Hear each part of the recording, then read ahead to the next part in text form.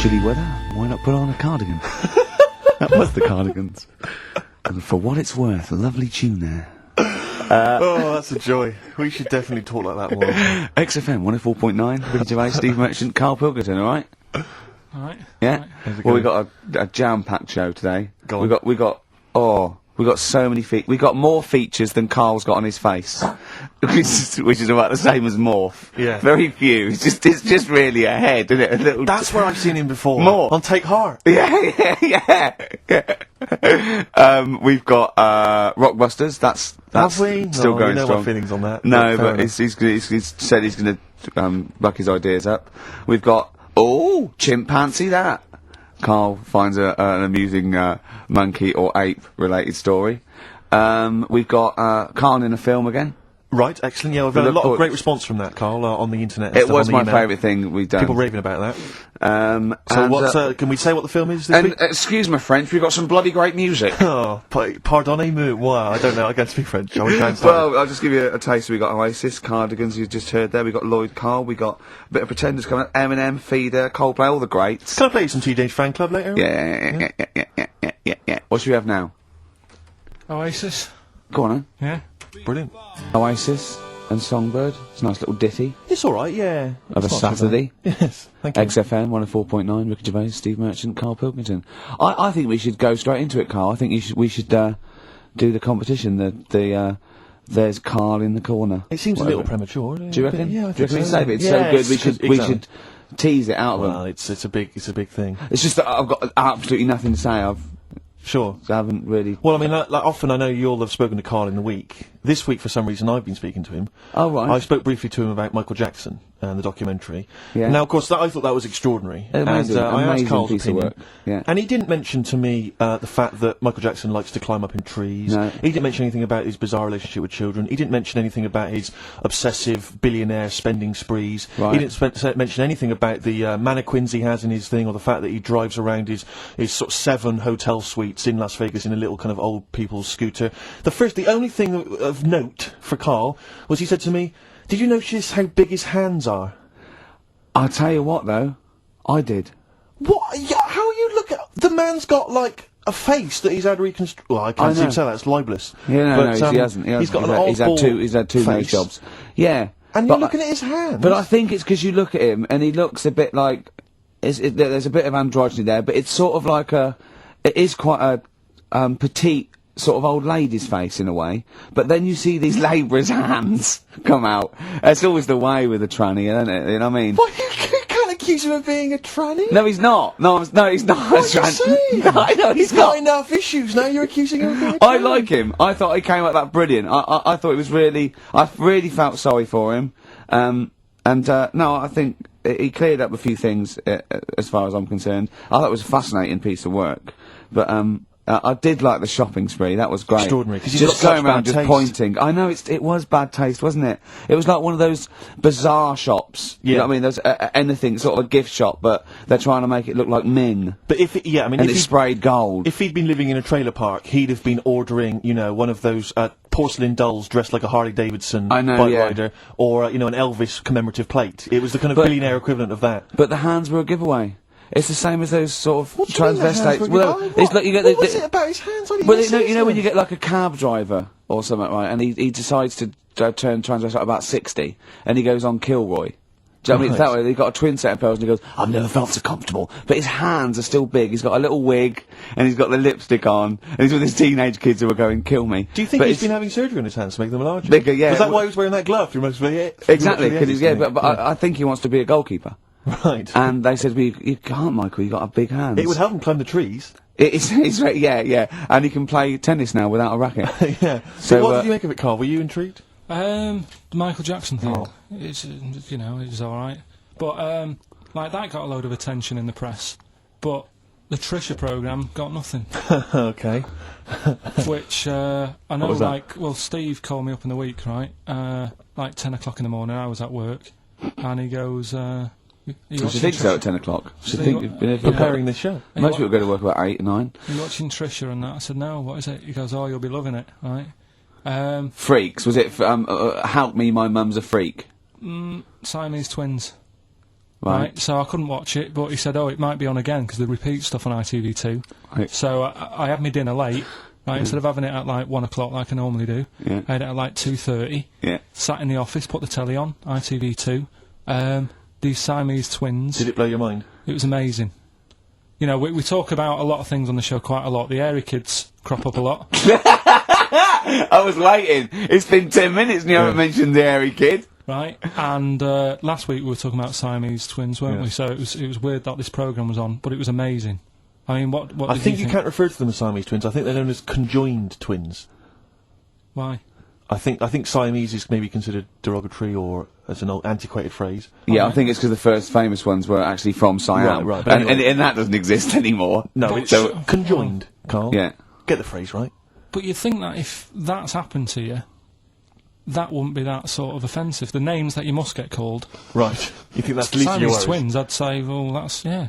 Now, were you stunned by where they were connected? Just live with it, we'd say. Right. Because they were connected, of course, at the forehead, Oh, sort of, which was quite extraordinary. God. What if one had bad breath? That wasn't a question that Trisha asked. Annoyingly, because I know that much of the audience was thinking that. There's a few things that didn't crop up. What questions would you have asked of them? Because what things did you feel weren't mentioned?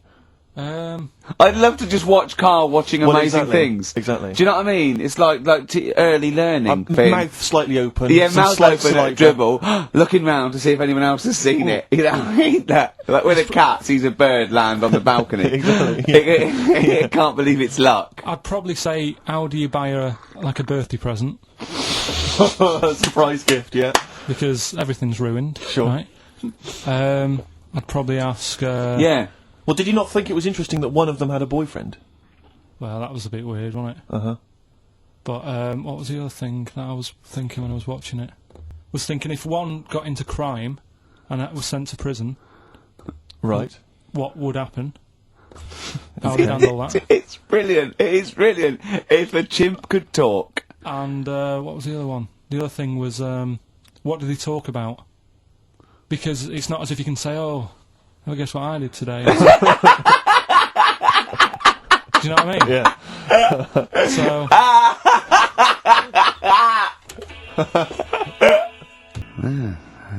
Brass in pocket, and if they're pretending to be good, they're doing a bloody good job of it. I love them. That's Ricky Gervais on XFM 104.9 with me, Steve Merchant and Karl Pilkington. Karl is still buzzing about these conjoined twins. it's just One of them, of course, had to be... Because one of them was sort of shorter than the other, and had to be sort of wheeled around on a kind of trolley thing by the other... This isn't Molly and Dolly, is it? No, they're not called... One's called Reba, and Oh. I forget what the other one's called, Sheena, maybe, or something like that. Do you remember, Carl? no, I wasn't that impressed with the names. It's just Yeah. So you immediately put them out of your mind. Those are rubbish names. I'm forget, Carl, forget Well, them. They're gone. Were they British or American? Yeah, American. Oh, because I've seen some American ones Well, on Jerry bizarrely, Springer. one of them was apparently a country music star. This is Molly and Dolly. Well, they're not called The Molly one that and joined Dolly. at the Oi. The one that joined But they're at not. the... I think you've made up the Molly and No, Dolly. it was on Jerry Springer. There's a little one that sits on a seat, and the other one carries it round, her around. And They're not called Molly and Dolly. there was something like that. They're called. Well, we know that one of them's called Reba, and I forget the other One one. was a country and western singer or something. Yeah, and but she was saying, "Yeah, I've just made a movie. It's coming out shortly in theatres." Is your And the other sister one in it? Yeah, and the other one said, "Oh, I'm not involved." It's utterly bizarre because they live there. They work so hard to live their lives separate. Yeah, they say it's You know, all. Yeah, exactly. of course. So, Yeah. you know, they try not to. So she's talking about her music career, and the other one's sort of not taking any kind of credit for it, which is nice. I It's suppose. weird though, because when she was singing as well, the other one just stands there. She doesn't join in. She doesn't sort of dance. Offer backing or- vocals. Do you know what I mean? Make a group out of it. Yeah. A duo. Yeah, well, but it seems like we're sort of being horrible, but we're No, not. we're not. I mean, it's a Well, really no, bad we're thing, but- laughing at Karl's amazement at this phenomenon. Sorry, I just got to say we're not. Do you know taking the Mickey. The really weird thing about all this, What? right? And it's annoying because you were saying about, what should have Trisha have asked and all that. Yeah. But one of them mentioned that one of them was adopted, and the other one wasn't. Don't talk rubbish. No, seriously, I didn't understand it, right? Of And course then- you didn't. And then Trisha sort of said, "Well, let's have a chat," and they were like, "No, don't want to go into that."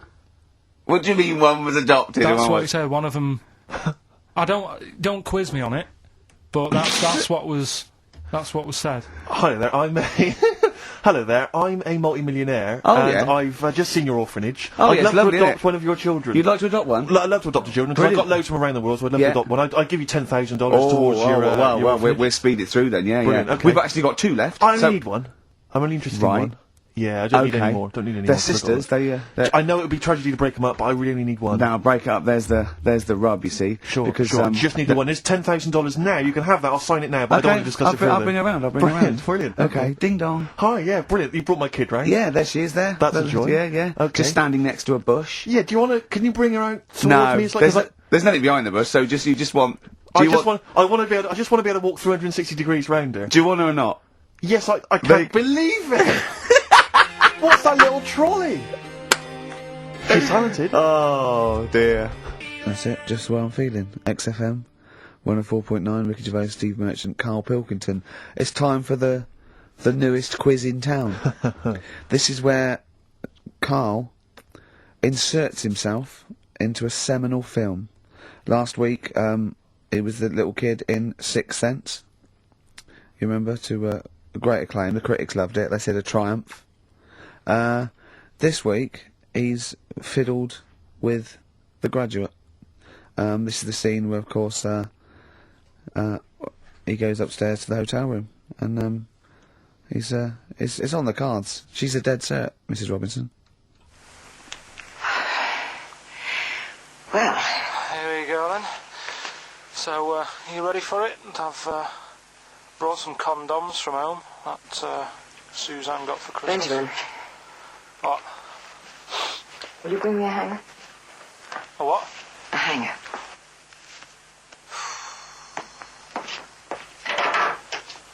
Tell you what, I've got wood. What? Just saying, I've got wood. I've got metal ones as well. What sort do you want? Either one would be fine. All right. There you go.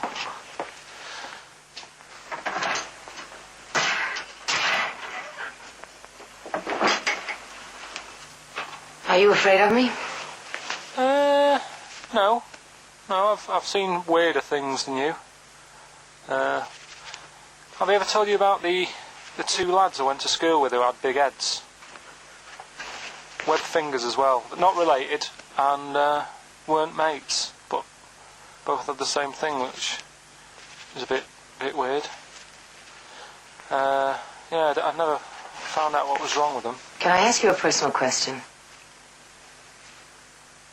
As long as it's not about my head being round, because Ricky's always going on about that. He's saying I've got a round head. Well, you can admit that, can't you? No, it's. I'd say it's a normal sort of shape. It's just round. It is, isn't it? Yeah, but what do you mean? So is yours. Head should be round. It's nothing to be ashamed of. I'm not ashamed. It's just a normal shape. Mm-hmm. And you can talk. Look at your saggy arse. Anyway, get your knickers off. Hello, darkness, my old friend. I've come to that was a joy. Oh dear. Oh. It was an absolute treat. Now, I should say that obviously the prize is a copy of The Graduate. Now, bear in mind that XFM is giving away these prizes. Yeah. Karl is so cheap that he wouldn't even buy it on DVD. He's bought it for $6.99 on VHS. It'll be panned and scanned. It won't be widescreen. There's none of the extra features that you get on the DVD. Oh, look at Karl's face. He's gutted. Karl, did you pocket the rest of the cash? No. I have to use my own money to buy these, right? What, you're using your own money to give this stuff away? Yeah. So I had to go and buy that. XFM is so cheap, I understand. Right? I know. And, it's not worth having it on DVD, is it? 'Cause Why not? It's an old film, so... So the quality is set, do you know what I mean? They can't really tidy it up. Of course they can. They do it from a print. They don't do it from the video. They don't get the video and go, let's make it into a DVD. An old Betamax copy that someone had knocking about. Well, anyway, it's the same film, though, isn't it? Fine, okay, well, you're right. Yeah, but anyway, you can win $6.99's worth of The Graduate. The question, and it's email only, Steve, it's not Steve, it's ricky.gervais@xfm.co.uk. The question is, name the actor that Karl was taking the place of in the film, and of course the actress that he's performing opposite. ricky.gervais@xfm.co.uk. Lovely. Do you want to play something from the... I would love to. It would seem appropriate. Yeah?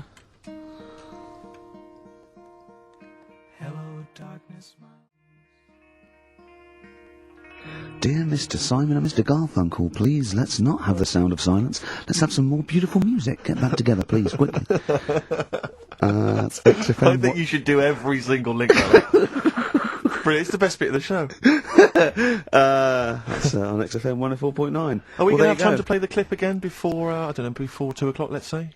Are people not listening to the question? Is that what you're... Some people are not listening to the question. Oh, dear. Okay, we'll play it again at about 2 then. And personally, any excuse to hear it again, because I thought it was a treat. I think Karl should go out and get the DVD. I think it's embarrassing to give away the Yeah, VHS. you have to get it. You have to go out and buy the DVD later.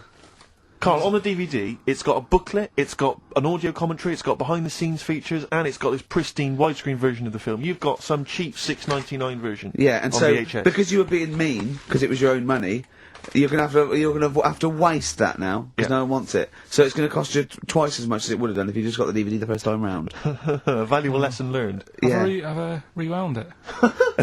There's a penalty if you've not. No, you haven't rewound it. Go and get the DVD later. They're going to win a DVD. No, I looked at the DVD and it was 18 quid. I'm Go not and paying get 18 it quid for and it. claim it back. No, you've got to wait What a ages. cheap station this is. It's outrageous. I mean, Well, do you want to go on with the other prizes with what we're giving away later? What is this for Rockbusters? Well, we it's- don't give away prizes. We throw away prizes. Yeah, it's really cleaning Yeah. out some drawers in XFM. Go on. I'm just having a quick look through before I... Because we've sort of revamped Rockbusters a bit. There's that extra bit in it now, isn't there? That audio bit. You're selling it. You're big sell. Oh, we're There's not a going DVD straight there. into that yet, though. There's a No, DVD. no. There's a DVD there. What's that? I'll go through them later, Rick. I just need to absorb it. Don't So- get excited, mate. So, who did Karl play in the clip? What actor's place did he take, and what actress played opposite him? That's Ricky.Gervais. At xfm.co.uk. Sure. Brilliant. Yeah. Is that it then? What we Just, got coming up? We've got some play a bit of Coldplay. Is that bit it? of Coldplay, be alright?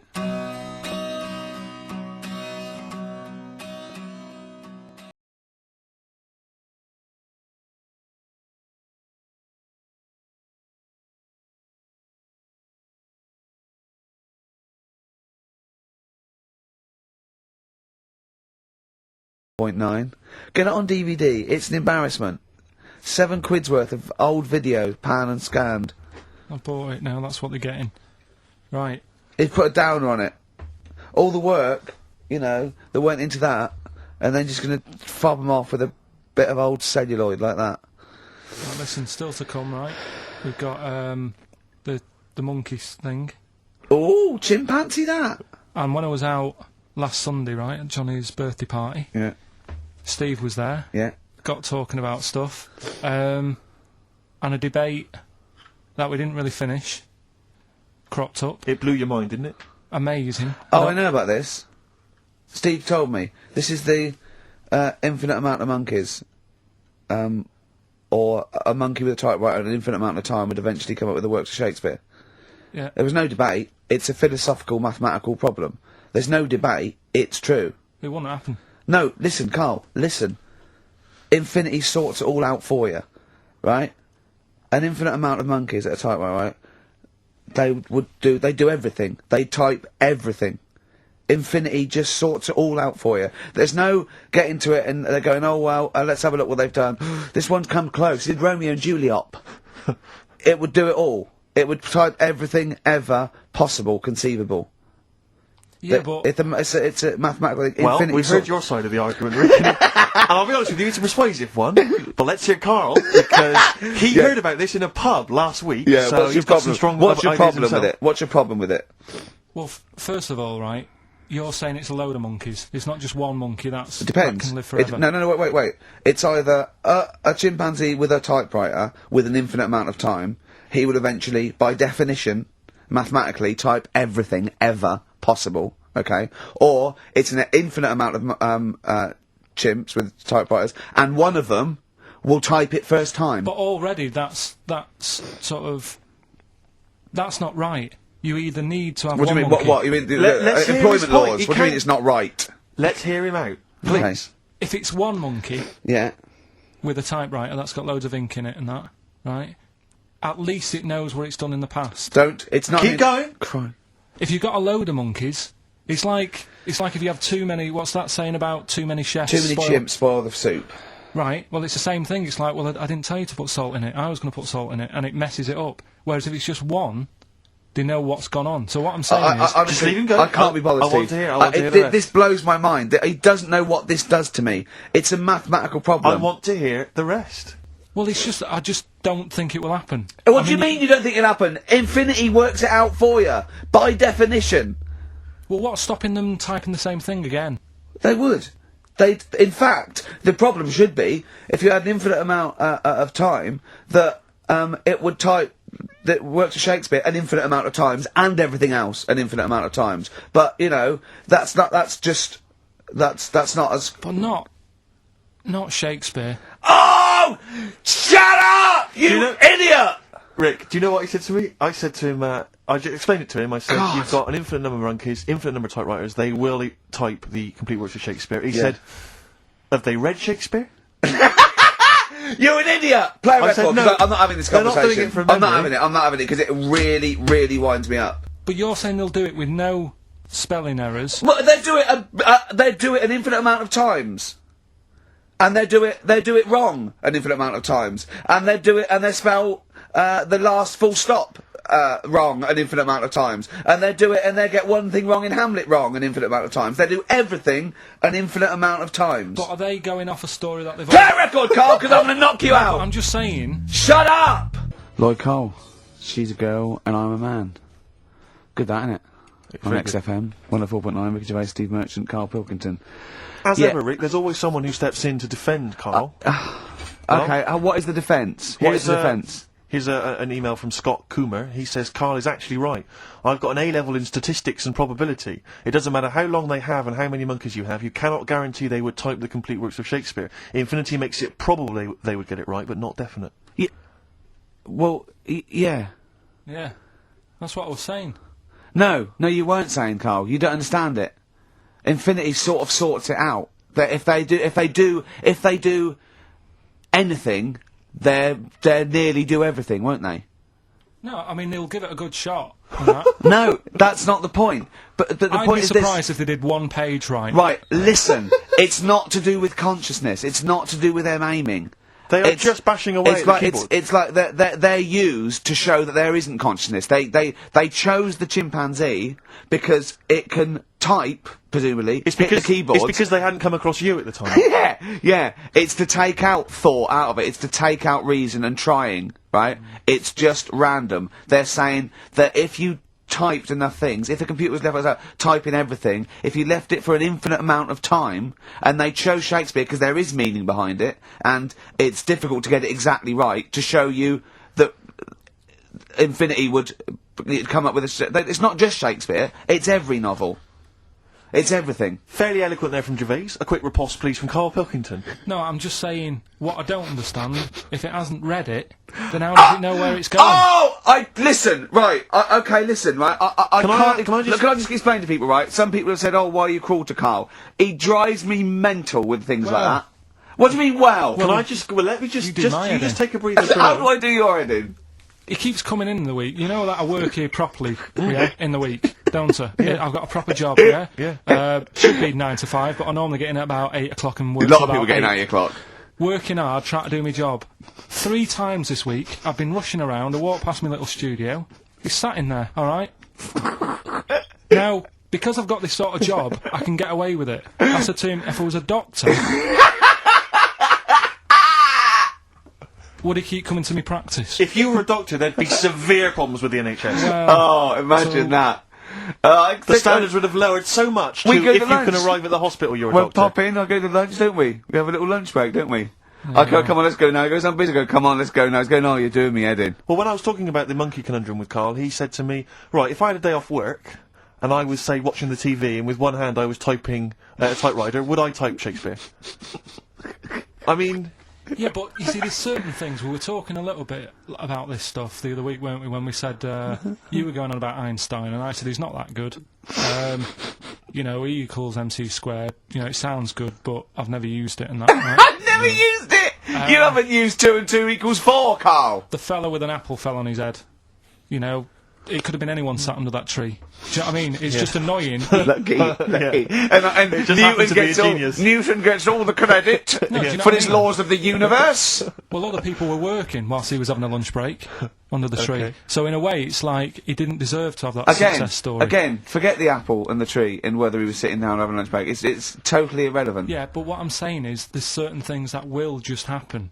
You know, it's like, I think we were talking, when we were out eating the other week, we were talking about Noel Gallagher. Well, this is reason the monkey discussion came up, right? God. Noel Gallagher. I don't know what to say. I don't know what to say. Rick, I don't want to misquote I'm Noel. gonna be like Herbert Lom in Clouseau. I'm gonna get a twitch whenever he opens his mouth. I don't know where to start with some of his statements. Well, as I say, this discussion began because we were talking about a quote that Noel Gallagher supposedly gave. Now, I don't want to misquote Gallagher, but the gist of it was that he said, had I written Wonderwall or whatever, instead of the Beatles writing Strawberry Fields or whatever, I'd be the one that was considered the great songwriter and it wouldn't be the Beatles. You know, it's just the fact that they came first that meant that they get all the credit as being the greatest band I in the don't know where world. to start with that statement either. I mean, that's Gallagher's thing, and he's, you know, well, whatever. We know what we think of that. What was your point, Karl?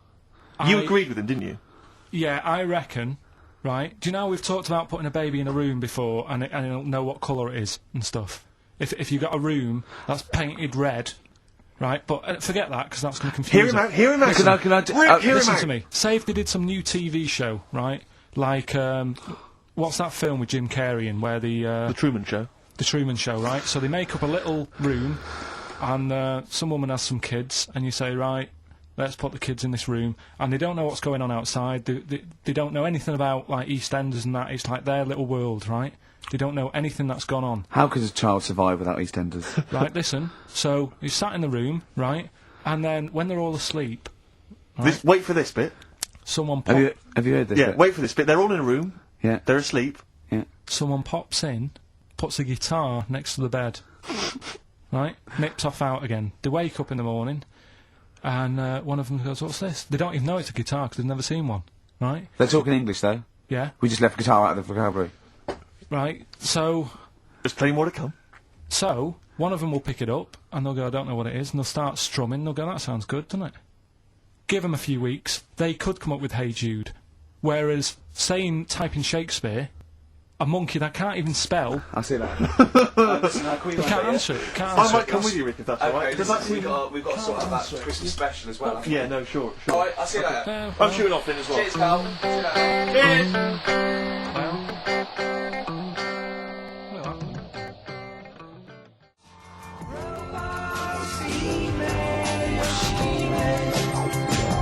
Flaming Lips, Yoshimi battles the Pink Robots on XFM 104.9. Before the ad break, Steve Miller Band, Fly Like an Eagle. Great track. Lovely to hear that. Brilliant track. We're not scared of playing that sort of stuff, are we? Indeed. We got some great. I think we're underestimated here. People think we're just like, you know, two guys and a buffoon in a room, but we're so much more than that. We try and put together a whole package for them, don't we?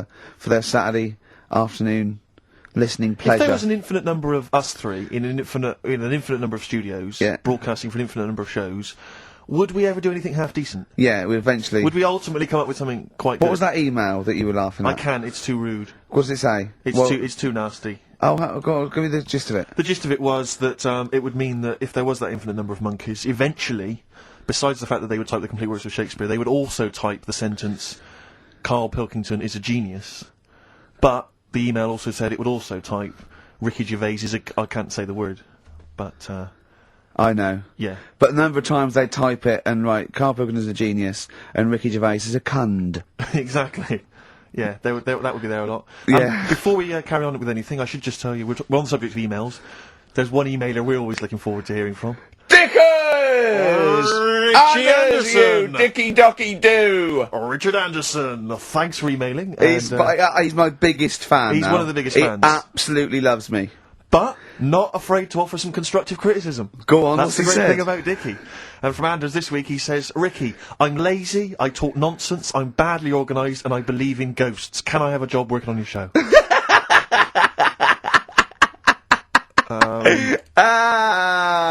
Possibly, Anders. Maybe send in a CV or email a CV. He's and put we'll a have a little look. bit of all of us in that, hasn't Exactly. he? Oh, I'll ask you if he's a goggle-eyed freak, Steve. All right, calm down. Well, no, I didn't mean there's this. no need to get insulted. No, I didn't No need to necessarily get mean nasty. you, No did need I? to get nasty. Well, I was thinking about that actually, Steve. Oh God. Just talking of the old. What? What? Talking of the what? No. Do you know, like? This better be good. No, you don't have that many girlfriends and that. what do you mean? Karl, why are we on this? I was defending you in the whole monkey discussion. Come on, what's your point? no, What's your we'll point? leave What's your it, point? No, what's the point? What's the point? I just was thinking. If there was an infinite number of Steves? You're an odd-looking fella. Come on, Karl, get to the... No, you know cut I know to the quick. that. I've told you that Cut loads to of the quick. times. What do you mean, you know I know that? Well, there's no point pretending anymore. Steve, I'm flabbergasted. But also, you don't like spending money, right? He's mean and weird looking. Valentine's Day. I'm gonna, Are you sort of, you know, You've got to love him though, haven't you? what are you happier with? The fact that no girls like you enough, right? This is really mental. Or are you happy because you don't have to spend any money on a card for someone? A little from column A, a little from column B. Wait, let's have more monkey news. What have we got? No, we've got We've got so much to get into this show. Insults, We don't need stupidity. the insults. I think we've got enough. We don't need the Yeah, insults. there's no more insults. No more What insults. angers me with Karl is you know he's been planning that. No, I haven't. I was thinking about it on the way in because Valentine's Day is coming up and I'm not a big fan of it. Condoms? You bought your girlfriend a box of condoms for Christmas. I don't think you can have a go at me. To be fair. No, but I don't just treat her on Valentine's. I'm always. Do you know what I mean? You don't even treat her on Valentine's. You don't even treat her at Christmas or on her Hang on birthday. a minute. When do you treat Hang her? on a minute. Wait a cotton picking minute there. Oh, why I order. her out. I took her out Wait last a night. minute. What was that? Tiffany dog. I treat your girlfriend better than you, and I've only met her twice. I took her out last night and she enjoyed herself. Where'd you go? Until she had to write the check. Where'd you go? Where'd you go? To a chippy. A really. Play a record! To a chippy? No, a really quality one. Right. Oh, God! Under a fiver for two Oh, cod nice lots. wrapping. Not newspaper, greaseproof paper. And bread. Ash. And sometimes on XFM 104.9, I'm Ricky Gervais with me, Steve Merchant and Karl Pilkington. We've got so much to get through. Alright. London's shit, innit? Sorry. Shouldn't swear. On air, my studio. Never swear on an on-air studio. Yeah. Apologies. Not really swearing, is it? I'll tell you what swearing is. Oh. Yeah, Graduate. You're going to play that again and give a winner. Give a winner. Well, let's hear it. So it's Karl Pilkington featuring in The Graduate. Yeah. Well, Here we go then.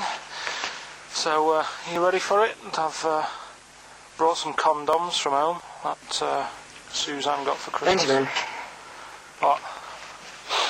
will you bring me a hanger? A what? A hanger.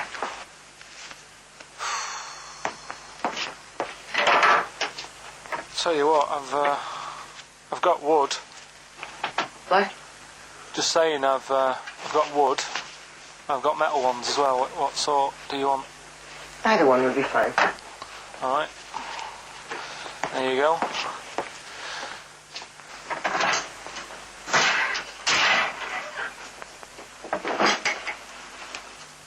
Are you afraid of me? No.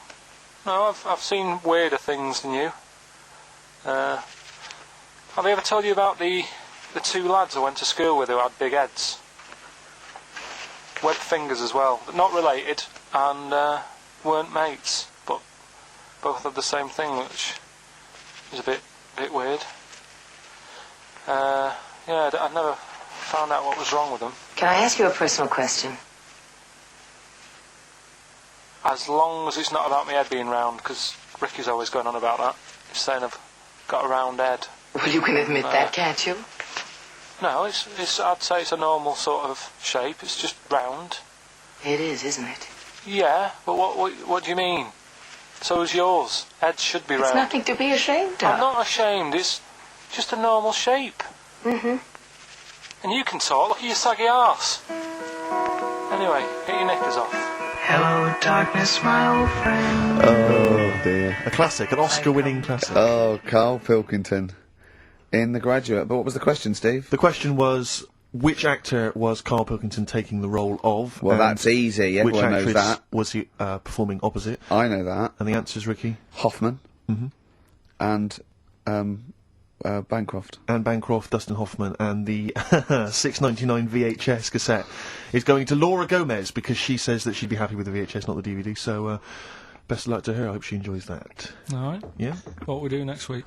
I've got loads of. I quite like hearing Karl in a sort of seductive environment. It gives you another insight into him. It gives you another dimension. I know. E.T. it is then.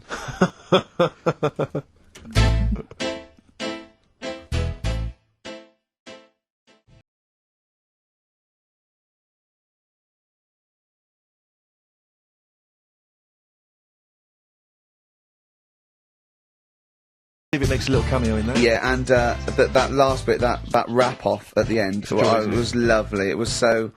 It was just like Rocky or something. Shall we have It's a wrap off maybe next week? Yeah, The three yeah. of us. Yeah, let's try and master the art of talking Yeah, I see what you civilly mean. to each other first before we start making it rhyme. Oh, dear. Rockbusters, Karl? Yeah. I'm not a champion of Rockbusters, as you know, but I think it's overstayed its welcome. But I'm willing to go Well, I along think with Karl's just giving the fans what they want here. it. Okay. It's a popular thing, isn't it? Got some good prizes. The press Well- are behind it. Let me tell you what the prizes are.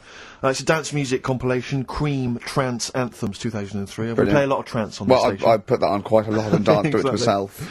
There's the original motion picture soundtrack to the forthcoming film adaptation. When you've seen the film, I'm sure that will mean more to you. You But it's like a that, good- don't you? It's a good movie, yeah. Nicolas Cage I playing haven't seen himself it. and a twin brother. And it's written by Spike. It's directed by Spike Jonze. Joined at the what? No, they're not joined at the hip at all, or at the face. And we've also got the best one-hit wonders album in the world ever. What have we got on there? We've got things like The Crazy World of Arthur Brown, brilliant. Nana, 99 Red Balloons. The Rembrandt. In fact, it kicks off with Nana. Sure. That's followed up by I'll Be There For You, the theme from Friends by the Rembrandts. Yeah. And of course, Breakfast at Tiffany's by Deep Blue Something.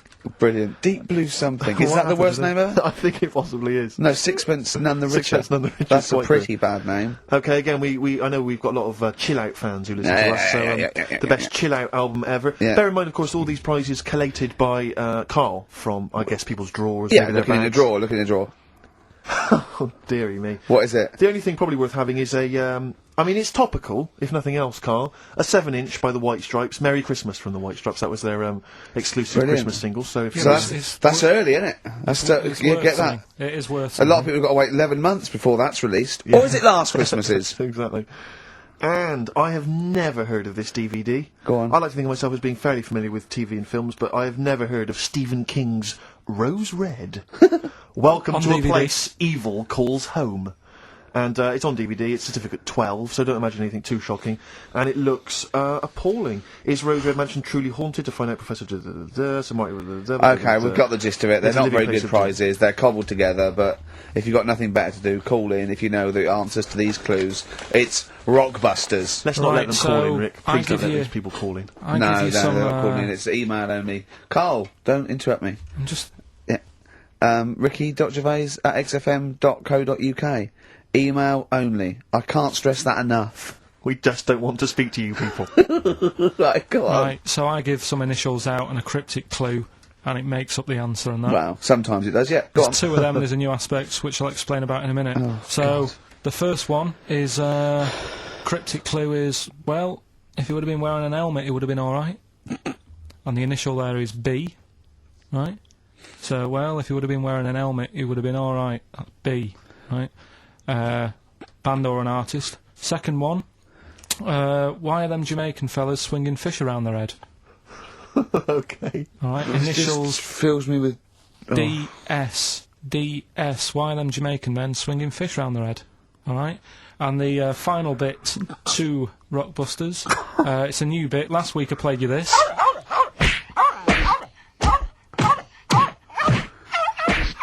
Look at his face, goes along Right? with it. That's someone beating up a dog. That was Smack My Bitch Up. Right. So here's some sound effects and that, and they make up a song. I could listen to him talk Hang all on. day. Let's have a listen to the effects.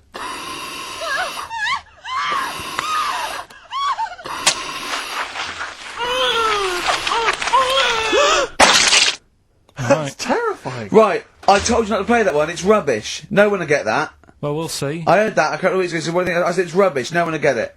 No, it's not the one you think it is. Ah, right. So, email in, ricky.gervais@xfm.co.uk and you can win that stuff. I'm a little bit confused. I'm here. I've heard what you're saying. We've discussed this in the past. I don't know what's happening. What's that? Is that a clue? That's a cryptic clue, that screaming to a song, is it? To do with screaming. Well, don't say it! So it should stand up by itself. Don't give them any clue. Hang on a sec. So this is the name of a song. It's not a band or an artist, Yeah, the sound that's- effect. that's- So the song. first two are bands or artists, and the last one is the name of a song. I said we should abandon this!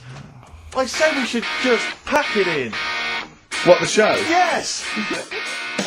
Come on, Placebo. someone talk. I'm looking at his face, his headphones are too loud. Instead of turning them down, he's just grimacing, going, these are too loud. I don't understand it. Yeah, how have you lived this long? How did you make it to 30 without getting squashed or eating something deadly poisonous? I told you, I used to choke a lot. We've had an email from... Placebo, the bitter end. We've had an email from Andrew Forrest, who has just simply entitled it, Karl Pilkington. Oh, Karl Pilkington. What do you think of that? And that's got to be your new name from now on. I had a mate who used to use it. What, He used to call you that? Yeah. Was that your nickname at school, Pilkington? No, it's not my nickname. It is now. No, it's not. It is now. Pilkington. Pilkington. Oi, Pilkington. Oi, Pilkington. Pilkington, do my homework. Where do you Actually, live? Where do you come from? Pilkington? No, there's this lad who called Mark, right, who used to go to school with, who used to call me that. And his mum, right, was like obsessed with cleaning. And I was never allowed in their flat. He makes the place look untidy. So she used to, I don't know if it was just me or all his mates, but I used to turn up and she goes, yeah, he is in, but you know what you've got to do? And I used to have to go round the side of his flat, and he had a computer, right, which I used to play. I didn't have one at that point, but he had one. And I used to have to go round the side of the flat and stand at his bedroom window with his window open, and I'd be sort of leaning in playing the game. You are joking. I'm not, his mum- You had the weirdest upbringing I've ever heard. The things you were willing to do is the strangest. What is this town like? No, I stopped going once Was I there got my always own. music? Going, do-do-do-do-do-do-do-do-do-do-do. There's the horse in the house there. Oh, look at these two kids with big heads and webbed feet. All right, Ronnie. All right, Reggie. What was it like? She was It obsessed. is like you've grown up in a cartoon made for children. Yeah. No, his mum was really obsessed with cleaning. When Can I play through his window? I used to, Put these Mrs. marigolds on. Ramsbottom, can I play through Mark's window? Aye, you know what you have to do. she used to be up till about Is 3 that in the morning. Pilkington again? What do Have you you washed your hands? What up till 3 in the morning? She Washing. used to be up doing the tiles in the kitchen Washing until 3 in the morning? at 3 in the morning. And for ages and ages, that's saying that out on the tiles, I used to think that came from, like, his mum. Because she was out, like, cleaning them late. So, till I was about 13, I thought that saying, out late, on the tiles, Yeah. was, And now you're not confused by anything. well... There's no misunderstandings in your life now, is there? So what he was allowed to walk in and out of the house, was No, he? he was alright, and he used to come round to ours a lot, and my mum used to get these pies from Hagenbach's, right? So, I don't know what that is. it's at that bakery where they used to chuck the cakes out the back, Oh, I'll yeah. tell you about. Yeah. I Oh, used and to you come at round. 6. You at 6. He loved it, but I could never go round to theirs, or if I did, it was like, well, yeah, he is in, and I'd go, alright, and then I'd walk round the side of the flat, stand outside, Why did you ever knock at the door? Why don't you just go around and knock on the window? just to check he's in, because he wasn't always in his room. If You he say was it in was the a- lounge, he'd have to go to his bedroom, and then that's You where say To he'd meet chat. you. This is the strangest. And you'd play a computer game through the window. You say it was a flat. It wasn't like a 5th story one, and you had to get in one of those kind of cleaning contraptions and like Nice. winch your way up. On the I first love the floor. idea of that. So, Oh, Pilkington. so, Right, we're done so rock westers. he told What me. have you got me any chimpanzee that? We've or got monkey news still to cram in the next. Like, Let's do monkey 25 news now. minutes. I need some monkey no, news. I think we've done enough here, right? What do you mean? I think we've done enough here. We'll play a little song, eh? What? Play the verve. Go on. He's getting all stressed because I screamed. Sparky Stream, Teenage Fan Club. I'll tell you, I'm sick of the screaming, Rick. I'm sick of that. I mean, no wonder Karl hates you, and that is the word I don't use often, but he does, and I've spoken to him in the past, and he loathes you. Monkey news. Give us one of the screams so the audience at home gets a taste of it. I'm taking my headphones off. No, and I'm not stepping going to away. scream. Go on, let's see what... Let's Right, that come wasn't on. what you were doing. Was it worse than that? Yes! Right, come on, monkey news. It's not called monkey news. It's not called monkey news. Chimpanzee, we're not going to pack all the monkey stuff in. We've got a quarter of an hour. What other show can say that? We've got to hurry up, we're not going to pack in all the monkey news. We've got 15 minutes, but we can't get all the monkey information in. Right, come on. Well, you're gonna love this one. Go on. Let's have the jingle. Oh, chimpanzee that! Right. I don't know how recent this was, Oh, God. 17th century? but it happened in Hackney, right? If you're outside London, that's in a place in London. And it's this monkey that's going about Hackney, nicking DVDs. Even the monkey didn't go for videos. Even the monkey knew. Well, there's no point in getting on VHS. The gradual on VHS. You're having a... Throw it back. Right, and there's a girl called Lisa who works in our office here, right? And I mentioned it to her because she lives in Hackney. I said, you familiar with this? And she said, oh, I remember something about it, which annoyed me. The fact that a monkey's running riot, but she didn't know the full story, and she lives there. What do you mean a monkey? Do you mean a chimpanzee? Or a monkey? I don't know, is he a zoo in Hackney? Is there a zoo there? I don't know what sort it was, but it was like... Is there a zoo in Hackney? I don't know, that's what I was asking. So, right, get on with the story. So anyway, yeah, it's been robbing stuff, and the other bit that really puzzled me, right, is the fact that... And you're not easily puzzled by monkey news? They took fingerprints. What do you think about that? Well, they took fingerprints, presumably because they didn't know it was a monkey to start with. No, they did. They saw it, nicking stuff, and they said, get fingerprints. So that means there's more than just one doing it. I'm going to have a heart attack. He had to fax them to Interpol. Yeah. We know that is, yeah. It's Brian the monkey. Yeah. Yeah. So sorry, I don't understand. He was stealing DVDs, specifically DVDs. DVDs, I think it said watches and stuff. What, breaking into homes? Yeah, in Hackney. Maybe. Are you sure it wasn't a kid with a mask on? No, seriously. How was he breaking into homes? They're good, Up the drain pipe. They're good, aren't they? They're good, aren't they? But how would they do that? So is that the news? Well, how much do you want? Is that monkey news? For this week? Well, I don't know that it's true. Again, I've got nothing There was other stuff. There was another story that I found about a monkey, but I would like to know from someone in Hackney do you know what I mean? And I missed that one on Crime Watch, which would have been good. Right? But there was another story about one that kept getting on buses, not paying its fare. Not paying its fare? And just sat in a corner reading the paper. Reading the paper, Karl! You're an idiot. But that wasn't in London. You're an idiot. That was in America. It wouldn't read the paper. Why would it read the paper? Because it was its way of sort of going, oh, well, if I'm reading something, maybe the inspector... The inspector will notice my hairy hands. Oh, Karl, you're such a fool! Well... Pilkington.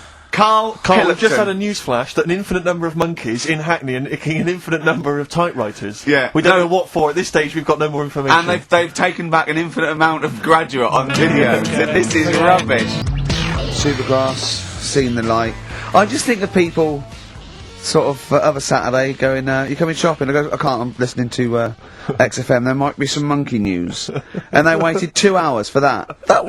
What sort of a show has a feature called Monkey News? Well, I have to say, the monkey story has been corroborated. Which one? Well, this one, it says, police in Britain this week are on the lookout for a very different kind of burglar. A chimpanzee who has been sighted breaking into a house in Hackney, stealing a mobile phone and leaving. The chimp is also the prime suspect in a break and entry in a nearby house where part of a radio was taken. One policeman stated that it might have been trained to steal, but a monkey's not going to think, that's a mobile phone, I'll just have that. Look at Karl's face. Yeah. Fact. That's fact. So, Rockbusters then. Yeah. Get these out of the way, we're running out of time now. I have to say now that we've had no answers that have attempted even to guess all three. Right, you see, that's because you're an idiot. Right, okay, right, do the questions and the answers, and if I think that it's either too hard or ungettable because it's stupid, we're binning it. Alright. I thought we'd already been. I'm annoyed that. Right, come on, do it quickly. The first one was, well, if he would have been wearing an helmet, he would have been alright. Right, what's the answer? That was B. What's the answer? Bust head. Right, that works. All right. Busted, that's fair enough. Did anyone get that? I assume some people got... No. People have given up, Rick. People aren't even bothering to contribute. Right, what's the next one? They've just ignored it like it never happened. Busted. Second Busted. one. Busted. Why them Jamaican men swinging fish around their head? Go on. That was DS. Yeah. 70s band, Trout Spinners.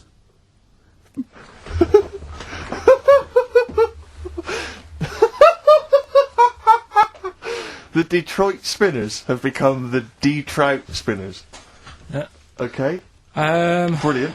And then the final bit, I play you some effects. They went like this. Let's hear this. It's terrifying, Carl. It's sinister. Well, what's happened there? What was happening? No, what's the answer? That was Born Slippy. The woman was having a baby, the doctor tried to grab it, it fell onto the floor. That's in your head, Carl. That's just a load of screams. That's and in noise. your head. Oh. Do you know what? I haven't even got onto Born Slippy. I'm still on the Trout Spinners. Well, let's put a song, that's it. I don't know what to say. Steve, a song for the... A song for the ladies, surely. Did anyone get any of those? Let's end with Nick Drake and the beautiful Riverman, and we'll see you next week, and hopefully Born Blockbusters Slippy will be Trout Spinners. ditched. Trout Spinners. Well, don't keep saying it. Say it like that. Buy it in bottles, Richard Ashcroft on XFM 104.9. I'm Ricky Gervais, with me Steve Merchant and Karl Pilkington. Now listen up, right? It's the Sony Awards this Thursday. Now, for those who don't know, the Sony Awards are like the Oscars for radio presenters and producers and everything, right? So, and as you know, me and Steve, we love to win. We want to win this one. This is the last time the panel will be listening, so I want a good, clean, tight show, Okay. right? So no swearing, joking aside, no swearing, nothing controversial and nothing in bad taste, alright? Good luck out there. Aren't we a little bit buggered then? Well, yeah. So, alright, Karl? Yeah, that's alright. It's just when you say things like, you know, make it a good one. Sometimes it sort of puts a bit of pressure on and things slip out that you shouldn't say and stuff like that. Do you know what I mean? Have you ever had that? What, when you can't... It's like, I'll tell Like you you can't laugh at a one funeral. story, right? I'll tell you a couple, actually. That one's just come to mind right now, right? There was a fella who my dad was going to meet. I don't know if I told you this before, right? But, I have told you, when it was a party, and everyone was saying, Dave's coming, he looks like Ken Dodd. But don't say anything, have I told you? yeah, go on, what is it again? And, everyone's like, right, and my dad's like, I've never met him, I wonder if he does look like Ken Dodd. And everyone's saying, yeah, but don't say anything. Yeah. Because you'll accidentally, you know, say it, and... Yumbunctious, you might go, Yumbunctious to meet you. So, the thing is, when this fella turns up, he did look like Ken. My dad couldn't believe it. First thing he said, nice to meet you, Ken. Oh, So his name's Dave. And that's the sort of thing. There was another one, right? At a station that I worked at in Manchester, right? There was this girl who worked in the newsroom, right? And she had a plastic arm, right? Right. And this presenter, nice bloke, he didn't, you know, he's not out to hurt anyone, went up to her, sat down, was chatting for a bit, touched the arm, said, what lovely skin you've got. What does she say? I mean, she's probably used to it, so she wasn't bothered. And then, right, this is brilliant. This is a sort of gaff he made on air, right? And like I say, he's a nice bloke, so he meant nothing by it, right? But he does this competition on the air, gets a caller on, right? And he's talking to the woman, saying, you know, thanks for calling in and to play, I don't know, what have I got in my pocket, or whatever they used to play on the show, right? And talking to the woman, in the background there's this noise, right? Like that, right? So he's talking, and he goes, have you got a pet parrot? She said, no, it's my Down syndrome kid. Oh, dear. Oh. The thing is, awards don't matter. No, I don't think so. Play record? I don't think so. So, we're not out to offend or annoy. Appropriate words there. That's the Smiths and Panic. Don't worry about it, Karl. People know that you haven't got a malicious bone in your body. So, they know it's confusion. Don't worry. No, it did happen, so it's I know, yeah. So, what have you been doing this week, Steve? Well, I'll tell you what, at the beginning of the week I was, incredibly annoyed by Karl. Why? No, because I remember you had a little discussion with Karl a while back saying that, you thought he was lazy at times. Yeah. And, you know, you had various criticisms of his work. Yeah. And I got a call from him. He said, oh yeah, I should have told you, I had a phone call. Someone said that they were trying to get hold of Steve Merchant to offer him some lucrative voiceover work. Now, you know... That is money for old rope. It's money for old rope. That's you're in there for about 20 minutes and it's thousands of pounds. If there are children listening who are still at school, they should definitely, when the careers guy says, what do you want to do? Try and get voiceover work. Just become a voiceover artist. It's money for old rope. Yeah. So I can't believe my luck, because, you know, I love money for old rope. Yeah. And, I said, well, what's the information? He said, I don't know. I deleted the message. It was on his answer, and he deleted the message. I said, right, when did the message come? He said, last week. So he took a week to tell me that he had deleted the message. Why, just because it wasn't for you? I mean, I don't know how selfish that is, Karl. No, what happened is, right, I got back off holiday. I was at home. Yeah. So I called up my voicemail, right, because I can do that. Yeah. Remote access, right, because I've got to know what's going on at work. Of course. Called in, it was still my day off, I was going through the messages. Yes. Heard one from some company saying, we're after Steve Merchant. Yeah. We want him to do some voiceover work. Yeah. Right? I can't remember the name of it, but... Thanks. I thought, right, I'll remember to tell Steve. A week later. It doesn't matter, does it? You still got the message, and they what message? Yeah, but voiceovers have to be done in the next couple of days. I didn't get the message. All I got was, there was a company, I don't remember the name, and they phoned you, they wanted voiceover work. How does that help me? There are hundreds of thousands of media companies. You didn't take down a number, you didn't take down a name, nothing. I was more puzzled why they'd want you to voice anything. He's having a go! I don't know what. No, but listen to that voice. You must be annoyed. You must be annoyed. I mean, talk about rubbing salt into the wound. No, but listen to you. Oh, God. I don't know how you think, I don't know how your mind works. Well, I was thinking there must be a tractor sale on somewhere. What do I care? Hang on a minute. Wait a minute. The worm has turned. I don't care if they want me to advertise, you know, the latest designs in pirate fashion wear. I will do a voiceover because it's money for old rope. I don't care what you think of my voice. Someone was interested, they were offering me money. And you decided, arbitrarily, they probably wouldn't want it, they probably made a mistake, they wouldn't like the way he talks anyway, I'll delete the message. No, the thing is, right, I get paid... a girl? I get paid to sit here on a Saturday, right? Play CDs and that, help out with the show, get you decent prizes. I think I do me bit. Sure. Right? It isn't about running your voiceover work. So hang on, so Karl, let me just get this right. If someone was ever to phone me, right, trying to get in touch with you, to offer you work, you'd want me to just ignore the message. That is what you're saying to me. You'd prefer that I deleted the message, I ignored it altogether. That's what you'd want for me to do. That's what you'd want me to do. What, someone's calling you for some Someone's phoned me, they say, I can't, I don't know, I'm a friend of a friend, I've got your number, Steve, love to use Karl Pilkington for an exciting sex scene. So has it happened? Well, I'm saying in the future, if it was to occur, do you want me to just ignore it? Is that what you prefer me to do? Well, it's not like that, though. I did tell you, I told you the message. You didn't what? You told me a week later with none of the information I needed. Karl, that doctor called last week, that kidney's ready for that, little girl that you were doing that sponsored walk for. I forgot to tell you. Oh. I hope it's still alright. They keep it on ice, don't they? I think they do. Selfish, Karl. So selfish. And you've lost us a second. Beautiful. Bit of, Snoop on XFM. Yeah? Mm-hmm. Kicking it with, Ricky Gervais. Yeah. Sweet. Steve Merchant and, Karl Pilkington.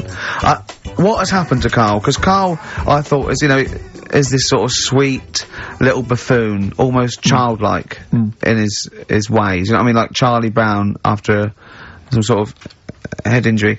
And now he's coming back like that, having a go at, not caring about voiceover work. It's like, because Heat have written about him a couple of weeks, it's like he thinks he's better than you in some way. I do care though, you're out of order saying that, right? Because I've sorted you out with tickets for stuff. He doesn't turn up to. Karl, I received a phone call, you deleted the message offering me voiceover work, you're as bad as my agent. I'm appalled by it. And I thought we were friends. At least his agent, when he does it, is losing himself money as well. Yeah, exactly. You've got no comeback. You're still sweet. And to have a go at you've got a mank whine right? True voice. Like a cartoon Gallagher brother on Coronation Street. I mean, and yes, Steve does sound like a Wurzel, but that doesn't, do you know what I mean? What about Jethro? Jethro does well. Jethro gets on Des O'Connor anytime he wants. Just has to phone Des up. And he's on there. Straight on and there. he's whining like a Wurzel as well. So, you know, to say that is a rubbish... Alright, apart from that then, what else have I done that's wound you up? Well, that's a good starting point, because you haven't even apologised. No, it's a shock, because that's the first time I've let you down. And I didn't really let you down because I passed on the message. You didn't, well, we've been through it. You didn't pass on the message. Saying I deleted a message for you is not passing on the message. I mean, I just think what's happened is that you've got a little bit of celebrity now from the show. I mean, I've seen you being recognised in pubs and stuff, or people have come up and they said, are you Karl, because they've seen Ricky. Now, it just seems to me that you are not keeping yourself grounded. You are just, you cannot deal with fame, you've not got the intelligence to cope with the celebrity, and you're just becoming this kind of ego-driven monster. Now it's getting. It scares me, Karl. You're not the man I remember. Look, I put a lot of work into this on Saturday. This isn't even my proper job, right? Where were you in the week? Oh, he's got you there. What? Where were you in the week? I said, let's meet up, let's, you know, come up with some new features and that. Where were you? Karl, you phoned me about an hour before you wanted to meet. That is not what I would call... I mean, that is arrogance right there. That's the way I work. That's arrogance right there. That's ego right there. He couldn't get, when I came in, he said, where's Steve? I said, Steve can't make it. I had to tell him why. Steve was staying in to tidy up because his landlady was coming. This he couldn't get over. He could not get over that you couldn't make it because you had to stay in with your landlady. He talked about it for about the hour when we were working. What are you talking? Last week I had a bad throat. You wouldn't tolerate that. You wouldn't accept that. When you had a bad throat, where were you? Why couldn't we do any work then? Because you were at home with your mum and your dad. You were on holiday, weren't you? Why didn't you get your mum and your dad to clean the flat? Oh, he's done it again! He's done you again, mate. Play a record. How has he done me? What? They live in Bristol. Yeah, the joke's on you. He couldn't get him to clean the flat. I don't know who's laughing at who now. Right, listen. Can we just go back to laughing at Karl? Okay. Because I know where we stand there. Okay, alright. Do you want to, That's the natural order of things. I know, yeah. The world's gone topsy-turvy. he's stepped out of the pecking order. Right, well, someone who I don't let down, right, are the listeners of this show. Do you want to, read out the prizes for Rockbusters? We'll get that running. Oh, we're not doing Rockbusters again, are we? Yeah. Well, it was a shambles last week. We cancelled it 2 weeks ago. What? I mean, there you are right there, Rick. I mean, both you and I, and let's be honest, we're the guys with our names on the poster. I know, It's supposed to be your show. And our faces. Exactly, and yet... we have to be on tube stations with people laughing at us. Yeah, well, they're not laughing at me, right? They're Wow, saying it's a good I don't know. What do you think people think of the poster, Karl? Seriously? No, I don't want to know his opinion. It's just going to be insulting. My point is this, Rick. He was looking at you. My point is this, Rick. We used to be able to decide what the content of this show was. I know. Now, it's him. It's just him. He wants to do Rockbusters, he gets to do it. I know. And it's awful, but like Tourette's Trent D'Arby. Not only is that offensive, it doesn't work as a clue. Saying that, have you come up with anything for this week? What's the prizes? I'll read out the prizes. We've got a brand new XFM, a stylish XFM DJ bag. That is actually quite nice, actually. Yeah, we've got in there a 12-inch from the XFM Remix album. This has got The Cure on there and the Prodigy remixes from them, which is quite handy. We've got a little mouse mat there with the XFM logo on, and here's what everyone's waiting for, the CDs and DVDs. Yeah. Once again, the X List. This is the compilation that XFM have put out. It's actually very good. Smash Hits, the reunion. Let me see what we got on there. Aha, obviously, Wham, Duran Duran, all your favourite 80s and 90s classics. Another copy of DVD, Steve Coogan's Run DVD. What else is this here? Low Fidelity All Stars, blah, blah, blah, blah. There's Voodoo House and Ghost Funk on there, Rick. I'm sure that'd be right up your street. And, also on DVD, Man Is that Child. with or without Wrecked Train? So yeah, not a bad little selection there, Karl. You've done well there. So go on and do the clues then. Let's do Rockbusters now. Well, I'll bung a song on. And wow, yeah. I love the fact that he was taking the piss out of your voice. I'll bung a song on. Hey, tripe and cow wheels tonight, not as griddling as gravy.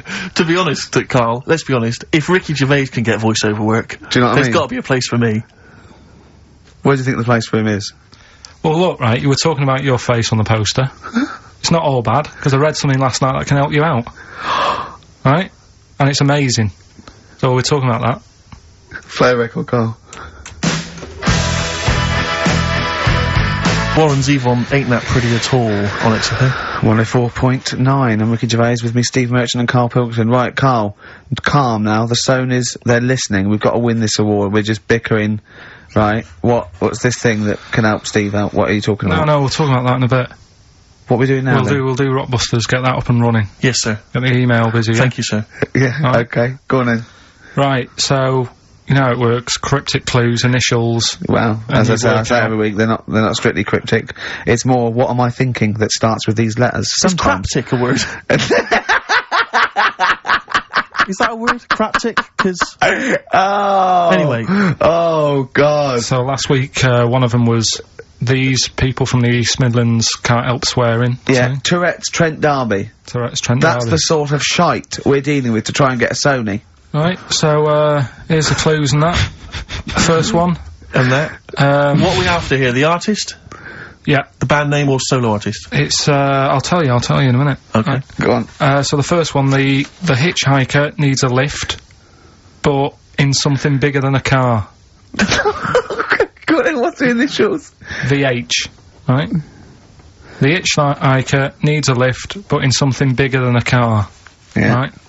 Second one, don't be selfish, and some of it out to your mates.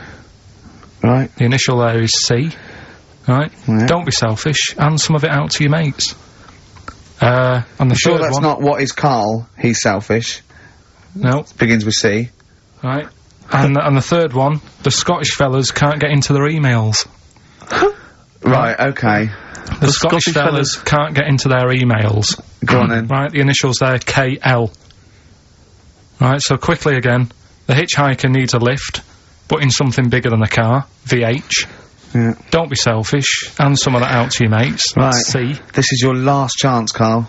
And the Scottish fellas can't get into their emails. If I hear KL. anything like Wet Knee Houston, or D-Trout Spinners, or Tourette's Trent D'Arby coming out of this, we're never doing it again. Okay? Have you got monkey news for this week? Don't know if I want to do it this week. So, just 'cause breakfast do it and that, and just leave it maybe this week. See what happens. See if we need it. We'll see. Sometimes I don't know. Play a record a minute, Karl. I'll talk to you off air. Play a record. Or what? What's the email address again? ricky.gervais@xfm.co.uk. Okay. Right? That's where the email the answer's in. So we've got to remind you whose show it is. Play a record. Right. Stop My Head, Ivan Dando, on XFM 104.9. I'm Ricky Gervais, and with me, arguing like nutters, are Steve Merchant and Karl Pilkington. Okay. Alright? Calm down. Right. Right, let's just chill. Let's just Okay. chill. Yeah, right. What did you do last night, Rick? I watched I'm a Celebrity, Get Me Out of Here. I tried last week, I knew Tufnell was gonna come through. I knew he was. I went to put a bet on, and it was 11-4, and I thought, oh, that's not worth it. I could put on 400 quid, and I reckon I'd have won 1100, because I reckon he's gonna win. Yeah. So, That is annoying. I suppose if you could go back in time, you'd probably change things. Do you know what I'd do if I could go back in time? I'd go back in time, stop Hitler from being born. But then it might be worse, because someone else might have come along and he'd been even better. It's like a novel. Yeah, you're Like right. Ben Alton would write a novel Yeah. like that or something, wouldn't he? Yeah. Well, how things would be different. Yeah. Yeah. I, popped to the cinema last night, and it was a joy of an experience, because for the What'd you first see? time, I went to see X-Men 2, I enjoyed it. I want to see that. Yeah, really I saw good fun. one. I don't like that sort of thing. I've never been a comic book, never been a geek like yourself. Not yourself, but I mean, you're not a geek in that sense. You're different. I mean, Not in you, the traditional sense. no. I'm one of those sexier geeks. Those Yeah. modern sexy geeks. Yeah. But I really enjoyed it, and 2's meant to be even better, isn't it? I really enjoyed it, yeah, Oh, excellent. it's good fun. But more so than the film was the fact that the actual cinema experience, for the first time in a long time, I actually enjoyed, because I just had Honestly. such a problem with the cinema. Well, I can't go. I have to wait about 3 weeks till it dies down and go in the afternoon. I can't be sat next to people. I don't know why people go to the cinema to eat. Have something before you go in there. Yeah. Rattling, crunching. Why is this experience? This film has cost £50 million. It's meant to be an emotional, artistic experience. It's not meant to be something that's on while you're chowing down. Yeah. I don't know. But people leave their mobile on. I want when someone answers, you go, I can't talk now. I want to go. Don't you smack them on their face with it? Yeah. No, well, I went to the cinema a while back to see Crouching Tiger, Hidden Dragon. Oh, yeah. That art house film. And, woman sat next to me, huge, fat blubber of a woman. But it's up to her. She's earned enough money, she can eat more than she needs. Sure, but don't squeeze into a seat next to me in the cinema. Right, with your flesh, you know, curving over the armrest that we're having to share. Oh, right, God. next to her, a little weasel of a husband. She's got one of those huge, kind of, you don't reckon hog-sized barrels of popcorn. You don't reckon he was one of them feeders?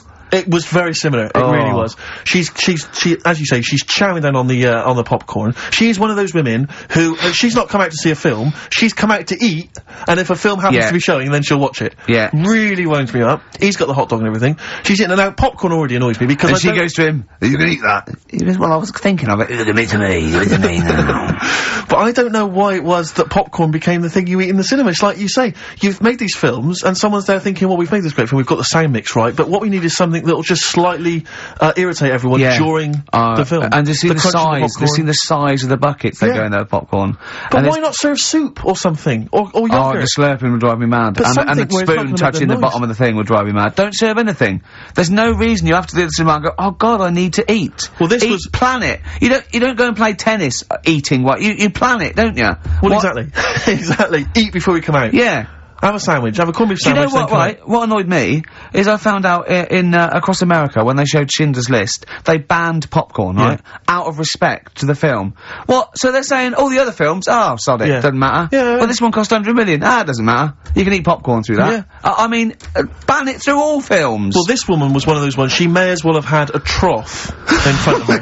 I mean, she was a state, right? Oh, and she's God. She's an idiot as well. Because the trailer comes from, I remember at the time, the trailer came on for AI, that film AI. Oh, yeah. And, I don't know if you've seen the trailer for it, but it's something like, I don't know exactly, but it's something like, Martin is a, 6-year-old boy. Yeah, he's 20 kilograms, he's 3 foot high, yeah. But he is not human. Yeah. He's a robot. Yeah. And she's watching, she's just watching that, right? Bear in mind, the point of the trailer, he's a robot. Yeah. She says, how old was he again? I wanted to slap her. I was livid. I went, he's a robot. He's a robot, that's what's important. She says, a trailer comes on for a war film. She goes, I shan't be seeing that. She just announces it, I shan't be seeing that. And I'm bored with war films. Bored with them. Next. Oh, God. And then, so the title card comes up for Crouching Tiger, Hidden Dragon. You know, like at the beginning, they do everything. Yeah. It comes up, Crouching Tiger, Hidden Dragon. Now, she's in the cinema. She goes, what a stupid name for a film. I was thinking, but you paid to see it. And then it says subtitles in brackets. She goes, oh, it's not subtitled, is it? So it comes on, and I think, in the film, I think they speak maybe Mandarin or Chinese or something, I'm not sure, but let's say it's Mandarin. So they come on, they start, and it's all subtitled, and they start speaking in this Mandarin or Chinese, and, she just starts going, ah, ching chong chong, ah, ching chong chong, ah, ching chong chong, in the cinema, just saying that out loud. No! She and her boyfriend are cracking up, they're weeping with laughter, right? And I'm trying to watch He's got to laugh, otherwise she bites him. Exactly. So I'm so livid, so I really make a show of getting up with all my stuff. I get up and I kind of clamber over some of the seats. Yeah. I sit down next to these 2 teenage girls with the mobile phone. Oh, God. Mobile phone goes off, and like you say, instead of, I mean, it should have been off anyway. Yeah, of course. But let's say, instead of it being, instead of immediately thinking, oh God, and switching it off hurriedly, they take the call in the cinema. I'm in the cinema. Yeah, no, I'm in a start having a conversation. And I was thinking to myself, you're 16, unless that is your business partner in Hong Kong phoning you, saying the deal is not gonna go through, which I suspect it's not. I suspect it's probably Gareth, or Gavin, or your boyfriend Tony saying, do you want to do me behind the bike sheds later? Yeah. I suspect that's who it is. Yeah. Switch off the phone! Or very least, get out! I know. Get out of the cinema. But I can't, I mean, I don't know where these people were brought up or raised. I don't know who it was that told them this was behaviour that you could do. I really want to have cinema police. Yeah. Right, you go in there, and if the phone goes off, you get your money back and you're asked to leave. Yeah. Straight away. Any whispering, go, if you whisper again, you know, if you're too stupid to be able to figure out the plot. Yeah, just, they tell you what age you should be, right, to get that film. Yeah. That's it. If you listen and you're not eating and you're not talking, then you should be able to get a film. Well, I was in the cinema last night, and as I came in, there was a big queue, and as I came in, there was people there, taking your ticket, showing you to your seat. Now, when did it happen that I was no longer able to find my own seat at the cinema? Why is it that I can go in the daytime, I can find I'm left to fend for myself? But now it seems that on a Friday night there's so many stupid people out there who can't find their decent seat. No, I think that is policing. I think that's to stop people thinking I'll just sit here and having to deal with it themselves. Because, I mean, if someone was in my seat, even if there was another seat, I'd go, well, no, that's mine. I want lots of policing in social occasions. I want to go into a pub and go, that is too loud, that music. Those people are too annoying, they're standing up, they're too annoying. I remember being in the cinema once and seeing a guy, he was a big fat guy again, he had popcorn, the hot dogs, the Coke, right, and he had it balanced on this little wall that was sort of separating parts of the cinema, and he was a big fat guy, just sat there, I was watching, I think it was Beetlejuice I was watching, and some local hard nuts, they were on the same row, they started kicking the little wall to knock his food off, and I thought, brilliant. Oh no! I think you want to bully fat people. Yeah. Play a record, Carl, it's getting really nasty now. Can I pick on you? 50 Cent, in the club, on XFM 104.9. I'm Ricky Gervais. With me, Steve Merchant and Karl Pilkington. Still arguing, this time about having help from your mum and dad. What do you think, Karl? No, I'm not. I don't want this to turn into some sort of wacky type thing where we're pretending we're arguing. Yeah. Well, we're not pretending. We're not pretending, you are arguing. Yeah, I know what people will think we're messing about. Oh, right? I wouldn't have thought so. We just need to... We can talk about it later, sort it out. Yeah, it's just that Carl's a little bit stressed. I'm not stressed, though. And he doesn't really understand that, you know, me and Steve have got lots of different jobs in the week, he's just got one job. Yeah, and we sort of rely on people getting messages to us, you know, as soon as they get them, you know, and not sort of deleting them from their phone selfishly. Yeah. Just things like that, you know, people being on the ball. Not just thinking about themselves all the time, not just thinking about number one. What do you think, Karl? Whatever. Do you know what I mean? Whatever. Don't get all maudlin again. Just having a little discussion. Yeah, this will annoy you. Guess what? Think of this, you little slaphead twat. Apparently... that's Sony's ours. Right, apparently, women can get bald treatment on the National Health Service, but men can't. What do you think of that? Do you think that's fair? Is that a fact? It's a fact. We should point out that Karl is, would you say balding? Yeah. Would that be fair? Well, either that or a wide parting. He looks like Charlie Brown. He's got the same sort of hair arrangement as Charlie Brown. Yeah, he's I don't think Charlie was balding though, was he? He was only about 10. Well, no, but he just had, like, a couple of things on the top, and his hairdo, Karl's had a hairdo that keeps It's not a hairdo. No. What is it then? What is it? It just happened, I've told you. Noel was in, right, once. Noel who? Gallagher. Oh, yeah. Right. Oh, right, you're on first name terms. Right, and, from the hood, isn't he?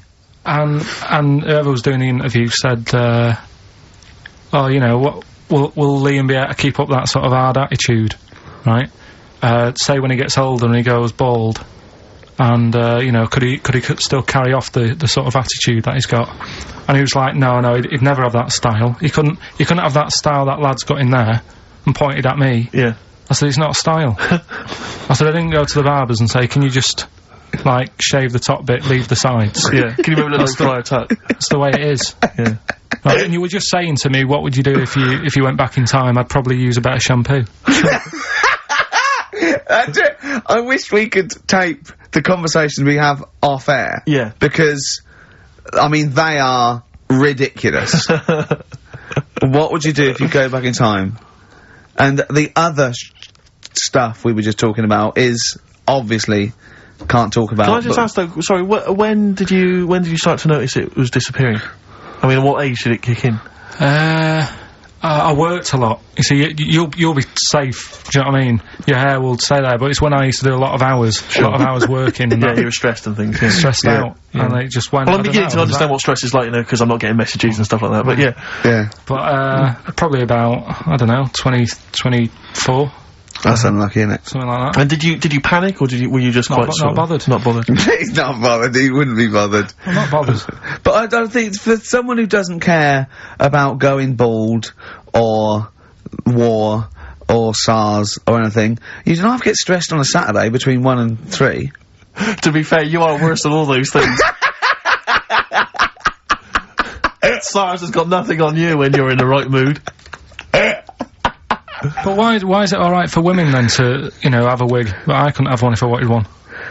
Well, it's not a wig, they get bald treatment, they actually can get their hair replaced on the National Health, which might be anything, I suppose. Which might be wigs, which might be transplants. I mean, the only cure for baldness is a transplant, which they literally take, follicles. They can get down to individual follicles now from the back of your neck, and, you know, it takes a long time. And, you know, but people will know anyway, won't they? I don't know when it starts, though. I don't know when it starts. Like, now, if you started wearing a wig, people go, well, you're wearing a wig because you were bald yesterday. Yeah. You can't start thinking, right, I'm gonna go bald in a year, I'll start wearing a wig now. That's the thing to do, isn't it? It is really, if you're that bothered, but I wasn't. I just thought, right, it's losing it a bit, shave a lot off. But did you know you had that round head underneath it? Did you know it was gonna be that funny, though? You presumably worn a wig, wouldn't you, if you'd have known? Because I've never seen a head that round. I think the barber, when they did it, right, the woman said, you can pull that off, you've got a good shaped head for having it shaved. She said, that's a good head. Yeah, she looks like a tennis ball. You look like a tennis ball when you haven't shaved. She said if you can pull it off, she said that's like a good thing to see if someone's good looking. If they can have a bald head, it's like Sinead O'Connor, yeah, right? She can pull it off. There's those sort of things. Do you know what I mean? Telly Savalas. No, but that's like one of the things. If you look good with a bald head, that means you're pretty good looking. Yeah. And if you can wear a bicycle helmet and look good, that's another thing that, like, you must be pretty good looking to pull that off. But who have you seen in the bicycle helmet that you think's good? Who have you seen in a bicycle helmet and thought, oh god, they must be good looking, they're good in the bicycle helmet? Well, everyone that's what I'm saying. Who? No one looks good, do they? Really? It's not so what would you say?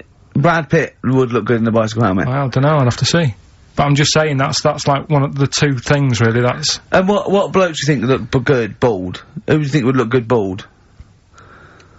Don't know. Give me some names and I'll tell you whether they'd be all right if they're bald. George Clooney. No, I don't think he does.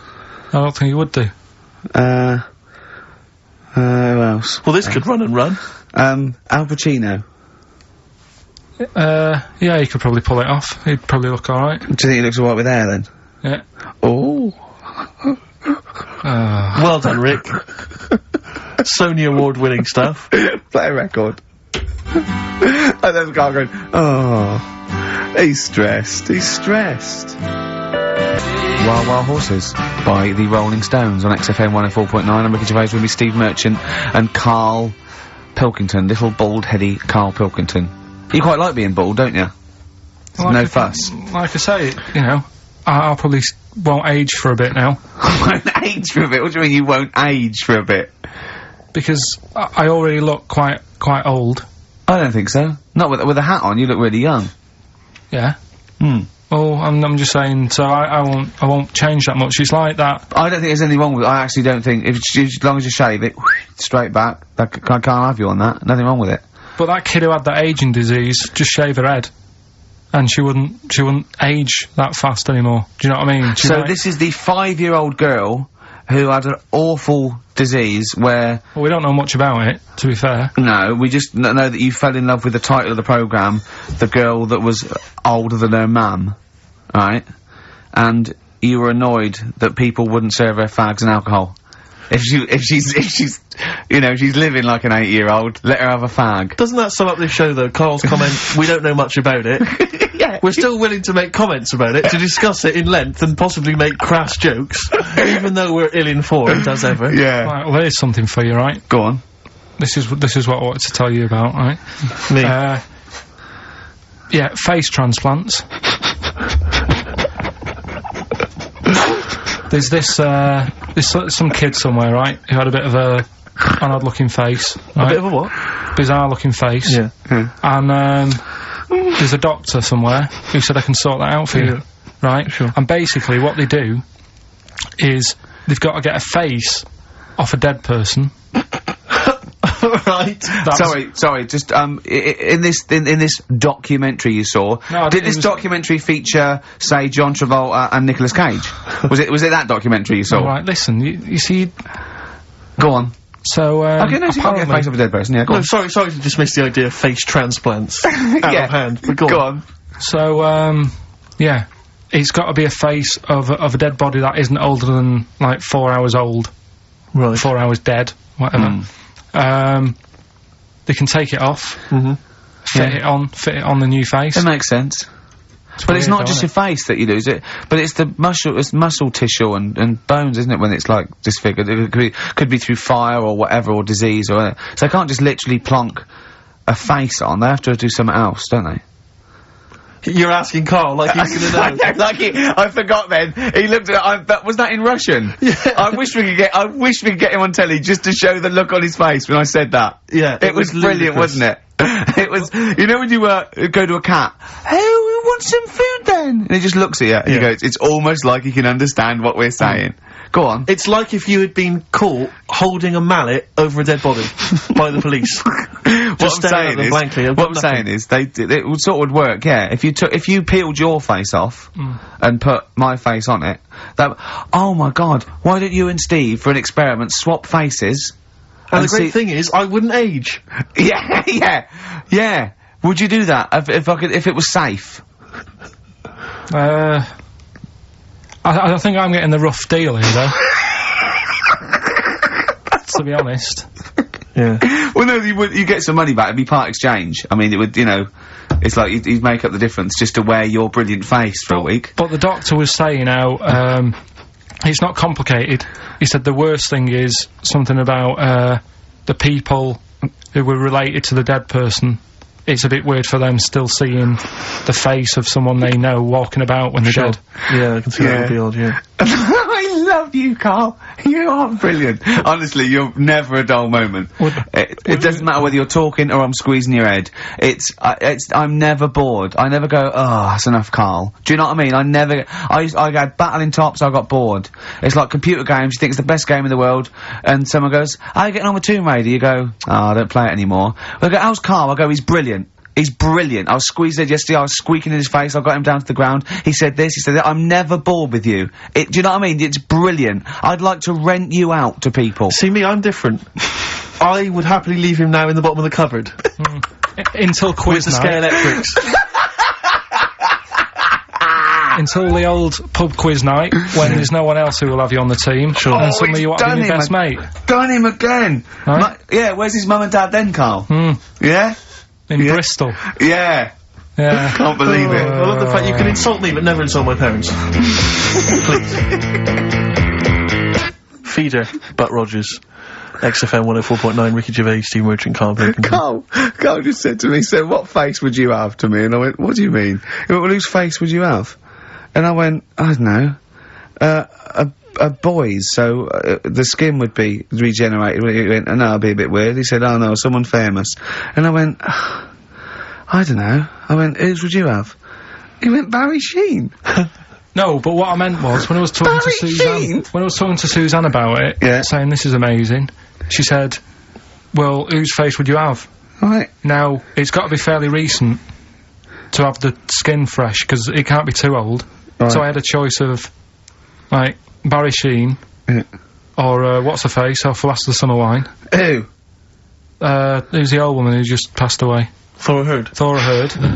So that's what I meant. If I could have any face, because she said, well, you could have had Tom Cruise or something. I said, well, he's not dead. She said, no, but you could have had that. You give yourself restrictions in your fantasy. So like, look down to your picture. I love the idea that someone getting you a call. Mr. Pilkington. Hello, it's Dr. Hanrahan. Barry Sheen has just passed away. And you go, oh dear. Yeah, bad news and good news. Do you want his face, or do you want his face? Does Suzanne go out with you, like, for charitable reasons? Is it like you can adopt a boyfriend? I love the fact that she encourages you. She was saying about Tom Cruise, and I was like, oh, you know, she said, you know, he's not a bad-looking fella or whatever. So, well, what she's saying is, Karl, is there any chance you could go and get a different face? Maybe something like Tom Cruise would be good. Then I was saying, right, first of all, he's got to be dead, and he's not. But if he was, and you had that done, would you feel like people were looking at you on the tube? Well, no, like, say if the people who made Mission Impossible said, well, we want to do a third one, would I be in me right to say, well, I don't want to do it? I don't know what he's talking about. I don't mean to be offensive, Karl, but your girlfriend could do a lot better than you. I don't know what you're thinking. I love the idea of this whole conversation about you in Tom Cruise's face, and then get offered a film. But why does she have conversations like this with you? It was now on last night. It was now on the telly. I love it. What should we talk about? What about getting a new face? Oh dear. That cartoon. If you don't know what Karl looks like, there's a cartoon that was in last week's Heat, isn't it, that I drew. It's on the website. What's it going for now? Bid? I think it's at about, £225 at the moment. And what do they have to do to bid for it? Just email in and I'll pass it on to the website people. I know why Heat put it in.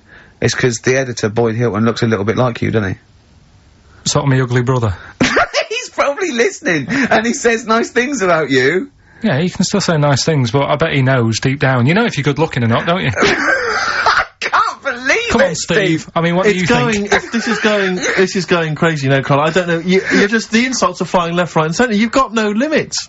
You've just gone crazy, you've just gone wild. You're swanning around just because you look like Tom Cruise. I think it's because he's been hanging out with Christian O'Connell. Yeah. And they're both thinking, yeah, we're... Couple of media players. Yeah. Too big for their boots. Yeah, not scared. Although he's scared of Christian. No, he's terrified. He's scared of Christian in here because he's not allowed to do monkey news. No. Well, yeah. Because Christian wants to do it. He's scared of him. I'm not saying that, right? Christian... I'm not allowed to do monkey news, but Christian wants to do some monkey news. I'm not allowed. Once around the block. Badly drawn boy. I like him. He's funny as well. You know what? I think he looks like if me and you were put in a blender, Karl. Do you know what I mean? He's sort of... He's got my sort of shape.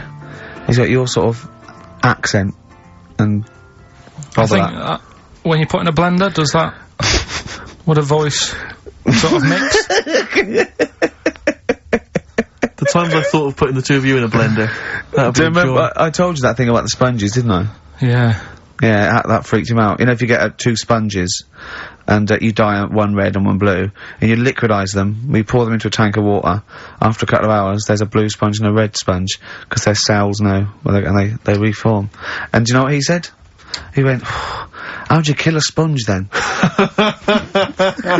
Yeah, of course.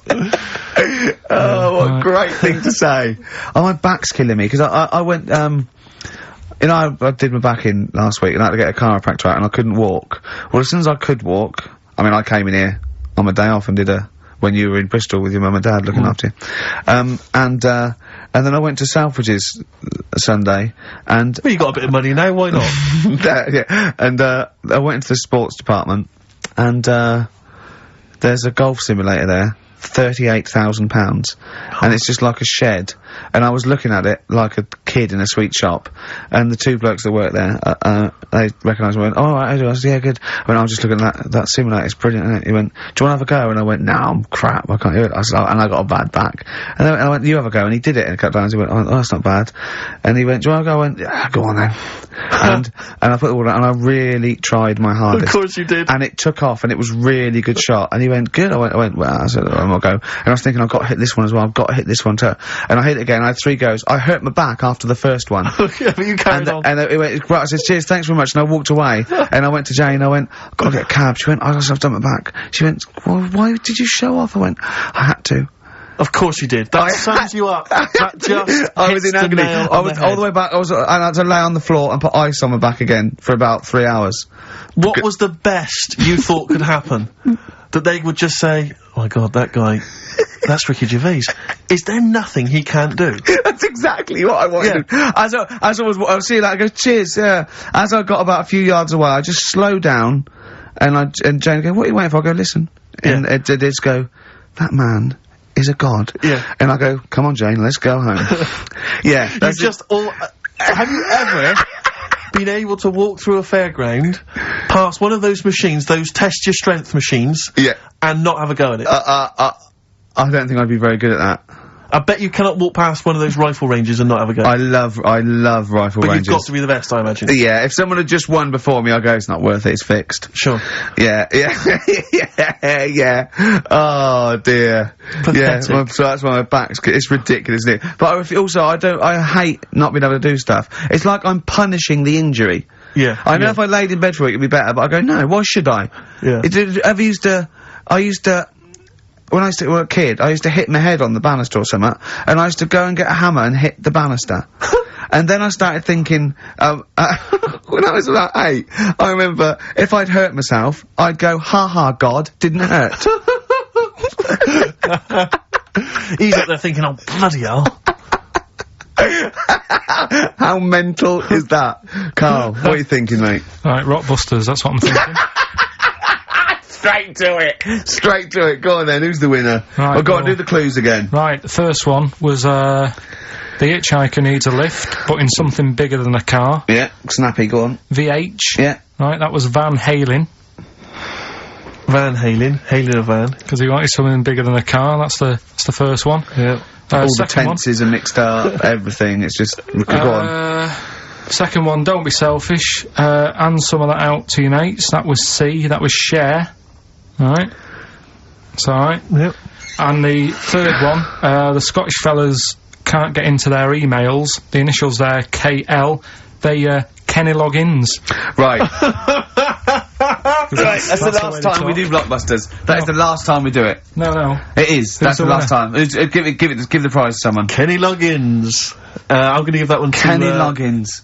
Helen Perrott. She has emailed in, and actually, Helen, I need you to email in your address if you would, so we can send you those goodies, DVDs in the bag and stuff. But who would get Kenny Loggins then? If the clue was good, who would get Kenny Loggins? What did he do? Footloose? Yeah. That famous I have film to say about though, Rick. where dancing was banned. Yeah. In that nebulous...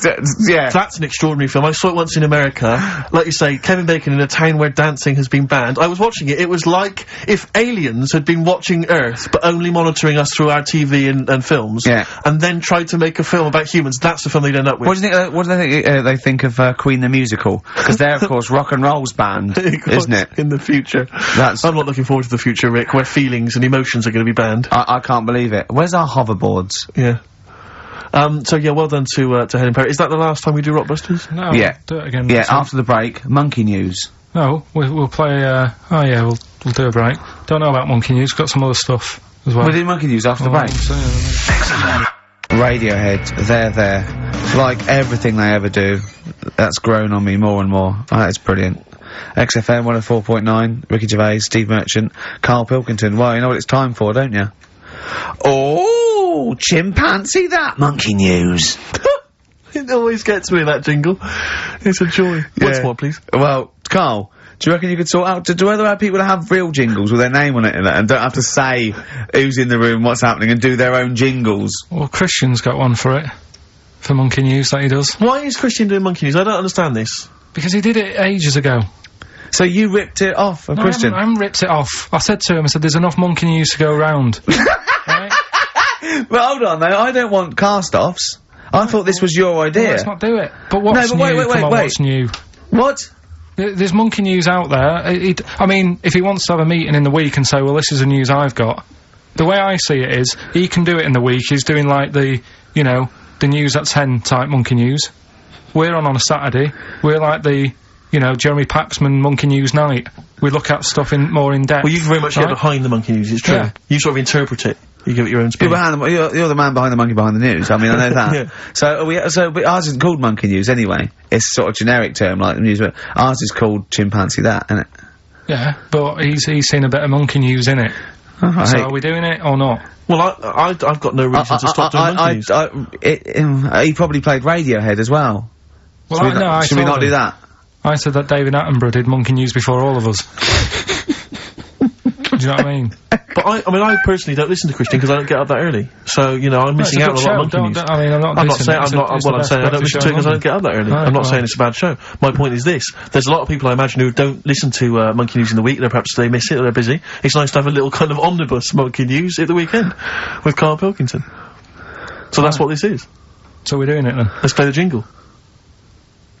Oh, chimpanzee that monkey news night. Excellent. Good. So, we'll sort of get some monkey experts on maybe next week to dissect it. Right. You ready? Yeah.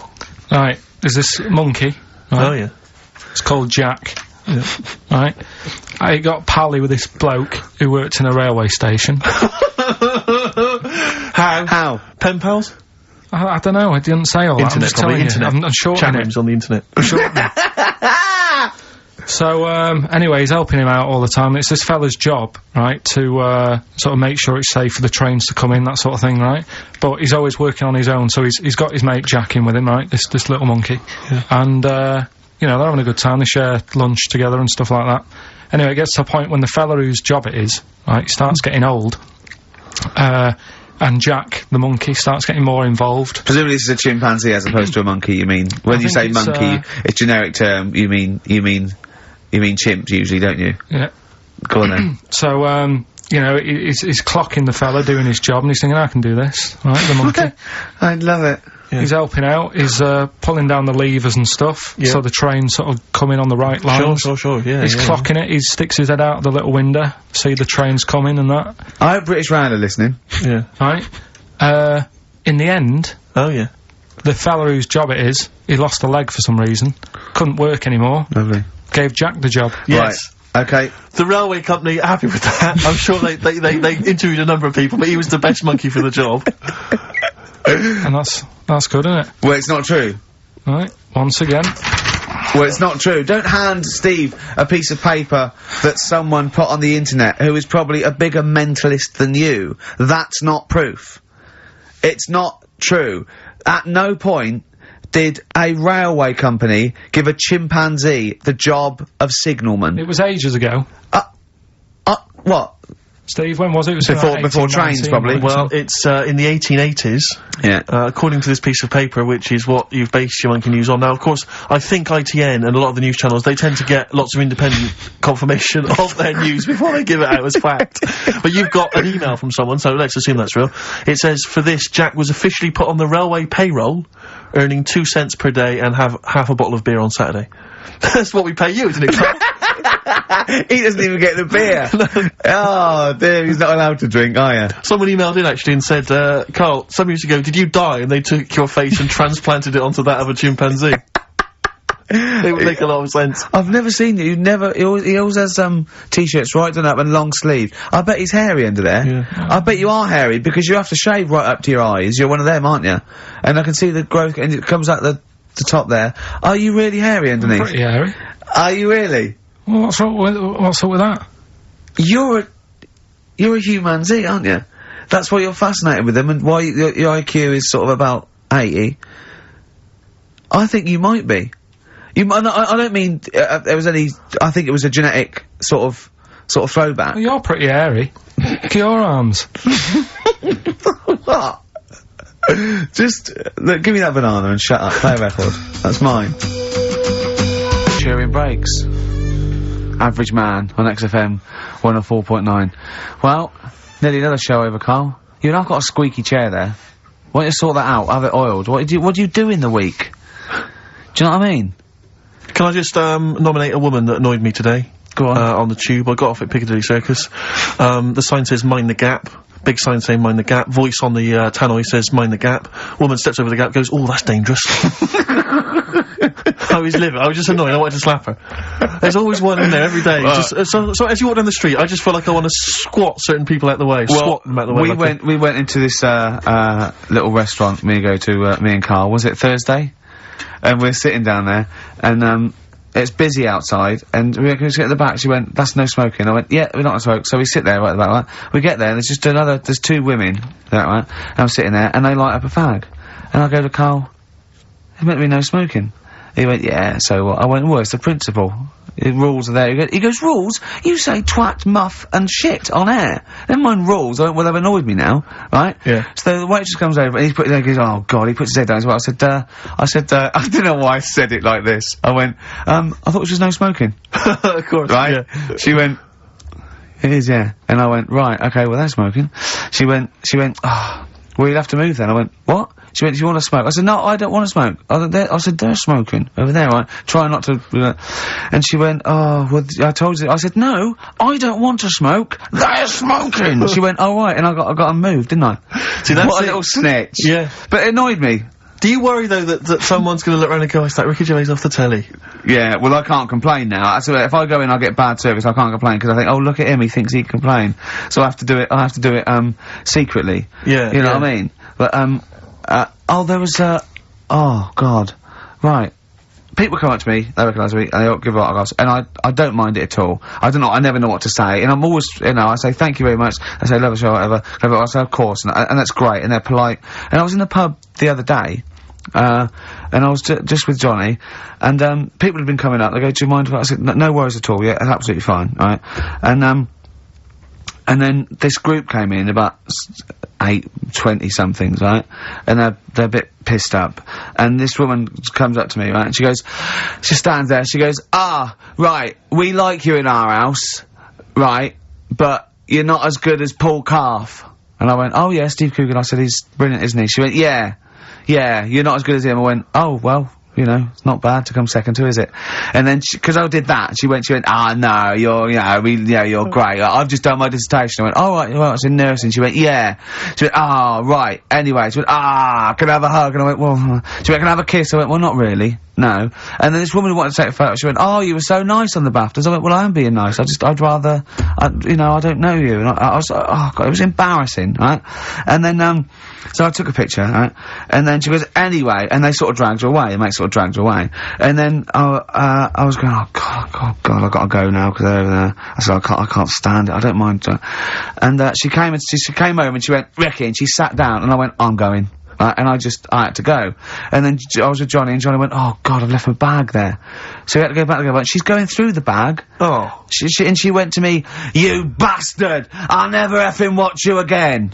I thought, well, alright. I don't know what to say, really. Nice of her to clean up her bad language. Yeah. Well, she Family knew. pub. I know, she knew. I got no time for it. I just think it's out of order. You know, I mean... This whole sort of notion that if you're a celebrity, you're public property, I discount it. They go, people, you know, you hear people say, oh, it's me who put you where you are today, and I think, well, yeah, thanks for watching, but we made the show and everything. I know. We put it on the TV. It's not like, if you get a plumber round, he does his job and work for you, you don't go around his house and hassle him, it's not, I don't seek it. I don't, you know what I mean? I don't phone up the, but you know what I mean? I don't try and get on the telly and everything, and I refuse to, I don't go to showbiz parties, but I refuse not to go to the pub with my mate, and I just seek out, there's fewer and fewer pubs, and I just go to the quietest, you know, one old bloke and a dog, and it's sort of like... But most people are really... I love it, honestly, people who come out and they're polite, and I chat, they say, I love the show. It's like it's alcohol, yeah, I know, it's just, oh, God. They mutate into something, you know, and they different. they don't understand, of course they don't, you know, they're not. But to me, it's the same people who behave badly in the cinema. It's just this breed of person. It just. I mean, I know. Can I put them in room 101? Let's do that next week, shall we? What, are we all having a moan? Yeah, go on. Tell you who's annoyed me this week. Go on. If we're making it a little feature. Go on. David Blunkett. What's Blunkett been up to? He's reading yesterday. His dog's not been around your house again. No. Causing trouble outside. He's put a stop to people having sex outdoors. What do you mean? What's up with that? If he had sight, would he have stopped it? See you next week. The darkness growing on me on XFM 104.9. Oh, it's all going well already, isn't it? The microphones fell apart. Karl shouting because he got headphones on. His music's turned up too loud. Canfield level. God, it got pre-out. Look at him giggling. Look at him. Look at him laughing. That's so funny because I got a letter here from who was it from? Mike Heel, who sent me a little picture of a little Japanese fella from a film who said looks like me, and he does a little bit. But he says, please can you make Karl laugh? I've never heard him utter as much as a snigger, and I'm worried he may have a genetic disorder. Well, I mean, he has got a genetic disorder, obviously. But, he was giggling then. I hope, people heard you then. Look at his little face. It was a joy. Oh, I love the things that make him happy. But I love the fact just before the microphone came up and just before the record finished, he had his headphones on, the music was too loud and he was just shouting, Bauhaus, it's not working! Bauhaus, it's not working! I have to play something else! I went and found Ziggy Stardust by Bauhaus and he said, why isn't it working? Look at him giggling, look, he's lost it! Is he going away? Are you on drugs, Karl? What have you done? He's tickled, look at his little, he looks like one of those shaved monkeys. Look at his little, oh my God, I've never seen a forehead glow. I know, it's extraordinary. Oh. And he's got that red shirt on as well, so the whole of him is just a big glowing... Karl, what are you trying? What are you putting in? I'm gonna see if I can get this to work. Go on then. Hang on. Brilliant radio. I hope Dr. Fox is listening, because I think he's eating his words right now, Steve. Right, I think I've done it. Right. Well done. That's excellent. Right, what let's play Bauhaus now, and let's try and compose ourselves. This is Ziggy Stardust by Bauhaus. Well, it worked. That worked, didn't it? So you panic over. Calm now. You're on holiday soon, aren't you? Yeah. You got to go off early. Well, about. How many holidays have you had? Because I only ever have time off when I'm working, like doing another job, like, you know, filming or something. But you seem to have a lot of holidays, just like, and you were sick as well. You were just like, because you had wet trousers, which is a little bit. Do you not care about the job? I mean, I've got to ask because, you know what I mean, if I was in charge, I'd worry about your motivation or... Because yesterday we were trying to work out what you enjoyed doing, and we got to, Manchester United and moaning. And that is the two we came up with. I don't know where you get the moaning thing You're from. always whinging. About what? Everything. When? When did I last have a moan? Just before we came on air. Right, and why was that? I don't know, I can't remember. Because we were in good mood. We were in a good mood, me and Rick. I'll tell you why. Go on. Because you brought a song in at 10 to 1. Yeah. With a load of effing and jeffing in it. Yeah. And saying, can you edit this? Yeah. Yeah. But that's your job. You could have brought it in yesterday. No, I couldn't. Why not? I hadn't thought of it. But why are you whinging? That's your job. And I didn't come in 10 minutes before. It was a good 20 minutes before. It just took you ages because you were whinging and moaning to even get started. I'm not being dragged into this. You are always... I'm on my holiday now. Well, not yet. No, you're not on yet. You're still working. Well, that's what's funny. This isn't even work, right? And yet it should be. Compared to what I do in the week, this is a doddle. Well, it's because you're not putting any effort in, clearly. Where are you going anyway? Where are you heading? Cornwall. Yeah? What's happening down there? Well, there's a monkey world. You're excited about that? We're going to see that. Probably go twice to that. Yeah. Whilst I'm down there. How long are you in for? The whole week? Yeah. Yeah. So, This is with your parents, isn't it? yeah. Taking them out. Your father, what do you think your father will be up to? What's he going to be nicking on this holiday? Well, Tin. There's a lot of tin in Cornwall. Since they've shut the mines. He's just called Suzanne, said they've got there, said it's a nice little place. Mm-hmm. There'll be no towels when you get there. So what are you do? What are you to do? Just gonna chill out and sort of like go to the pub and stuff? Yeah, like I say, I mean, all I've got planned is probably probably Tuesday and Thursday at Monkey World. What about Wednesday? What are you thinking of Wednesday? Just wandering around? Just sort of think about, you know... King Arthur and that. Where he was down there, wasn't he? I don't know, but I'll tell Where you you going? something. What town? I don't know. I don't know where it is. Suzanne Doesn't sorted matter. it out. Yeah, she sorted it out. I had you on the phone to her saying, well, pack 'em, pack 2 pairs. Poor woman, she's packing your bags for you. Yeah. Right. But, you'd spend more time at home if Steve didn't come in at 10-2 with a rap record with, like, obscenities all over it. yeah, well, we'll play that next week. Well, you didn't even get the job done, that's the thing. We can't even play it because you didn't get finishing time. I'll you're tell you what, that Method Man, if he doesn't stop effing and jeffing, it's the end of his career. In my opinion. All this F that and yo Jeff, I'm a Jeff myself. Yeah. Or I'm hanging out with my Jeffs. Yeah. It's terrible. Jeff, and we know you can't put out the J word on XFM. Oh, Mother Jeffer. Well, so we haven't got that, but what we have got... Go on. Monkey News. We've still got a monkey news, have we? That's sorted out, that's coming up. Yeah. Rockbusters. Yeah. Well, last chance. Definitely your last chance this time. You actually improved a little bit last week. You did a couple of good ones. Yeah. Same again this week. And, Cheeky Freak?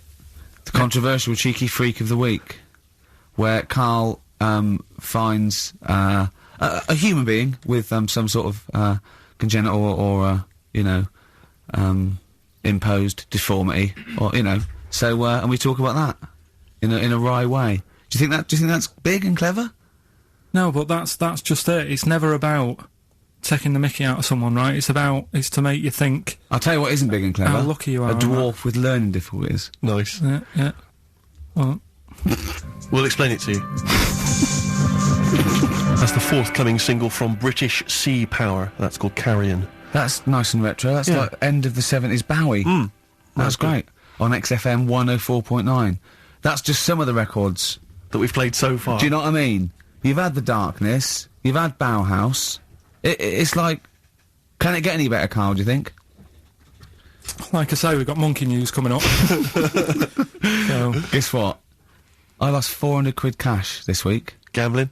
No, that's tragic. This is why it gutted me. It wasn't even on your gambling addiction. No, I had a photo shoot, I had a suit, right, and I'd claimed back some expenses, and I'd had it in my pocket, and then when I took the suit home, it must have fallen out in the street or the cab. And I remembered it, and I went every pocket twice. And it was just the fact, I don't think about, oh God, that's terrible, that's a terrible blow. I think, oh God, if I had it back now, it would be free money. Yeah. If I suddenly found it now, I'd have £400 that was just free money. And I had a little nap to get over it, and I was... and you were fine. I was okay. But that was... Someone just found... What a gift that is. Oh. Just, I mean, untransport Was it in a money clip? Was it rolled up in a money clip? No, it was just literally £400 in an envelope. And that's a treat. I know. See, I'd always hand it in. I genuinely would. Unless I found it in the middle of a forest or something. If it was in the street... Do you know what I mean, though? Because a bear dropped it. Yeah. But, I mean, if I found it in a pub or a cab, I'd just hand it to anyone who was rummaging through. Yeah, exactly, yeah.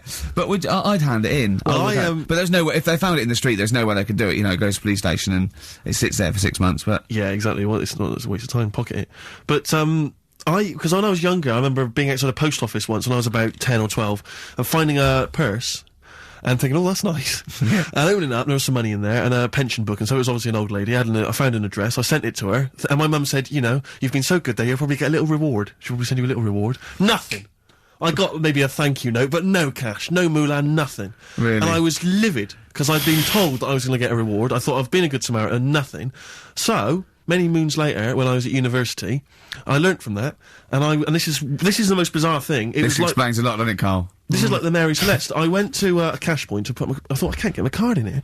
And I realised there was already somebody's card in the machine. They'd put the code in, but then they just disappeared. They'd been kidnapped or something. So it was just there, waiting, sitting, said, what do you want to do? And it gave you a number of options. I thought, interesting. Steal or go to heaven? Yeah, exactly. You went, oh dear. Yeah. Well, I pressed balance, just to check what their bank balance was. Unbelievable. It was a considerable sum of money. I'm not going to lie to you. It was not typical student debt. It was like, I think they were a foreign student. There was a lot of cash in there. A lot of money. Did you feel a slight bulge in your trousers when you saw the amount of money? I couldn't believe my luck.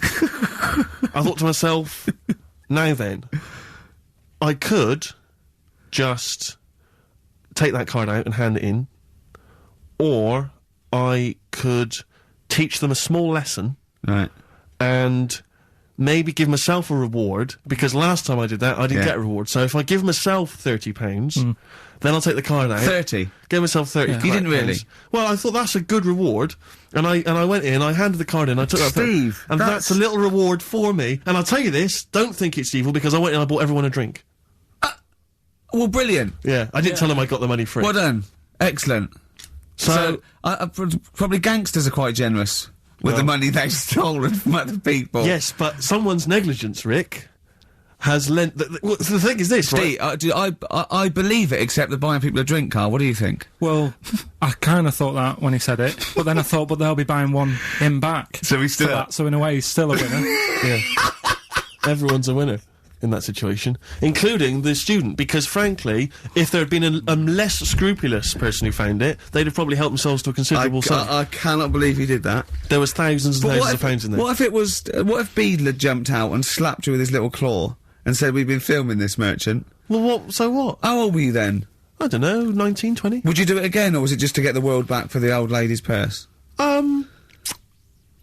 Possibly do it again, yeah. You're joking! Well, you've got to think of it this way. You've got to think of it as there was a lot of money in there, and someone less scrupulous than me would have taken a fortune. They'd have cleaned them out. Whereas I just took a small reward, which I thought was more than enough for someone's negligence.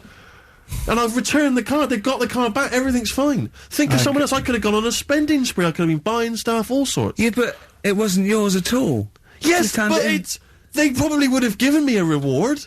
And because, you know, sometimes people forget, or, you know, they don't give you a reward, I thought I should take it myself. You had to go at your dad from nicking a loaf of bread out of a phone box. Yeah, but that's because it's for old people, geriatrics and stuff. How do you know how old was your people who you were robbing from? It was on a student campus. Well. Wow. I think it was more... I thought it was excellent behaviour. I thought it was good, honourable behaviour. That's showing another side to him, isn't it? What would you have done, Karl, in that situation? And tell the truth. I might have helped myself a little bit. There you are. I don't know what this is helping yourself a bit. Like you say, just sort of, you know, stand them back and sort of say, you know... If you find a £1 coin in the street and you can be bothered to bend over for it, then have it. But someone's cash point card or personal belongings... I'd let them know, though. Did you send it to them and say, I've service charge included?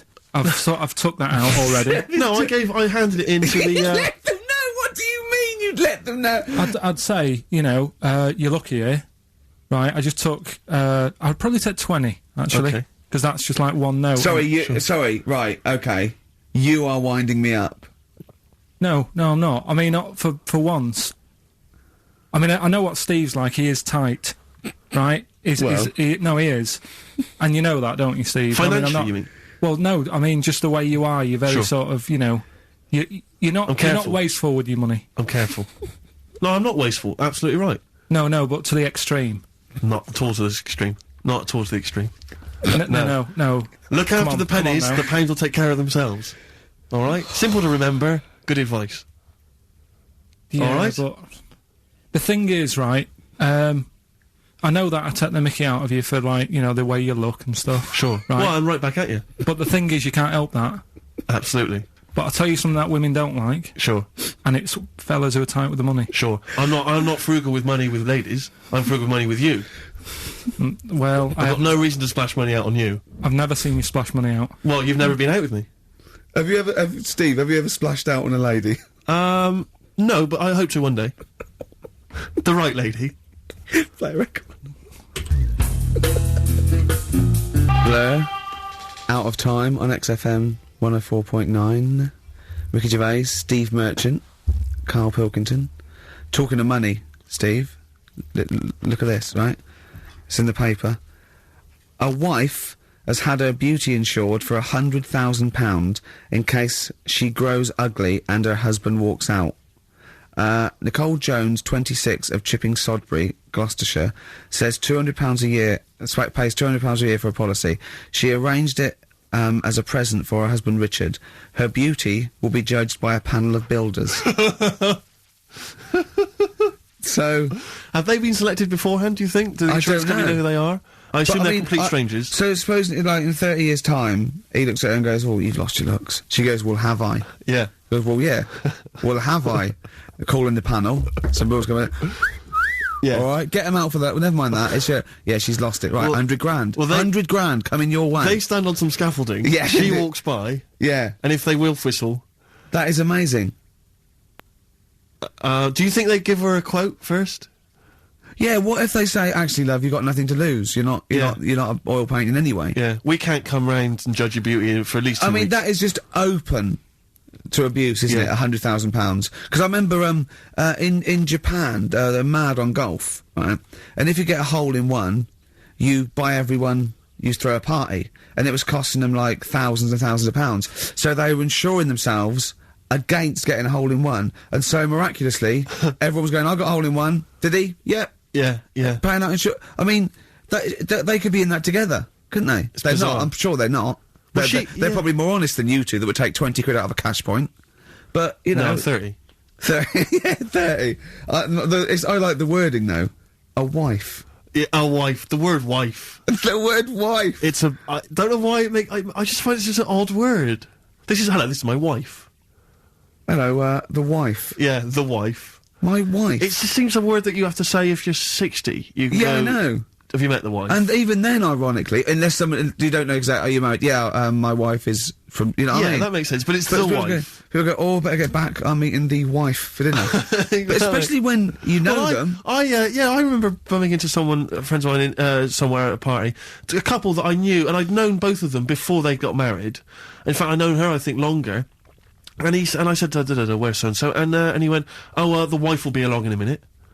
And it's just this notion that, use her name. I know she is. I know her name. The wife. It's that I thing used to call her by that, why? It's like someone going, "You know I'm married. You know I'm married. It's like showing in the off. eyes of God, we are wed." Exactly. Yeah, so that makes me more of an adult than you. It's the ownership. Yeah, it's like going, "You know I'm a real man. I've got a wife, and here she is. She's my wife." I find it... There's the words that I find hard to say. In a shop, I could never ask for wet ones. Do you know what I mean? If I have to go and ask for wet ones, I won't bother. Or toilet duck. Another one I have a problem with, I never say, Snickers. Why? Dunno. I think it's I grew up with Marathon. Yeah. See, this is so pathetic, I still get embarrassed buying, toilet paper. Really? We know if you go into, like, your 24-hour shop just round the corner, not a supermarket, big shop, but if you just go in there and you're just maybe buying some milk, Yeah. a chocolate bar, because it's like they know what you're up to. No. No, but they know you're going to use it to, you know, when you're going to the lavatory at some point. It's sort of, it's too intimate. But You exactly, they could just go, I know what you're thinking, I'll be using this after masturbation. Thus saving all embarrassment. That goes with the porn mag I just bought. Elvis Costello, Alison, from way back on XFM 104.9, a retro cut. Indeed. Wow. Up to the modern day, the newest game show around, Rockbusters. Whee! Isn't there a jingle? It'd probably be something like, oh, Rockbusters. It would be very, Along yeah, those along lines. those lines. I've got to work it out, but I mean, yeah, let's go with that for now, and then we'll be on ready next week.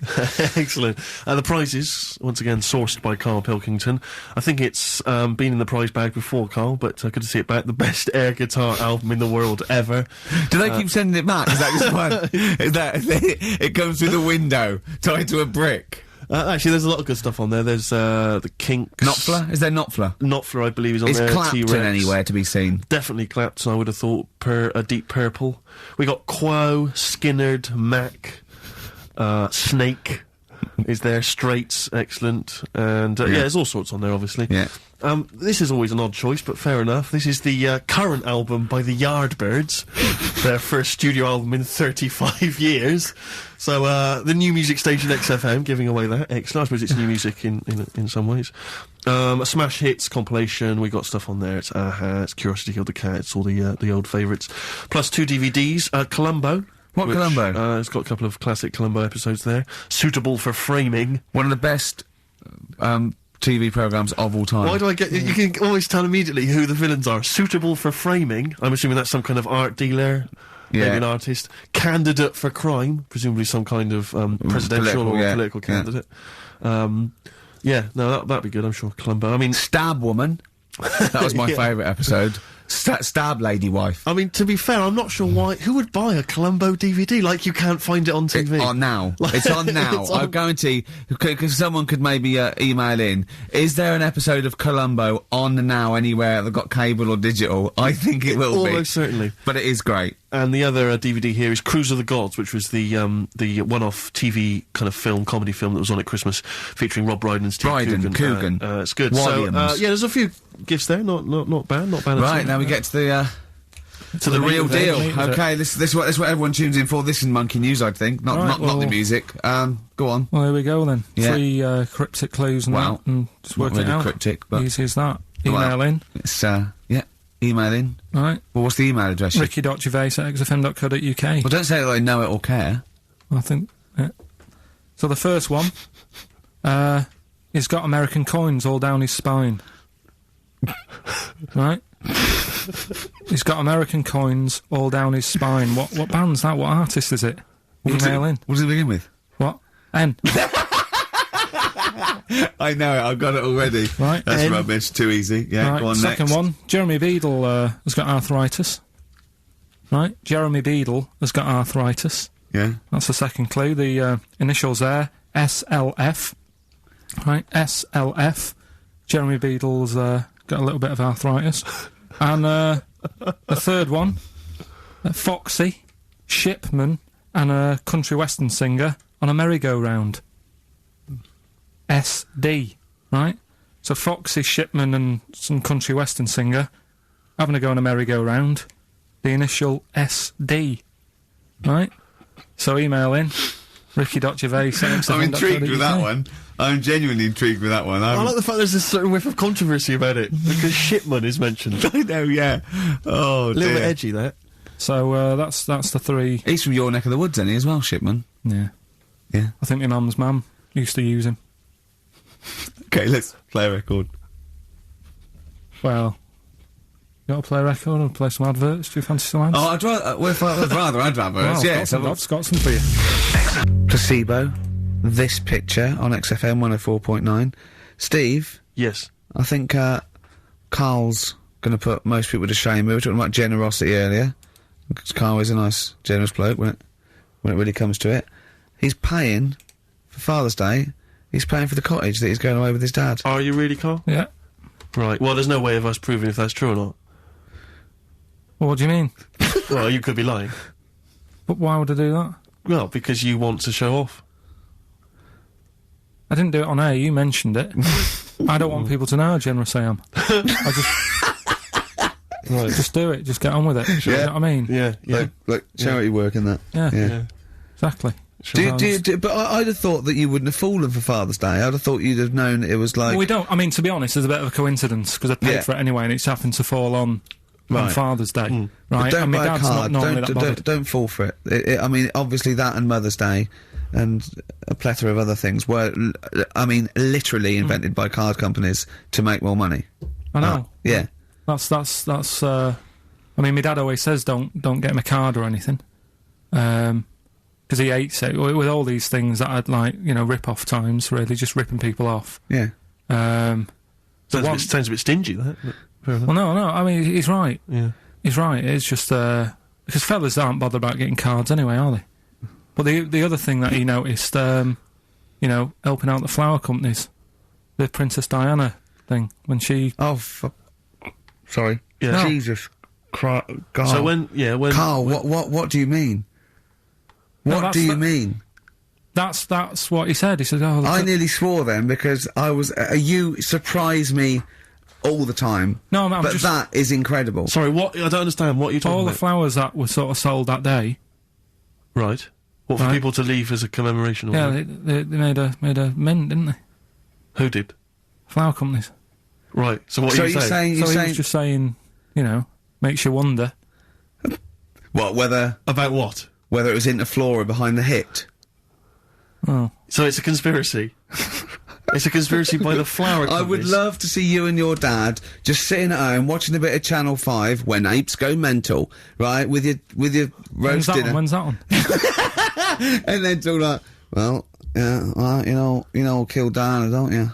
Flower company's son. Right, quite right, Dad, you're not wrong. What are you talking about? No, I'm not, I'm just saying, it's like you were saying about the cards, on Father's Day and that. It's just a bit, too much of a bit weird. coincidence. Too much of a coincidence. I'd be interested to see sort of, like the business graph. Sure. On how the companies were doing, then suddenly... Yeah. You know what I mean? Yeah. But then by the same token, Elton John, he had the biggest selling hit record, didn't he, off the back of that? Mm. I mean, so, is he incriminated as well? If you want, I mean... It's a conspiracy theory you've not kind of analysed terribly closely. You've put it out there, and if people maybe who are investigating want to kind of add that into their inquiries, then they can. Yeah. Sure. But, no, that's all I'm saying. I'm just, because it's always the same thing, innit? Like, I was out shopping the other day, treating Suzanne like I do. Yeah. I like spending money and that. Yeah. I was in W.H. Smith's. Yeah. Classy. What was it? Was it a big birthday? Was it? Was it a 30th? No, I was getting a. Was it 2 biros for the price of 1? I was getting a card for my dad for Father's Day anyway, because I'm seeing him. Yeah. Big Toblerone. Yeah. There was a giant who is it who said Father's Day? They love a Toblerone. I've never understood Toblerone because the only time I see Toblerone is in airports, right, and minibars. That is what the small Toblerone is for the minibar in a hotel, 3-star upwards, and the big Toblerone. Well, the big Toblerone is a gift, isn't it? It can only be a gift. You wouldn't buy a big Toblerone for yourself. Yeah, duty-free gift. The Toblerone. It's next to Chanel No. 5 Toblerone and a bear. But it's who specifically would you be buying that Toblerone for? I don't know. Someone who's clearly never had it before and would think it was interesting novelty. Yeah. Well, this gift's interesting. I'll tell you what, though, Toblerone is brilliant. I mean, if whoever makes that, if they want to send sort of, some Toblerones, I will eat Toblerone. Well, yeah. I think very much the same about, I think very much the same about fags. And of course... Just cigarettes. If you've got any boxes of cigarettes and, that you don't want, duty-free or whatever, send them. I'd just like to say that, in no way do I endorse Karl's dad's theory that flower companies were behind the death of Diana. No. Maybe I could say that on air as well, just to save any complaints. I'll tell you what, though, talking about fag packets and that, do you know, like, now, they've got, if you have these... they'll do you in, sort of thing, on the front now. They've got these special stickers on them. Yeah. Saw a thing in a magazine the other day. In Brazil, it's got, like, pictures of ill people on them. Blimey, that is They've gone powerful. really, hardcore over there. That's good, isn't it? But I mean, to be fair, what more can they do? I mean, there are fag packets now that say these will kill you, and people are still smoking them. I mean, I Yeah. don't know what they. I don't think the message is getting through. You could ban them all together, I suppose. If they, it seems weird to sort of like you might as well sell guns and go careful. You can kill people with these. Well, ban them then. I'll just be careful. Let's you have your eye out with that. This is poison. This is poison. These are really, really mental poison drugs. You know those people with the. You ever see them in the street? They're selling fags, duty free. Obviously, they're just selling them on the street. Have you ever seen these guys? Yeah. I walk up and down Finchley Road Lock because I'm just near my place, and all these people they're sort of looking a bit shifty, and then if they think that you're maybe a smoker, they just fags, and they'll open their jacket, and it literally will be like something from the 1940s. They won't go to you though, do they? No, smoking It's stunts your growth. They know you must have never had a fag in your life. But I might be buying them as a gift or something because I'm quite a generous guy. But it struck me, I was chatting with my friend about, there seems to be, there are certain people who are very, maybe they have trouble getting work, or maybe they, they're immigrants who've not landed on their feet and they've had trouble, and so there's a couple of jobs they can do. It seems to there's the fag selling, there's those people I noticed on Oxford Street who bend a piece of wire into the shape of your name. I mean, what kind of a gift is that, really? You know what I mean? I know. It's like, they're literally giving them out. Or you can, you can have the bending the name. You can be selling those things that you throw at the wall and they sliver down. At Dover. Yeah. What are you doing? I'm a trained carpenter. Right. Can you write really small on a piece of rice? I could Could you write those names on a piece of rice? I could try. It's quite tricky, but do you think you could do what it? about the rest of your family? Well, that one's only 2, but he could be trained. He's got smaller fingers. Okay. Do you want to sell some knocked-off perfume? How about that? Again, we'd like to apologise for any inadvertent racism, suggestion that Lady Diana was killed by flower companies, or that Steve makes a habit of stealing from cash points. What about XFM 104.9. a picture of Rick Waller on the front of the bargain bucket?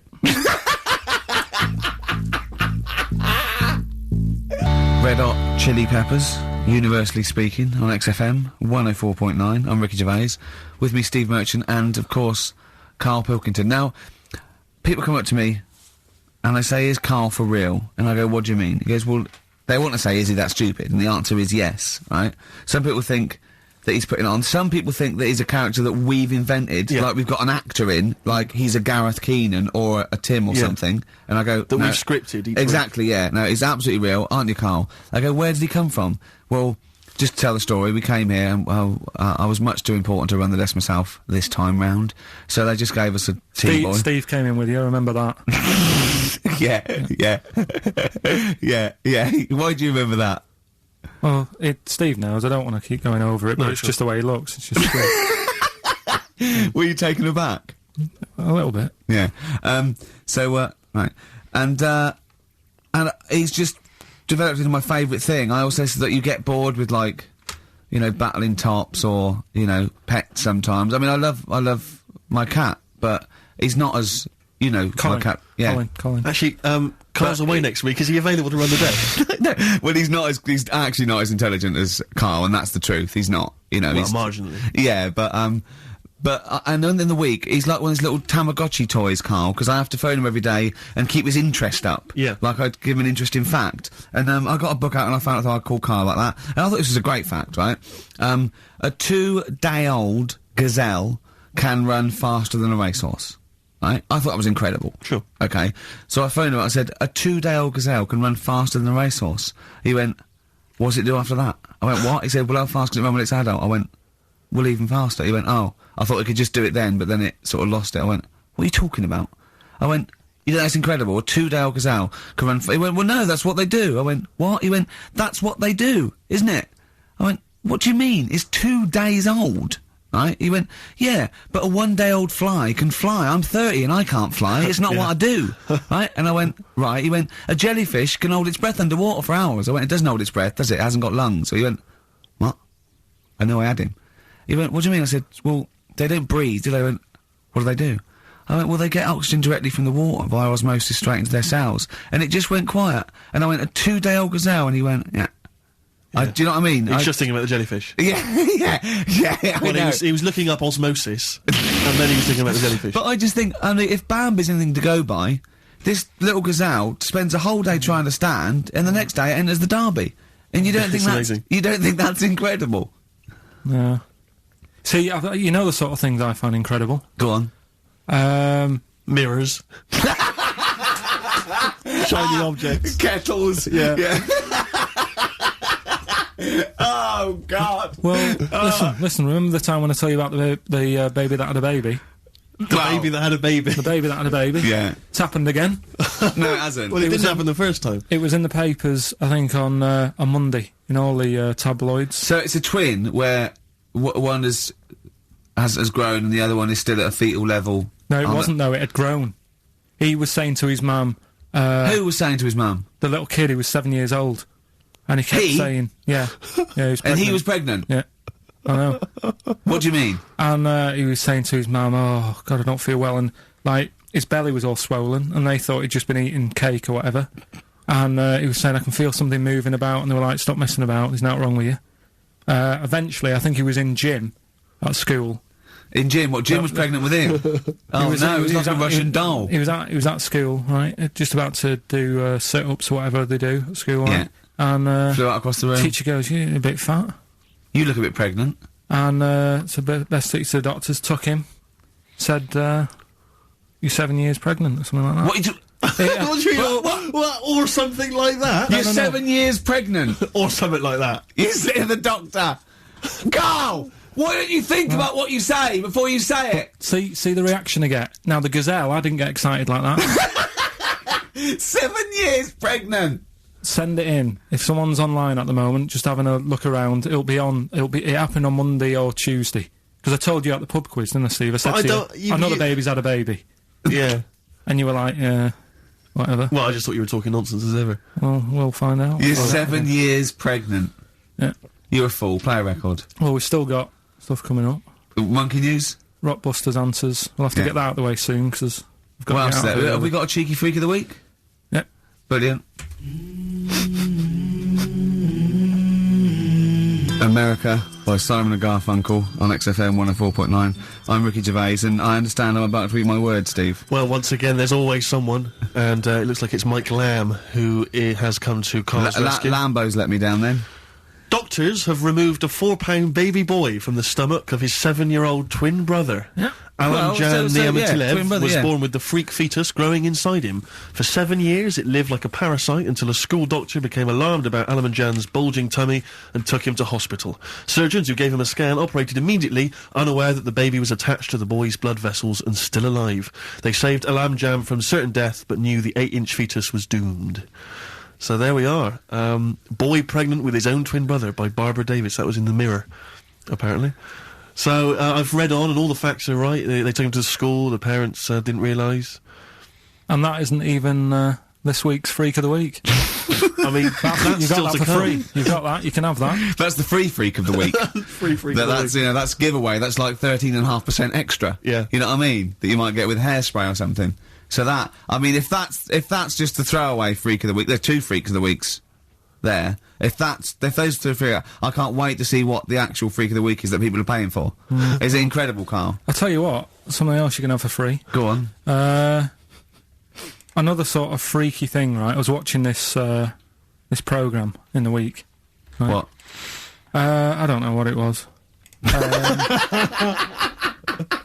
But it was about, I just saw this little fella on it, right? What do you mean, little fella? He was doing this history thing, Oh.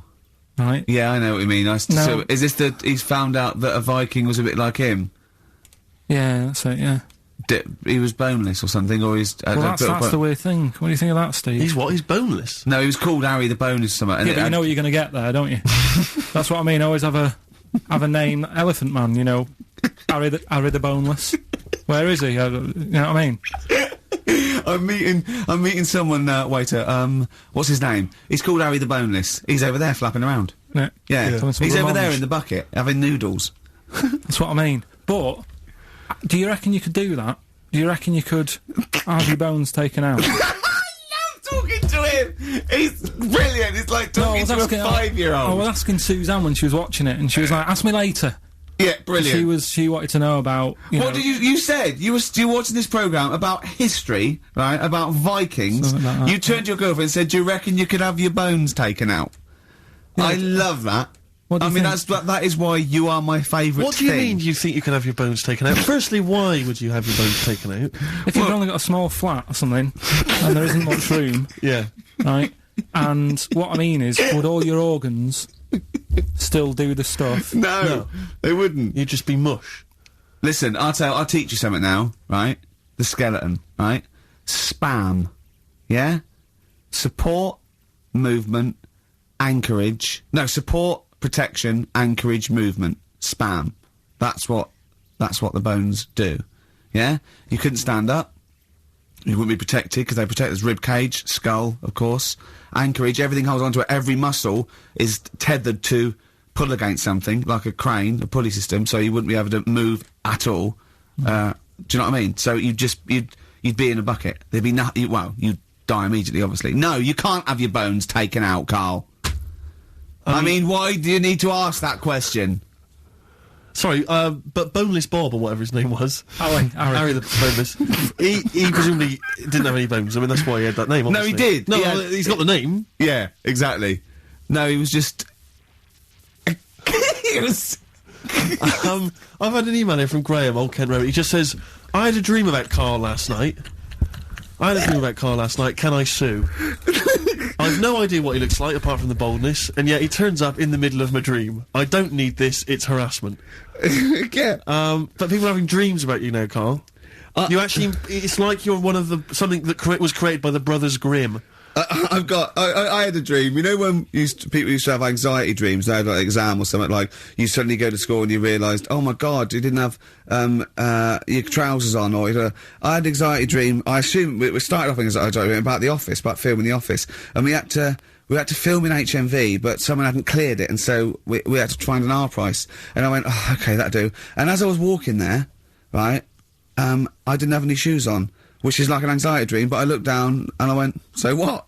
Yeah. So I'm so lazy now, I think even anxiety dreams don't kick into me. I'm not sure that's a dream. I think that's just a memory. I wouldn't be at all surprised if you, turned up with the film with The Office with no shoes. We don't need shoes. When we were originally doing the pilot for the very first series, obviously Ricky's the main character, he's in it all the time, it's obviously important, this is our big chance to get something made for TV, this could launch our careers, and, I turn up on the Monday, he's twisted his ankle. He has to be wheeled around in a wheelchair, because he went out jogging, stepped on a tin can in the street, and fell over. Who left that there? Like a 40-year-old man with brittle bone disease, he just twisted his ankle and he was out of action. It was pathetic. Yeah, that was the pilot. Absolutely pathetic. But I still turned up, Karl. That's the sort of trooper I am. Well, yeah, but you moaned the whole week. Wait. Well, I didn't like having to go around in a wheelchair, did I? It's not pleasant, but... In a weird way, it taught me all the problems. Do you have anxiety dreams, Karl? Do you ever lie awake worrying about stuff? Because I have a lot going on in my head. Yeah. I don't have... What do you do, rent it out to people? Is it two monkeys swinging in a tie at the moment? Yeah. I just don't have that many dreams. No. I love that. I love the fact you don't have that many dreams. Well, you haven't had a decent night's sleep till you're 14, according to you. 12. Really? Yeah, so I know what you meant. I know what you mean though now. When sometimes you're so tired, because I'd forgotten that you're so tired, and you think, well, I'm so glad I don't have to go out tonight. I'm going to go and just lay on the couch and then go to bed. Yeah. Have you had one, Steve? Anxiety dreams, I do have them periodically. Yeah, it used to be a lot of things like running to get to school in time. But suddenly your feet are running in treacle, and you can hear the school bell. And you I can't haven't had get them for years. I just haven't had an anxiety dream for years and years and years. Don't know. I just don't care. No, you just genuinely don't care about anything. This is the problem. You've just got to a point now where nothing bothers you, really. It's like you're just too lazy and disinterested in anything. This show, your career, my career, Karl. No, I never give up on Karl. So, Karl, so this little Harry the Boneless, what was your point? Was that really your point? You wondered if you could live without bones? Yeah, I saw the little fella on this programme. And the presenter? Yeah. And he was a small fella, and he was talking about Harry the Boneless, and I thought, that's interesting little bit of science stuff. Yeah. Yeah. Well, yeah, that's about it on him, really. All right, well, that's just another bonus cheeky freak of the week, is And it? that's not even the freak of the week either. No. That's still to come. So you've had a pregnant Siamese twin. It's been mad in You've the had a freak week. boneless fella and another fella talking about him. They're not even involved in freak of the week. No. This is getting mad. Play a record. Let's play a record. Let's have cheeky freak of the week afterwards, shall we? Yeah.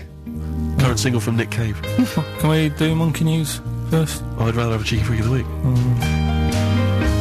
Nick Cave and the Bad Seeds, He Wants You. Brilliant. On XFM. Yeah. So, Carl, off you go. Well, we're not going to do freak of the week here, Okay. right? Because we've done quite a bit of that in the last 20 minutes. We've Right, so we'll OD'd move on that. freaks, you think? Yeah. Sure. We'll just shift it a little bit. Okay. And I don't, like I keep saying, don't want people to be thinking we're sort of taking the mick out of anyone, No. right? Because we're not about that. I feel that, like, I can do a little bit of it because I work with you, Steve. Yeah. Right? Sure. It gives me that right. It's like a care worker. Yeah, I understand. Well, it's like that thing of you can't be homophobic because I've got a couple of gay mates and Sure, stuff. sure. I think it sort of gives me that edge, Yeah. right? So you're not freakophobic because you work with Steve. No, that's right. Yeah. So yeah. Okay. Well, by that token, I should be able to sort of slag off, the mentally ill. What do you Or mean? at least mentally handicapped. Now there's a term you don't hear very often. In 2003, the The mentally handicapped, isn't that what it was? I don't know where to start. But I I'd mean, like to something- apologise for the Lady Diana stuff, the term mentally handicapped, and any inadvertent racism that we may have stumbled What's over. the actual term then? Is it retarded? Right, come on now. Oh, chimpanzee that! Monkey news, earlier than usual. I'll have to save this link now. Monkey news. We've done a lot of stuff, right, on monkeys, and most of it has been Is bollocks. no, has been like happy stories. Oh, is this a sad... It's not... Is this going to be like our tune? Our monkey tune. Simon Bates, and welcome to our monkey tune. No, Go on. but do you know what I mean? We've done stuff about a monkey that robbed a bank. Yeah. Why is that happy? He had a great life after that. Right. What, in Marbella? Yeah. Right. We did the one who saved someone's handbag in a railway station. We've had a lovely marriage, couple of marriages. Couple of marriages. Couple of monkey marriages. Yeah, yeah. There was the one who got a job in a railway station. Yeah, the hairdresser. The one who set up a business in Spain. I don't even remember that one. that one either. But, I mean, I'm willing to believe that happened. Go on then, Carl. But anyway, yeah. So today's isn't that happy really. It's about some monkey. I think it was a chimp. Who's an ape? Go on. It tried to. I mean, the story sets off at a sort of a weird thing. Yeah. It's something about he went to Russia to do some business. What are you talking about, Carl? I don't... It jumped past that bit though. It didn't start there. What are you... Do you know what I mean? It didn't tell you what he was doing. It just said there's this monkey he went to Russia. To do some business. I know. Do some stuff. I don't know. Bit of monkey business. And anyway, didn't work out. So, they were furious. We wanted a surgeon. You send us a monkey. Anyway, ended up being homeless. Oh. No, So joking. it's taking a turn for the worst. What? Couldn't even get into like a tree hostel or anything like that. That's the problem. And Oh God. ended up homeless. Got in with some tramps. I don't know where to start. Come on. Yeah, so he's knocking about with some tramps and stuff. Sharing drink and what have you around a little fire. They broke into some home, not sort of squatted. Right, so In I'm some not flat. homeless anymore. Problem was, he had a roof over his little area he had, Yeah, and he goes, "Oh, this is good. This is we're having a good time. This is sorting me out." yeah. He had his He said mates. that in Russian, though, didn't he? But what was he eating? I don't know. It didn't say, but they're in this house. Well, he could only be eating sort of like fruit, nuts, vegetables. I mean, they classically sort of don't eat you know, pork pies and. But they've got drink McDonald's coffee. in Moscow now, so Sure. you probably chow down on that. Yeah. Yeah. Anyway, there was a bust. I knew this was coming. There was a bust in the flat that they were squatting in.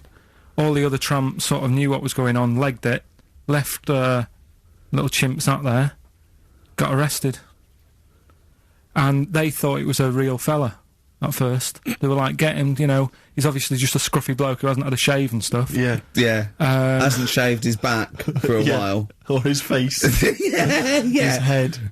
Got him down the station, and the boss was like, what's going on here? We've got a monkey here. He was like, what? So you arrested the monkey? Well, so the arresting officers hadn't noticed all the way to the station that he kept slipping out of the handcuffs and was going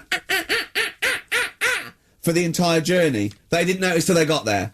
What, did they put a hood over his head maybe and just like, you know?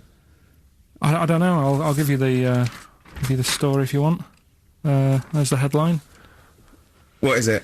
What's the headline, Steve? I don't want to see it, but... The headline, this is once again from supposedly reputable news organisation Ananova, homeless monkey arrested in Russia.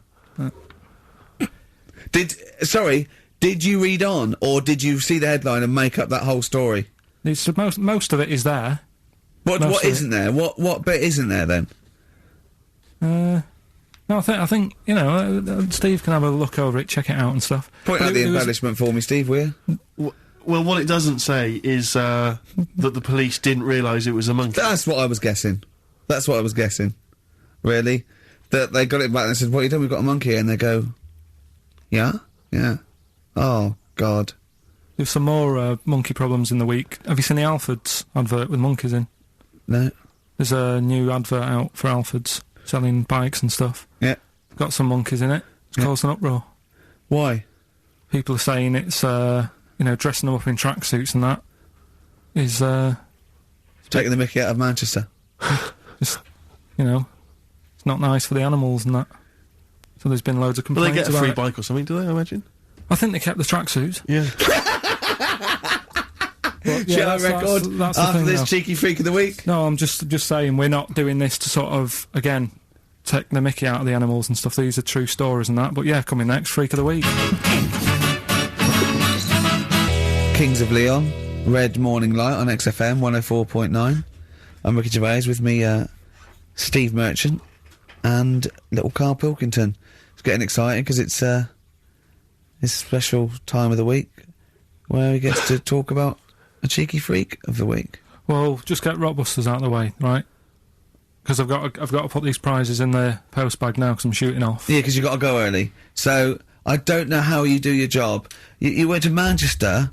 You went to Madeira. You had a day off because your trousers were wet and you had a cold. And now you're shooting down to Cornwall. You're leaving early.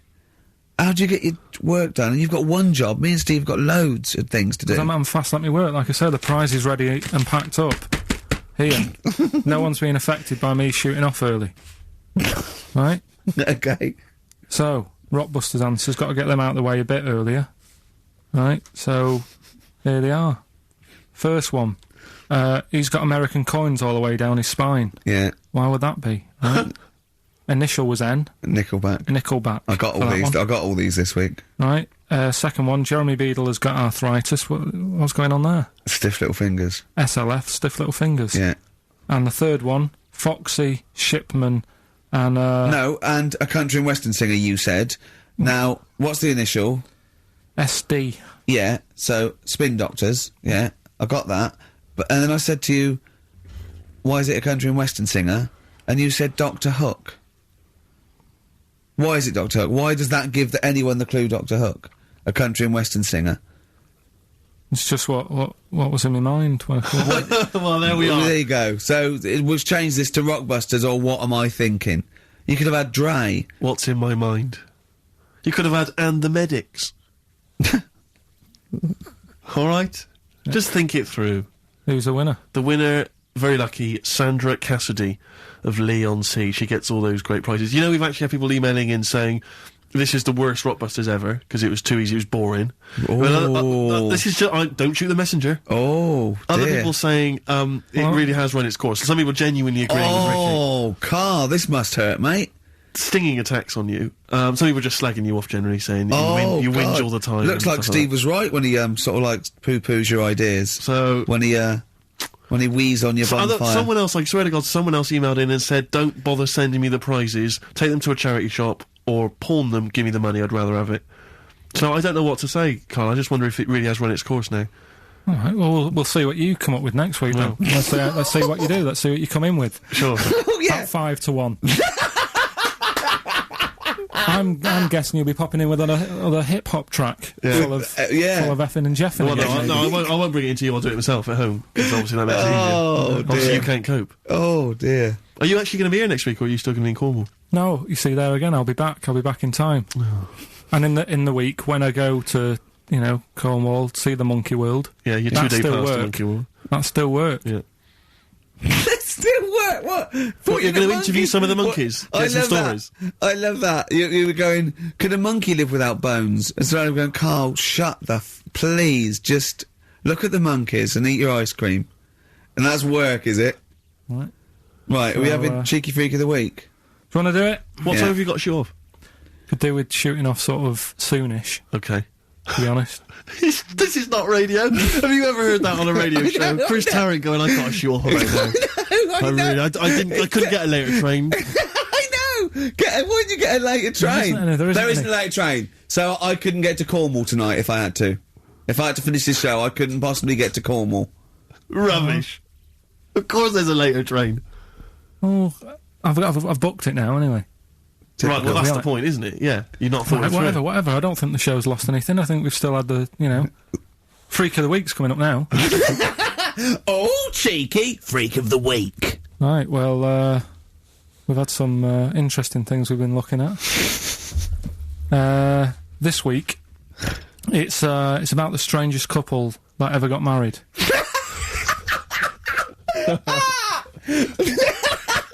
And we've had 2 sets of chimps, so it's stranger than that. Oh, it's not Dale Winton and Nell McAndrew, is It's it? not your parents, is it?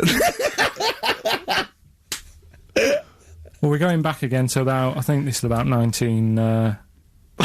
Something like that. 1940. Yeah, whatever. Yeah, whatever. Yeah. Strangest couple, a fella, right? He had skin of a lizard. He had the skin of a lizard, okay. And the woman who he Which he married... used as a condom. The woman who he married, airiest woman ever. Right. And that was their act. They used to tour the world, and they'd say, it's like, couple who've met, they're having a great life. Let's get them out on stage, here they are. And they'd What do you mean out. he had a skin of a lizard, first of all? That's what it said. He had some sort of some illness. So he was called Lizard Man, and you like that because it was good description. I thought that's good. I'm here, hello, we've booked a table for 2. Who are you meeting? I'm meeting Lizard Man. Oh, he's over there. Yeah. You know he is, right? Yeah. I'm meeting the hairiest woman in the world. She's over there. Yeah. Yeah. So what did they do for their act?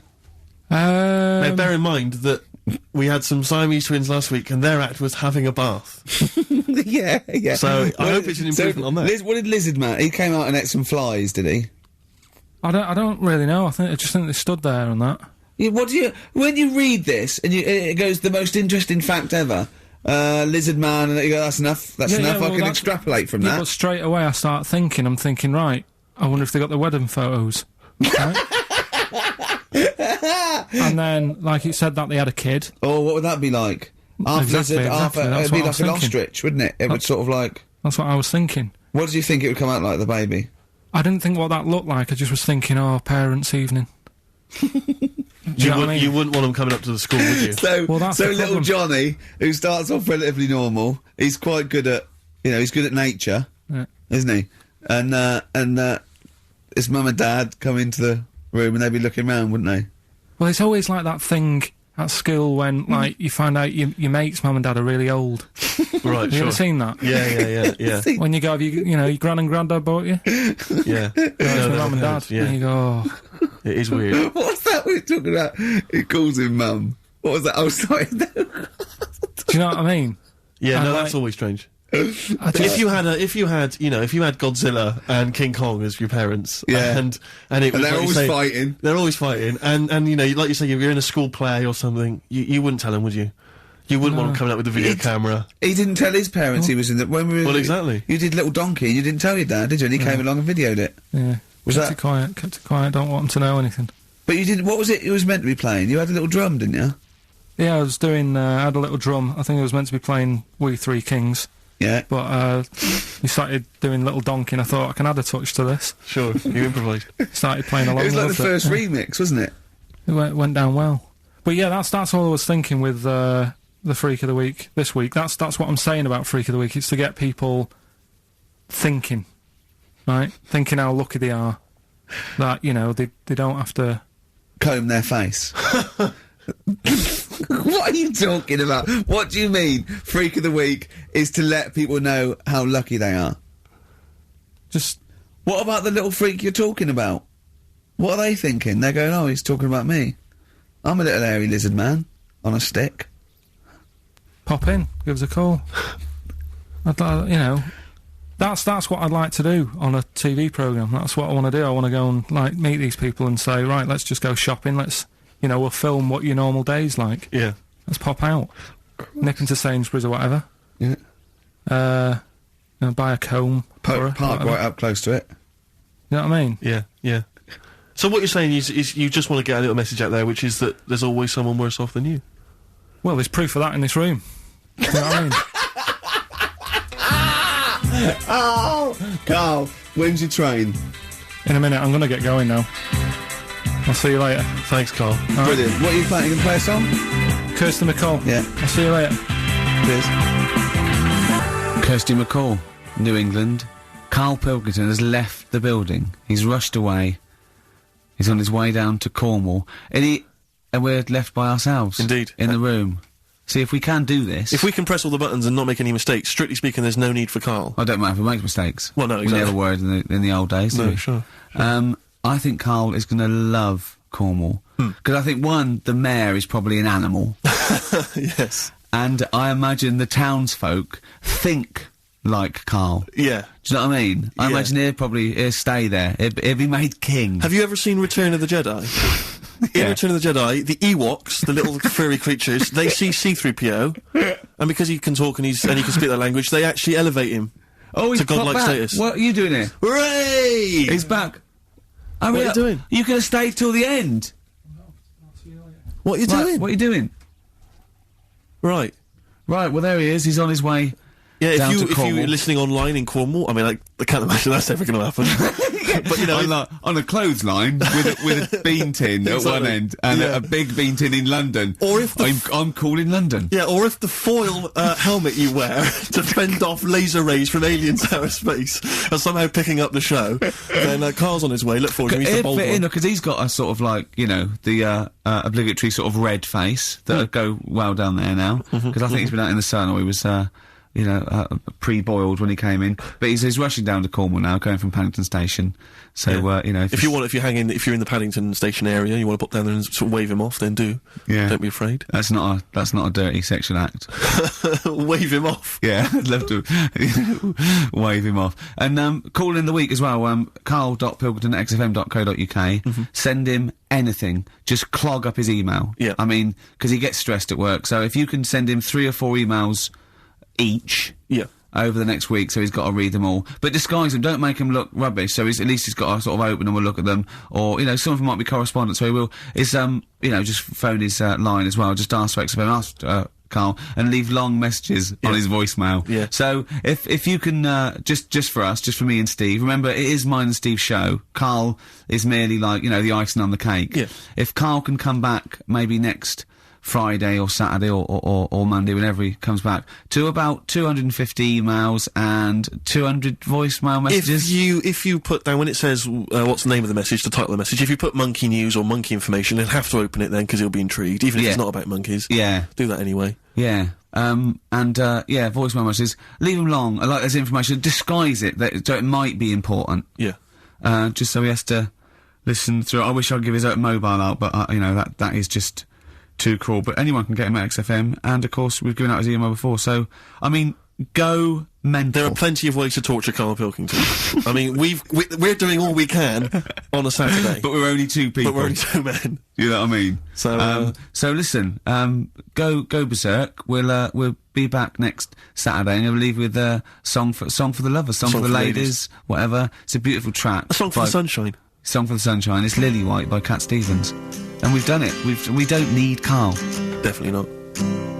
See you next week, Rick. Bye. Oh, proper rock band. Best band since Thin Lizzy. The Darkness. Well, big words. Growing on me. XFM 104.9. A bit rash, I think. R. Gervais, S. Merchant, K. Pilkington. With a little bit of I know for a fact, that Steve is getting a little bit sick of Karl's attitude. Oh, his attitude's appalling. I quite like it though, because it's straight away friction, and he's sort of like, you know. To be fair, I genuinely don't think I'm the culprit in this. I think I come in and I just ask him a simple request, and immediately on my back. Whinging, moaning, whining. I mean, I don't know if there's any evidence. Well, it's funny you say that actually, because in a survey, it came up this week. It's quite extensive. Mancunians take more sick days than anyone else. Mancunians take more sick days than workers in any other city in Britain and Ireland, according to Manchester-based employment firm. Survey by Peninsula found employees in Manchester take 11 sick days per year, whereas closest rivals Edinburgh and Dublin take an average of 9. Liverpool, Newcastle, Birmingham, Cardiff only 8. Is Reading mentioned there, or no? Bristol? It's not even in there. They don't take days off. London is only 7. So the point is, I mean, I don't think you can take anything from it, but if you're an employer and you had a Mancunian and a Liverpudlian and they were equal on everything else, but you really couldn't afford them to be away, Liverpudlian's going to probably be away for 8 days. Sure. The Manc's going to be away for 11, phoning in sick. And so what can you? I mean, just analysing the data there. What would you extrapolate from that? I really don't know. I mean, call in if you've got any clues, or email us in if you've got any. I don't know why I think maybe. I don't know, Mancunians... I mean, I don't really know many people from Manchester. Well, I only know one, but I know he was off sick because he put on wet trousers and he got a cold, I think. Yeah, well, he just said he was... didn't come in for... Yeah. He left early as well once. Yeah. But I don't know. I mean, that's the survey, I don't know. I mean, it's evidence because it's statistics, so... There you go. It's guaranteed evidence that's proof. Any thoughts on that, Ricky.Gervais? At xfm.co.uk. I mean, oddly enough, you're from Manchester, Karl. I am, yeah. What are your thoughts on that? On what, sorry? No, on the survey. Wasn't really listening. Sure. Well, Mancunians take off more sick days. They call in sick. I mean, presumably spuriously. Yeah. I mean, because they've got the same body. They're biologically the same, so... so they're obviously making up their life. Yeah, some of the days. Maybe just the 3 extra they're making up. Yeah, they're moaning. Probably because we work a lot harder than the others, so we're tired, so you're sick, so you need time off. Probably. Seems unlikely. I mean, the Scousers, to be honest, take them on, let them work in your office. But you know how many computers are going to go missing? Right, that... So offensive. Is offensive. Right. This is a survey that proved. You just made that up. You just carried on the myth that Liverpudlians thieve. Now that's not true. That is not true. Well, it's not. Well, some of them do. There's been no survey that you're more likely to thieve if you're from Liverpool than if you're from Manchester. So that hasn't been proven yet. So all I've got is the evidence from a survey of, I think, 3,500 people.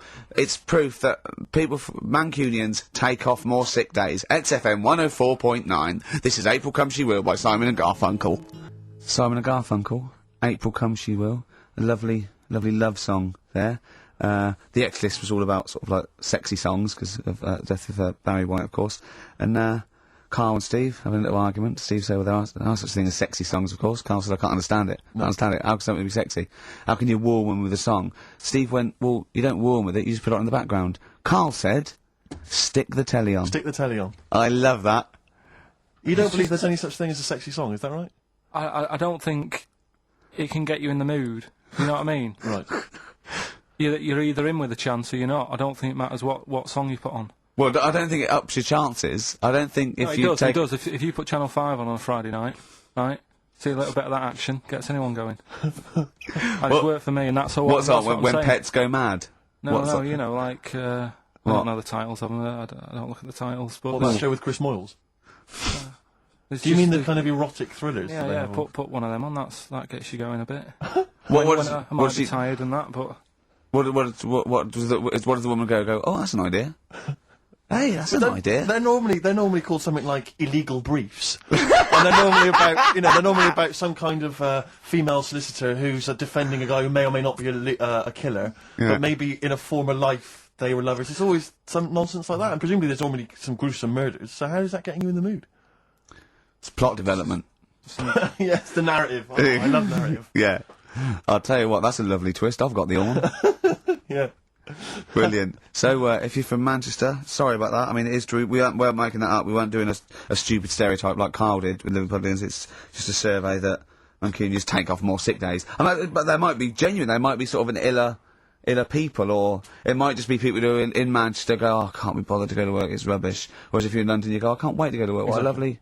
What a lovely place this is. Some great jobs down here. Great jobs down here. Rick, I know you're always looking, just to keep you kept abreast of, new developments in music, what's happening. Yeah. I don't know if you've got any plans this evening, but you might want to pop along to the Hope and Anchor in Islington. Why? Where, playing tonight, Restless Diesel. Please welcome to the stage. Restless Diesel. I mean, we've talked about it before, band names where you just have to imagine you're supporting U2, Wembley Stadium. It can never happen. Please welcome to the stage. And Restless he comes on, Diesel. And after the first song, he goes, thanks, cause great band before us, Restless Diesel. You hear a lot more of them. Exactly. Yeah, it won't happen, will it? Sure, they're a great band. I think. What's the tax on that? £5 in, is it? It's not telling us actually. Yeah, but pop down to the Hope and Anchor. Maybe tell us how Restless Diesel were tonight. Yeah, just call in. Maybe call in on Christian Show Monday. Just tell us how Restless Diesel were. We can make that a regular feature. Now, what's coming up on today's show? Well, listen, we got all the usual favourites. We got and some new ones. We got Monkey News. That's sorted. Carl told me. People are guaranteed Monkey News. He called in. He said, "I've got some Monkey News." Brilliant. He's done that. I had to make sure. Yeah, we got that. We've got some great tunes. I've got a great song from Tupac, some Cat Stevens, some Jimmy Webb, some Thin Lizzy. Can I surprise you with something from Aerosmith? Brilliant. And a little treat from Evan Dando. We're quite rocky today, aren't we? There's a threat that there won't be Rockbusters. Good. That's no threat. But we can Great bring news. back Educating Ricky. Oh. I mean, because it's sort of like seasonal, isn't it, our show? We don't want it's not like Ant and Dec's takeaways on all through the year. Yeah. They go away for a few weeks and we get something else, like Ian Wright's, Friends Like These or something. Exactly. You know what I mean? And so maybe Rockbusters, maybe not. Rockbusters on hiatus, but Educating Ricky always fun. If That's you've not what's heard coming that up. before. And I'll tell you what, Jane's Addiction, just because they rock as well, don't they? Brilliant. XFM 104.9. Excellent, Ricky Gervais. Jane's Addiction, just because on XFM 104.9, broadcasting from London, where people prefer to only be off sick when they actually are ill. Sure. Yeah, I don't think I've ever taken a day off sick. Except when I had that terrible tonsillitis. Is that when you went home, stayed with your mum and dad? Yeah. Why is that a problem? Nurse back to health. No, I'm not saying it's a Nurse problem. back to health. Yeah, I've got a loving family. So sue me. What do you make of Love it! The antagonism and piss taking is just like, oh god, 3 blokes in a pub. If there's people listening, I can't Are there? Karl, what do you make of London? Because you often say you'd much rather be up north. Well, he wouldn't, or he'd go. Well, this is what he constantly says. You've chosen to live here, you've lived here for years, you've got a flat here. No. No. I chose to come here because I was offered a job that was good money. Yeah. I wouldn't have come here if there was no job. So you prefer to be somewhere where there's a good job, so you've chosen to live here. I don't like being here, though. Well, no, but you can leave. To what? Well, exactly! So you've chosen to stay somewhere that's better for you. It's not better for me. Well, it's making me ill. I'm not sleeping. Well, so you say you're ill, I think you call in ill, but I don't think you are. But I mean... Are there any stats to prove that? Well, yeah, because, Sure. of the 11 days that he calls in sick, I reckon probably 7 of them are genuine. I'd love it if I dropped down dead tonight. Honestly, I'd love it. If you drop down dead tonight, you'd have it. And Why then aren't you you go- sleeping? What, you're feeling ill now, are you? That's funny, you weren't feeling ill earlier, but you read that, and you're suddenly ill. I'm run down. Well, you should take a holiday. Oh, yeah, you just had about 8 in the last 6 months. Oh, God! Why are you run down? Why are you run down? Yeah, what have you done? You sit in a little air-conditioned office. I haven't got time to tell you. Let's move on. Let's get on with stuff. What have we got anyway? Because we didn't have a chance to meet up this week. Me and Ricky could have done, but You said you were busy, Steve, Yeah, so I was. that's probably why you don't get run down, but finishing work at about 4 o'clock. No, So, I could have had the meeting, but we gave you a time, and you suddenly decided with very little notice that you couldn't make it. So that make was it the meeting. meetings and that. Oh. So what have we got then? What have we got? It's 1:20. What have we got? We're on till 3. Well, we've been talking, we've been doing well, we've been playing some great rock and roll, we've been playing some lovely songs, we've told them, we've explained a survey, just for employees, be careful. Yeah. We've, put that out there, we put a shout out there, people know I you're... mean, would you say it was probably safest if you are an employer to never employ Mancunians? Well, I Would wouldn't go be that just a far. I general wouldn't go rule that of far thumb? because you see that's only an average. So I imagine some Mancunians, like Londoners, are nice, reliable people. It's probably just a few bad eggs that throw the stats up Sure. a little bit. People that would go, I'm not coming in today. I'll put on some wet trousers. Sure. All right, stay in bed. Yeah. Stay in bed. Yeah. You still got them on? Yeah. Well, pop them off. Yeah. Put them on the radiator and go to bed with a little duvet. That'd be the best thing to do. Yeah. So, all right, Karl. What? What's your attitude? Is it because you're tired? Yeah. Well, why are you tired though? You weren't staying up watching those Channel 5 films again, were you? I'll tell you what. Me and Steve were having a little meeting yesterday over lunch about planning stuff for the show, and Gary Kemp came up to me, started having a little chat about old times, and I went, oh yeah. As he went away, Steve said, right, think of this. He said, Rick, don't take this the wrong way. Remember that sentence, don't take this the wrong way. So there's a right way and a wrong way I could have taken this comment. He nodded to sort of Gary Kemp and went, he's aged better than you. I went, well, how could I take that the wrong way? Yeah, it's not offensive. No. Well, the point is this. He because he didn't know me 20 years ago, so he's actually saying, Rick, don't take this the wrong way. He looks better than you do. Yeah, well, he does. But why say that, Karl? What? Did you really say that? Yeah, although, can I just backtracking for a second? I love the fact you said you bumped into Gary Kemp and you reminisced about old times. What old times did you share with Gary Well, no, Kemp? he came up and said, did we drop the pops together? And I went, no, I did Razzmatazz. I said, oh, we did Razzmatazz. I think he was thinking, had he ever met me before? But he hadn't, because we hadn't. That's what I meant. Yeah. Yeah. And, But if you had to make an objective analysis... I wouldn't. I think that's out of order. Sure. I mean, you're always slagging me off, but apparently you can't well, make a value judgment on something else. No. I wouldn't do Oh, that. dear. Well, because you're morally all over the place. You don't know, you don't know where you're coming or going. Believe it. Yeah. Believe it. Sure. You should hear what I say about you behind your back. So, would you say you're better looking now than you were? Or Then I'm what? would you say you're better looking now than you were? Than I was when? Well, have you aged well? Yes. You've aged well. Yeah, I've kept my looks. bit of Dando. Bit Evan Dando, this would be lovely, yeah. Radiohead. Go to sleep. That's good, isn't it? On XFM 104.9. Brilliant. No, I've Great DJing there. Well, I haven't good, heard it before. Good, isn't it? Yeah. No, it was good. It was very good. It was very good. I was just watching cable TV. I do a lot of that, and there's an advert I've noticed. It reminded me of the sort of adverts you used to see when I was a kid. It's one of those attempts to kind of educate young people, but doing it in youth. yeah. It's on MTV, but it's one of those things where it's clearly been made by people who are in their mid-40s. who have never been cool. Who have never been cool. Yeah. Who've been working really hard to get into TV all their lives, and now are trying to appeal to, funky and possibly wayward young people. Yeah. And it's kind of... Nerdy wells. Yeah, exactly. And it's a kind of stunning model, and two of her stunning model friends. But they're just a couple of average girls, Sure. going about their business. And, it says something like, and it's all shot very funkily, like a kind of, lock, stock and two smoking barrels kind of thing. And it's a girl, and she's just grooving along with her friends. And it's kind of like, the captions are things like, Isabella's 17. She's cool, she's quite funky, she's got these great friends. And they're sort of hanging out and laughing. And she just pops into a tattoo parlour. Sure. Why not? Her friends are like, what are you doing? But she just goes in, she has a tattoo done, and it sort of says, she's wild, she's crazy. She lives life as she sees it. She takes every day as it comes. She's not tied down or anything. She doesn't smoke cigarettes. Yeah. So it just says, don't smoke cigarettes. If you think she's if cool... you think all this is cool, then you probably won't want to smoke cigarettes. Exactly. If you want to be cool, Yeah, then like don't. Isabella or whatever her Except name the is. thing with that is that people watching that, the youth watching that will go, well, Bill at my school, he smokes and he's cool. Exactly. Yeah. Well, this is the problem with it. Yeah. It's not that the impulse is wrong. The message is fine. It's just this thing. I can't imagine those things ever working with young people, No. with youths. It's like when you know, what was it? What it will do is that you'll get a lot of 13 and 14-year-olds sneaking out and getting a tattoo. Exactly. So the parents will be going, I'd rather she smoked. Exactly. She might give that up Yeah, I know, sometime. That's for life. She's got a spider's web on her face now for the rest of her life. Yeah, exactly. Yeah. But it's like you remember that thing when they tried to get young people to vote. Do you remember that? Was it Rock the Vote? Was it called Rock the Vote? Was it people like Billy Bragg and people kind of? Yeah. I don't know who that appeals to. I don't know. You know, some youth is kind of smashing up a bus shelter, throwing bricks at old people. goes, and "Oh, then, wait a Billy- minute, Billy- what's that, Billy Bragg? Billy Bragg, yeah. I just can't. I don't believe it ever. I think it was Mick Hucknall was another one. What's that, Mick? Oh dear. Well, I remember the ones where you just if you were going to go off with a stranger, your cat went, well, don't. Yeah. Ask mummy first. Yeah. And I remember I was trying to jump in cars left, right, and centre, but my cat, Exactly. when I was like 5 or 6, would go. And I go, good point. Yeah. You're right. He could be a nutter. But I seem to remember the Charlie's. The Charlie Says. It was Charlie Says, wasn't it? Yeah. Charlie Says. Charlie Says. I always find them really unnerving. He lived in that really eerie kind of world where you never really saw cartoon. anyone. Yeah, but it was very kind of. It was very eerie. It wasn't very kind of comforting. No, world. they hadn't spent a lot of money on the cartoon, had they? No. But it was. I always got the sense with him that he was probably really quite lonely.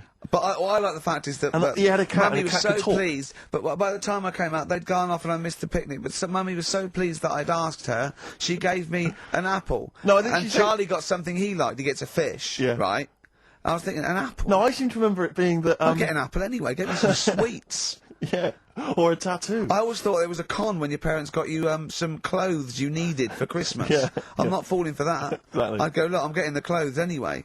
I want battling tops. But the Charlie Says, I seem to remember when they asked him to go off for the picnic. By the Yeah. time he'd asked Mum because she was on the phone, Yeah. I don't know who she was chatting to in the middle of the day. Yeah. The kids had gone. One and, of her, and I seem to one remember of her clients. Exactly. I seem to remember that he said, "Don't worry, it was fine because Mum took him and Charlie on a picnic." Not as good. Who'd rather go with your mates, Yeah. or with your mum Or on a mum and your picnic? cat. And your cat. Yeah. I mean, Yeah. I don't think they were friends. Mum, this Scotch egg stinks of fish. Well, I had to bring it for Charlie. Don't bring raw fish in the picnic basket. But I think they weren't friends with us. They were just local kids who go, let's go and ask that weirdo with the cat if he wants to come down the park. Let's go and ask the weirdo who thinks the cat can He can talk, talk, yeah. and then run away when he goes to ask his mum. When he goes off to ask his mum, they're just going, Yeah, yeah. ask your mum, ask your mum. Yeah. Hello, hiya. Alright, we're the local lads, the cool local lads. We smoke, we got tattoos. Do you want to come and play with some puppies in the disused mine? Ask your mum first. Quick run. Exactly. Look, he's talking to the cat. Look, he's talking to the cat. They were just round the corner spying on him. They were just laughing. There was no picnic. Did you ever go on a picnic, Karl? Was there places to go in Manchester, or was it like Quarryland mostly? The problem with those adverts, like when I was growing up, they'd sort of give you ideas, because remember the Charlie's one, right? And we were on holiday, right? And I met these two lads who are knocking about with like mates and that. And that advert came on, and we thought it'd be a good idea to wind his mum up, because this advert had just been on saying, you know, kids are going missing in Wales, right? Yeah. So we said, oh, this will be a good laugh. We put the kid in the wardrobe. His mum came back from shopping. We said, oh, he's gone missing. We haven't seen him for hours. That's terrifying. I know. That's How an old were you? appalling How thing old to were do. you? About 13. And what was his mum? She must have been. She She was, yeah, she was going mad, and that's when we thought, oh God, we've gone. Will we say anything? Will we pretend we don't know where he is? Open the wardrobe, Yeah. he'd suffocated. Yeah. That's Yeah. horrible, Carl. I know, but Such a it's just cruel what you thing. do, isn't it? It's just what you do. Well, no, you do. What do you mean? It's just Well, what you do. But what was it? Was he in the wardrobe? Was he listening to this? Why didn't he go, Mum, it's all right, when he heard her crying? No, she wasn't crying. She was just panicking and like screaming a little bit and that. Screaming a little bit. Okay, we'll tell her when the screaming starts. Exactly. Yeah. And then what's the other thing? Like on the same, like you know, all this was going on when I was growing up, and one time we're on holiday, and my mum said, right, if you're going on the beach, it's a big beach, but you know, if you're going to go out and play there, I need to know where you are. So what part where of the these beach you're going bells? to. Where this cowbell round your neck. She gave me a balloon. Good Give you a idea. balloon. A balloon, and it just, you know, sort of attached to my arm, so wherever I was playing in the sea and that, you can see the balloon and that. Brilliant. But then the problem was, everyone else thought that's a good idea, Cool. and it was just like loads of kids with balloons and that, Oh, I've ruined it. so that didn't work. Yeah. I had to bin that idea. Weren't you in a car park once? Oh no! It was New Year, and we were all gathering up. You know, like in Trafalgar Square at New Year, everyone gathers and they have a big kind of party and stuff. Well, in Bristol, they do something very similar on a smaller scale. And I was there one New Year, I was with my friends, and for some reason I picked up a balloon during the evening. You know, I don't know where I got it from, but I was holding this balloon. And these girls came up to me and I thought, yeah, nice, you know, maybe a little New Year kiss. They came up, they said, hey, are you going to be here for a while? And I said, well, yeah, I probably will. They said, it's just that we've arranged to meet back at you at midnight. What do you mean? Because I was so tall and had a balloon, I was towering above everyone else. I said, what? They said, we're going to meet back at you at midnight. They said, don't worry, you can go about your business, because we can see you wherever you are. This is where Nelson's column is. No. No, this is in Bristol. Oh, right, okay, yeah. And so I'm sort of wandering around, and then at midnight, these two girls turn up again, and some of these lads come and meet them, and they're sort of laughing and joking. I'm thinking, they're probably going to invite me back to a party. I watched them get in a cab. They went off. They had a wild night. But then I did have a balloon, so it was a great New Year for me. I did have a balloon. Oh, should we have a little bit of two-pack? Yeah, if you want. Yeah. There's a great lyric in this. It's picture me rolling, right? But at the end, he's saying about look at me now. I'm drinking Remy and I'm in a Rolls Royce. And he goes, oh yeah, I forgot the DA. Can she see me from here? Can you see me, ho? And I think this is like District Attorney turning on the radio and Tupac going around going, can that ho see me? She's going, yeah, yeah, I can see you. Yeah, it's brilliant. Tupac. I'll tell you what, we should get rolling. Rockbusters. No. All right. No. Well, he has done it. He just said that he was worried about it because we said it's the last one. What do you think, Karl? I just don't think. I mean, can I just say now, Karl? Seriously, I'm only responding to what we're getting on the email, which is people do not want Rockbusters. They really. There's one guy here who is. He says it's James Pooley. He says he's preempted Karl by giving my answers to this week's quiz. I don't know what the clue would be, but his answer is no Van Ear, Nirvana. Yeah, good. No Van Ear. Yeah, that'll be sounds like one. Number 2, he's just guessed. I don't know again what the clue would be, but the answer is Kid Creosote. Yeah, that's good. That that's would a be typical perfectly Rockbuster. That is brilliant. That's a better game. And the last one is Harry Seacombe. Yeah. Yeah, that'd be good. So I mean, maybe we should reverse it so people and we have to come up with the clue for them. And we win the prizes. Yeah. Have you got prizes ready as well? It's all there, but oh, I feel sorry for him now. Read what the prizes would have been.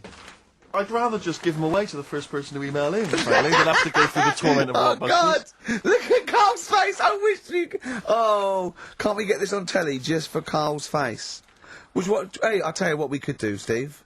You know, like Smiley Miley and that used to take the Radio 1 Roadshow out. Oh man, that would be amazing. Come on, should we take it out? Hello, Bournemouth. Yeah, how many miles have I done? Don't care. No, Exactly. Should we do this? How many miles have we done? Well, XFM's down the road. Yeah. 1. Yeah.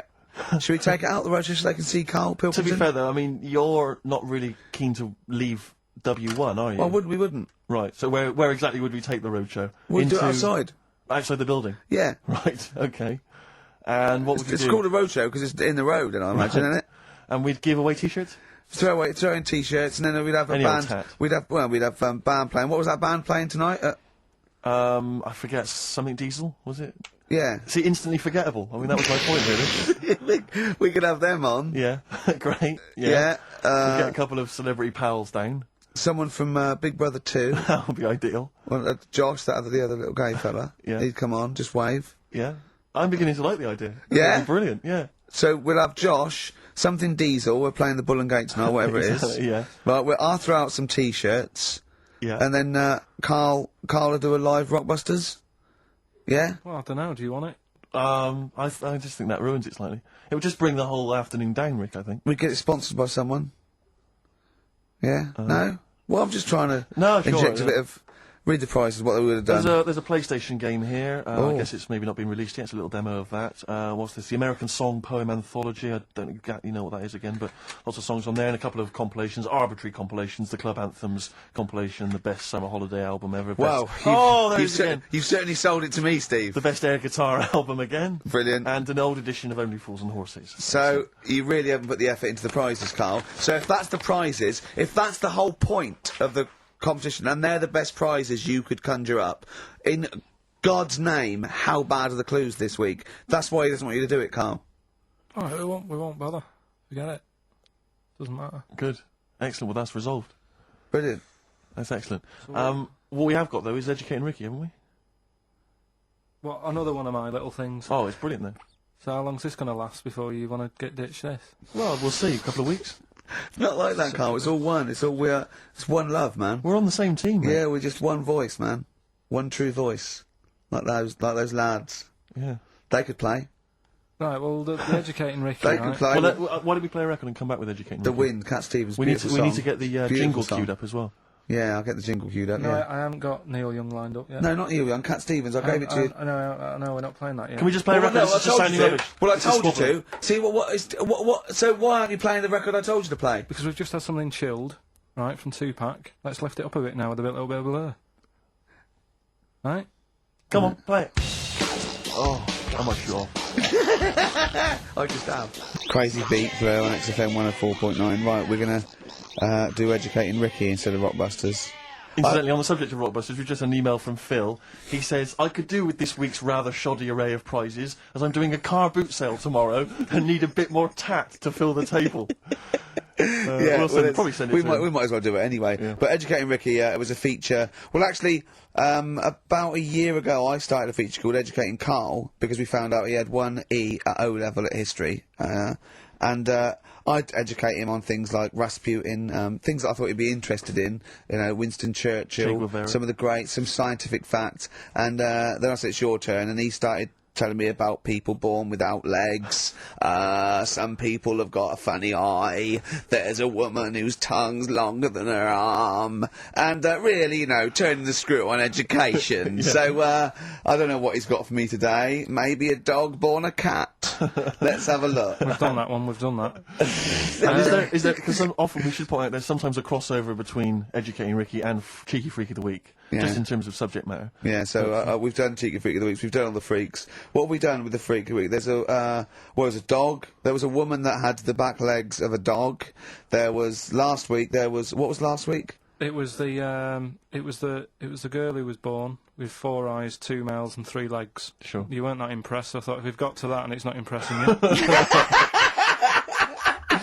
let's we are a spin that, tough let's audience, spin it, I let's admit. spin it. Let's move on. Is there Yeah. a jingle for Educating Ricky? Educating Ricky. Oh God. Oh, you've told me Educating Ricky. Very similar to some of the other jingles I've done. Well, they're made by the same people. Yeah, yeah. Right, Okay, what have you got, it's just, I mean, Educating Ricky is just stuff that I learn in the week, and I think that's interesting. I keep it up here, and then I share it with you, right? And some interesting stuff. One of them, right? Mount Everest. Go on. I need more. Right. Well, there's a problem Yeah. because people are leaving rubbish up there and that. And like people, whoever owns it is saying, "Oh, That's it. is saying, forget this. They're leaving a mess and all that." But do you know why it's called Mount Sorry, Everest? what was that? That's one, is it? That's one. There's rubbish on Mount Everest. No, How many people go up there? Are we that's talking right. about people dumping old tellies and washing machines? Who's fed up? The Yeti? What are you talking about? No, I mean that isn't what I'm educating you. I'm just telling. This is part of the story. I'm just telling you Just a bit of context for you. that they're leaving loads of rubbish up there. Well, they're not leaving loads of rubbish up there, are they? No, they are. They're apparently Not it's like the right prams and washing machines and seagulls flying everywhere. I don't know. I Anyway, don't know. But anyway, do you know why it's called that? You know why it's called Mount Everest? why it's called Mount I Everest? know the mount bit. It's because it's a large mount, and if you climb it, by the time you get to the top, you need to have a rest.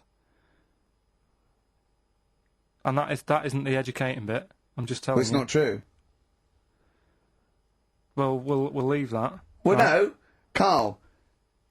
In the name of everything holy, do you think that anyone named it because you have to have a rest when you've climbed it? Well, we'll see. We'll see what people say on email. But Well, that- it's definitely not. But anyway, That- that's one thing that I kind of thought that's interesting. I'll remember that. I'll teach Ricky that, so you've learnt that. Right, now, are you familiar with this thing that they can do if you're dead, right? No, not if you're dead. It's like if you're ill and you know you're going to die, right? I don't know what this is anymore. Extraordinary. Have a rest. Extraordinary. Himalayas. Himalaya. What? Listen, this is an interesting fact. Come on. If you're ill but you know you're going to die, Yeah, you can have this thing done in Detroit where you get put in a fridge, right? and if they work out, what's wrong with you in 20 years' time, you go, right, that fella is in the fridge. He had that. We can sort it. Let's get him out, and they sort you out. Yeah. Is this the first time you've come across this idea? Yeah, I read it the other day. I didn't know You've about never it. heard of this before? It's called It's cryogenically cryogenics. preserved. It's good, isn't it? They put you at sort of like sub-zero temperatures, so stop all cellular activity. So do you stop aging at that point? Yeah, it's suspended animation. So, well, what's the law on it, right? Because say if I had something, right, Yeah, and I said, oh, put me in a fridge, and when you've got the cure and that, wheel me out and sort me out. Say if they did that, yeah, and it was like 40 years, yeah. and in 40 years' time they get a cure for me. Yeah. Would I have to stay with Suzanne? Because she'd be 70. Do you mean what are the rules? Should you be allowed to date a younger woman? Well, it's not fair, is it? It's like good news, we sorted you out, but I don't think she'd mind. I reckon she'd have the best 40 years of her life. Yeah. And plus, they're never going to find a cure for what ails you. That is genius. That is brilliant. You come out, you're cured, and you go, oh no. I love the fact that's what he'd be lying there. If you could think while he was in that state, you'd be thinking, oh god. She's losing her looks. Yeah. Just, oh dear. But everything else as well, like my job wouldn't be here. No. No. Although the figures would have gone up a little bit. Flat's probably gone or knocked down or whatever. Sure. Yeah. Most of my family would be dead. Yep. So what's the point? What? How do you know about it? Who's done it? Well, famously Walt Disney, apparently. I mean, Walt Disney actually did die, but had his body preserved so that should they one day be able to bring back people from the dead, they need Walt Disney. they'd think, hang on, who do we have? But with him, nothing is going to change because when he comes out, Mickey Mouse will still look the same. Sure. And plug and all that. Play a record! I don't know where your mind is! Play a record! It's brilliant, you just say words! It's the upper rest! In the club on XFM 104.9. So, Karl's a little bit fed up today. Actually whinging. I mean, properly whinging. Fed up. Reckons he's tired. Reckons he's overworked here.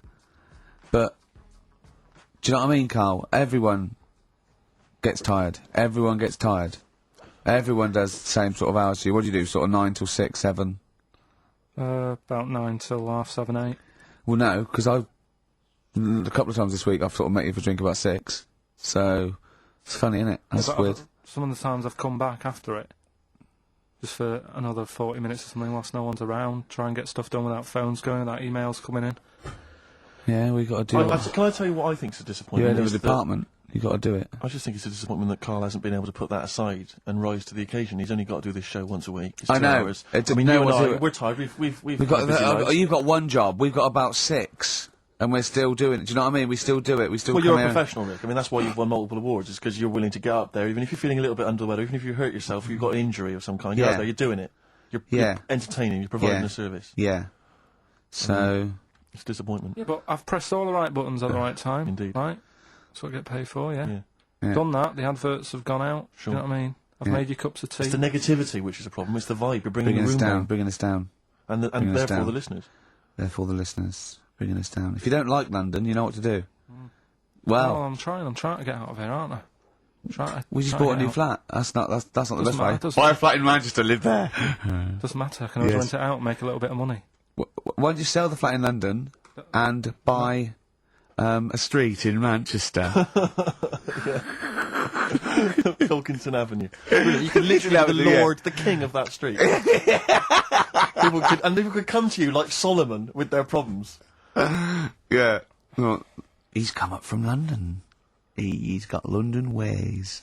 Now, interestingly, have you heard? Do you remember the famous King Solomon story that there are 2 women both arguing over whose baby it is, and they present this to them. They say, "This is my baby." And the other one goes, "No, this is my baby." So he knows one of them's lying, but he doesn't know which one. And so And so what does he do? How does King Solomon solve that? How does he figure out whose baby is his? First, And what would you they're do? both white fellas, yeah? Both what? White fellas. There's women, 2 women. Right, it's two white women. To be probably, they probably weren't, completely white.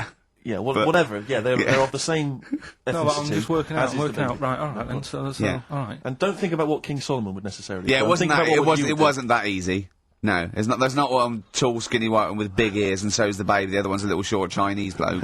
It's 2 women for a start. Yeah. 2 women. Okay. The baby to look at could be either. He doesn't know which, but he knows one of them's lying, obviously. And is the one lying saying it's hers or saying it's not hers? Right. Okay. This isn't worth it, Steve. I'm going to tell you what he said, and you tell me if you think it was good or not. He says, "Then what we do is, as king, he said, what we do is, I'll take a sword, I'll cut the baby into 2, and you can have half each." And one of the women says, "No, don't do that." And one of them says, "Yeah, that's fair." Right. Do you see? So which one was it? Sorry? Who's- Well, no, my guess is the one that didn't want it done probably was the mother of the child. The one that didn't mind having the baby cut in half probably wasn't a mother of the child. Why don't you think, you bald little mank twat? Play a record. Well, I'm just, alright. Although it's not a very good solution. No, that doesn't Because I happen think in the the woman who was lying could have come up with something better than cut it in half.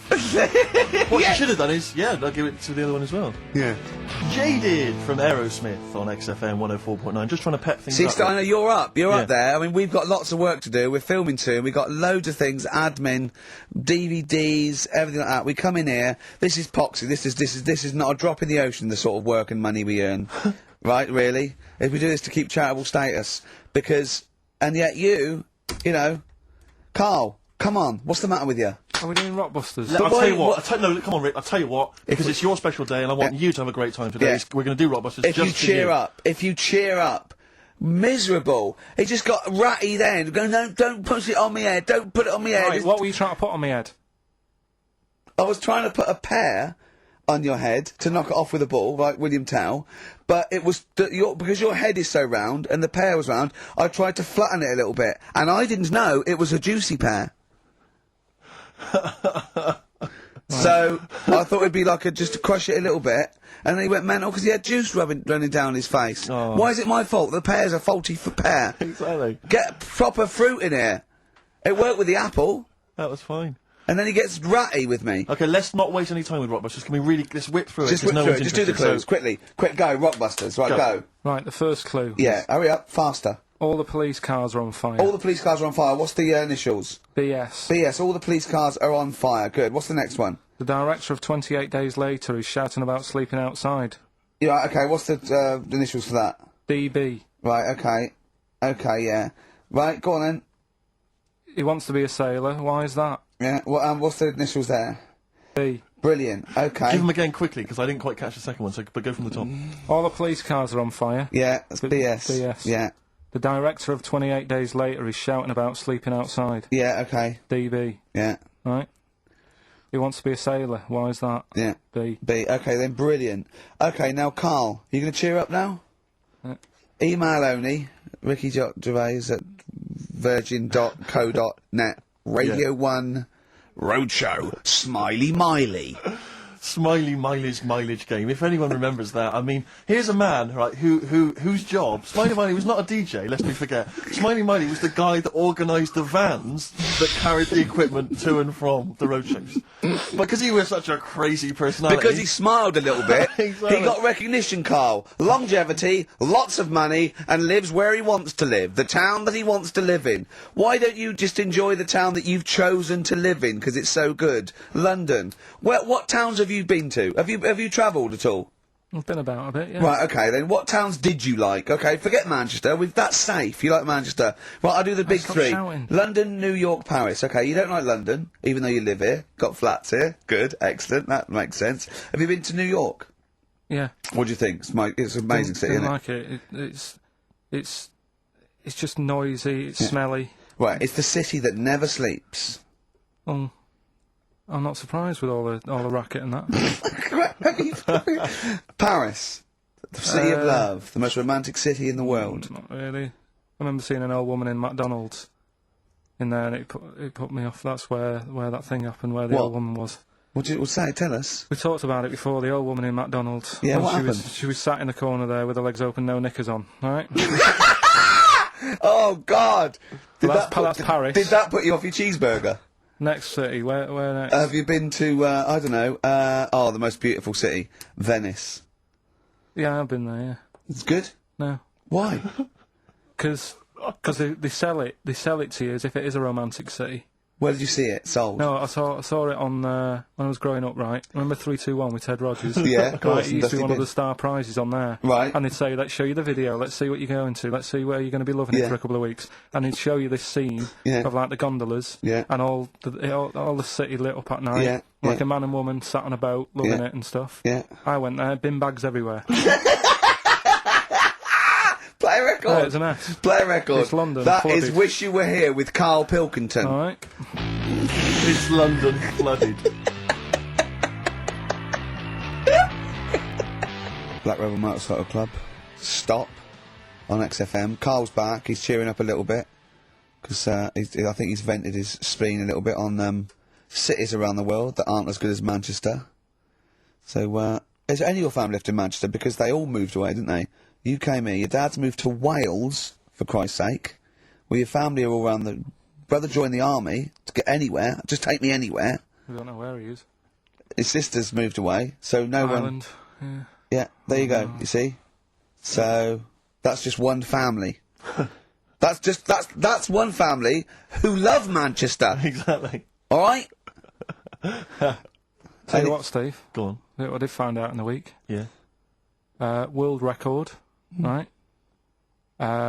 Person with the longest trump, With the longest what? wind, fart, Right. right?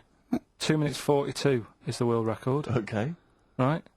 Well, I'm immediately thinking about a relative of yours who I'm sure did longer than Who that. still lives in Manchester. Auntie Nora. Now, Auntie Nora did it for how long? 5 Reportedly, minutes, wasn't it? start fight for 5 minutes. But, unfortunately, she was the only person in the room. Whereas I think, which one's alive, Ross or Norris McWhirter? I don't know, actually. He has to be there. Yeah, I think he actually has to He'd be have present. to be there. Would you Just- want to be there? Well, he'd have sort of equipment, looking at his watch, going, finish? He goes, yeah. He goes, well, that was 4 Did minutes, she 59 go from like a seconds. size 10 to a size 6? Just, Did she show some old dresses? like, So- like a hovercraft. Exactly. In a big dress. Yeah, Just yeah. slightly off. Yeah. So, it has to be invigilated. But again, you know, how was the Guinness Book of World Records one invigilated? I mean, who was supervising that? Who was He monitoring said, that? I can fart for 2 minutes. They went, well, we've got to see this. Went round. And, he just probably let it rip. It's probably circular breathing. He's probably sort of sucking in air and swallowing it as he's going. And it's a continuous one, isn't it? It's not like... Yeah. I mean, it said, you know, that's how Nora's happened, me Auntie Nora. She had a little bit of wind, it went on for like 2.5 minutes. Sure. That's when she called me ma'am. As it was still going on. And said, there's something not right here. I'm And, leaking. She said, oh, can you send your dad round? You know, my dad. Yeah. Saying to me mum. With a cork. And, With a lighter. I think this would be the best one I want ever. to show the kids something. he said, I'll be there in a bit, get the windows open. But what it was down to, because I was talking to Is my she mum the and one dad with the about it. split tennis ball? Yeah. Can we I was not talk about that again? I was talking to my mum and dad about it, saying, you know, why do you think it happened and that? And it's because she never chucks food away, right? And she'll sort of mash it all up. And she's got all these ice cream tubs in the fridge that are just full Cabbage of, like, water. old, mashed up food. Really? And she prepares everything. Right? She doesn't work, she's retired now, she's got nothing to do all day, but everything's got to be ready Still for calls her. in sick. Do you know what I mean? Everything's got to be done. Even though, if you're going round to her house and you're going there for tea, it's like, what time are you coming? And it's like, well, I don't know, maybe 5, maybe 6. Yeah, Well, you're no, late. I need Because to you're know, late when I you need have to to meet know. us at 5 or 6. Do you know what I mean? That's But what... so, when you say she mashes up food, she literally takes the remnants of a dinner, could be sort of some... Anything. And just smashes it all up into a... Yeah. And then what does she do with it? Put it in the fridge, and she's got in the fridge, it's like January, February, March, she's got all these ice cream boxes that are just full of... But she doesn't... She reheats it and eats it. Oh, doesn't then she, I puts it in thought a she was pan. just keeping it as a No, no, no, souvenir no. of each meal she'd had. No, put it in a pan, warm it up. Oh, that's And that's for what it intense. is, it's just... A lot of vegetation, is it? Yeah. Why does it only happen once, or does she save it up once a year, just let it go? I don't know. Well, she is mad, Yeah, she sounds potty. She doesn't answer the phone anymore in case there's a burglar. Checking if she's in. It's like, well, answer it and then they'll know you are in and they won't come round. Yeah. Mental. Well, Mental. they can't be sure then, can they? What do you mean? Well, if there's no, well, okay, well, maybe it's someone just, they are in, but they're hiding, whereas if Auntie Nora goes, it's Auntie Nora, we can she'll be farting. We can sneak in when she does a loud one. Because we'll be aware to tell you, what's stopping it? It's got a valance round it, it's got caught on the cat. So, have we got a recap on Rockbusters? No, just has anyone got the right answers? Has anyone got the right answers? Let me just check here. Here's one from someone who just says, he's given an answer, answer to number 1, I, number 2, don't, number 3, care. Right, okay, is he close? Has anyone got 3 answers? I can't find one with 3 answers. So, again, you've done something wrong, Karl. No, no. This isn't radio, play a record. There you go, someone's got it. Give it to them. Fine, okay, give us the clues again, we'll give the answers straight away. Yeah. No fanning around. Yeah, Right. it's really pointless. Number 1, Yeah. all the police cars are on fire. BS. BS. Yeah, what was that? I can think of something. Go on. Blazing Squad. Brilliant. Okay. Right. The director of 28 Days Later is shouting about sleeping outside. Yeah. That's Dan Yell Bedingfield. Right? Danielle We're never- Bedingfield. Right, we'll never let him do this again. I told you I washed my hands of it. I know, but I Why just did you thought... let him? Why do you... Because he was grumpy. But this is what happens. Look what's happened. Danielle Bedingfield. That's what happened.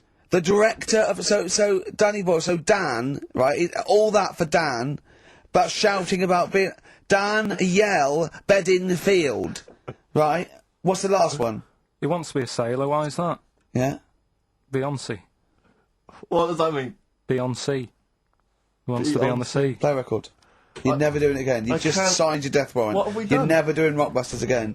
And if Monkey News is back, they would ban that as well. We've And we're unleashed it. serious this time. So Joe in Catford. Stuff off to you. Oh, I can't believe what we've He's done. even doing the shout out. You won. Well done on that. What have we done, Rick? What have we done? There's a little sailor fella. He wants to, join the Navy. Why? Beyonce. Beyonce. Knowles. Is his surname? Yeah. Midshipman Knowles. Now, Karl, we're going to do another edition, I think, of Wish You Were Here, because that really cheered you up, didn't it? Go on. Where else you been? Have you been, you've been around Europe, haven't you? You've been to any hot country? You've been to Greece? Greece. Turkey? Done Turkey, yeah. Yeah. Been to Turkey. Little fellas. Little midgets working in the canteen in the hotel I was in. Okay. Astley and Suzanne as well. Okay. Have you been to Scotland? Once for the Edinburgh Festival. Go on. That's where I looked out in my hotel room, saw a traffic warden putting a ticket on some bin bags Brilliant. because they'd gone into the road. So that's Turkey, Scotland. What about places here? Have you been to the West Country where we? Have you been to my neck of the woods, Bristol? I haven't been around. What else is around there? Bath? Been to Bath. Yeah. Yeah, what do you make of it? Once you've been, probably don't need to go again because it's sort of old and they don't change anything. Okay. Do you know what I mean? That'll be So the once you've Roman been- spa Yeah, he's yeah. talking about. That's right, I think. What about Brighton? Not gay people. Right. Okay. Thank you. Next week on Wish You Were Here, we'll go to some other places where there are gay people. Fascinating. And Brilliant. Another extraordinary insight there. Karl, could we have some monkey news? Well, just before we do monkey news, right? Can I do a little psychological test on you? On me? Yeah, Okay. it's brilliant. This someone emailed it in. Brilliant. Right, little story with a question at the end. Okay. Right, right. This is going to be so annoying. No, it's not. Honestly, it's, Well, it is because you're going to think it's science and it's going to be trite. all right. Well, Go on. right. Little story first. Right, there's this funeral, right, and this girl was at a funeral. Same funeral. Yeah, Right. it was a mother's funeral. Oh yeah. Right. She met this fella who she didn't know, right? But she thought this fella who she met was amazing. She didn't know him, right? But she thought he was brilliant, right? Like a dream fella. Right. And she fell in love with him, right? But never asked for his number, his phone number, right? And she couldn't find him.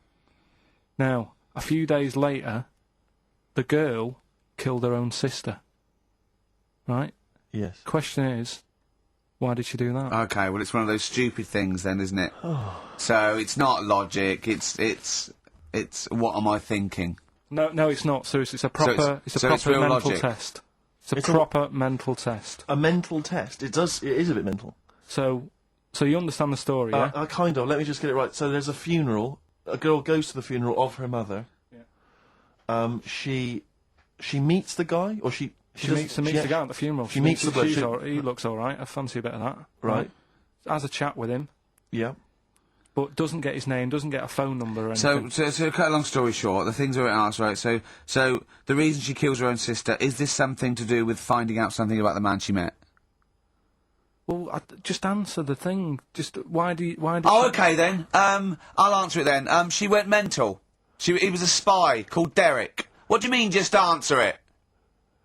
Anyway, I'm testing Steve. Right. Well, she killed her own sister because her sister had stolen some money from her and was sleeping with her husband. Is that it? Well, I don't know, Karl. I don't know. It's an answer. It's an answer. I don't know. What's the answer on the paper? So, Well, come on. come on! Well, the answer is No, an answer is... that she was hoping that the guy would appear at the funeral again. He'd go to the funeral. Right, that's not a proper psychological test. It is, It's one of it those is. stupid little shitty things. It says It's here- like a man goes into a field and dies. Why? His parachute didn't open. That's what I'm thinking. I'm surprised It's- you learn anything. Oh, Honest to God, I love I'm that. surprised you Romeo learn and anything. Juliet. Oh, Juliet's a fish. It said she was hoping that the guy would appear again at the funeral. If you answered this correctly, you think like a psychopath.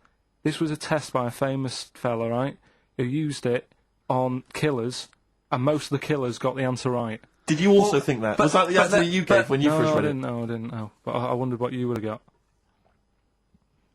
Good. So that's proof that I'm not a yeah, psychopath. but that's the point. But it's a psychological test for looking at something very, very specific. What's up with that? Well, what was the best that could happen? That he'd got it right, so he is a psychopath. What annoys me is you're not happy with that test, but before you wasted 3 minutes trying to balance a pear on my head. What were you getting out of that? Let's play a song and have some monkey yourself today. Joe Jackson. Is she really going out with him on XFM? Right, it's the time that most people, I imagine, have been waiting for. Monkey news. Play the jingle. Okay. Oh, chimpanzee that monkey news. Right. Come on. Come on. Should be ready, Karl. That's we've amazing, done- isn't it? It's like Nicholas Witchell. The bomb. No, that's not the first. Come on! No, it's always difficult, innit, to sort of find something that's good each week, right? Last week, we did the chimp. It is for us, yeah. We had the chimps who were running a health spa, Yeah. right? We've covered the one who nicked a car to go on to Spain Yep. to Wow. sort his future out. All shite. The hairdresser, I think we've done that one, the little monkey hairdresser. This week we're looking at monkeys that they're using. Do you know, like monkeys? They know how like. I've lost the will to live, Steve. Oh, well, I don't want to do it. Right? Well, come on, come on. What are monkeys good at? What are monkeys good at? Yeah. Well, running small businesses, cutting people's hair, and driving cars. Yeah, they love Spain. Oh, and foiling bank robberies. yeah, they're great. Well, something else they're good at, right, is like weighing up the situation.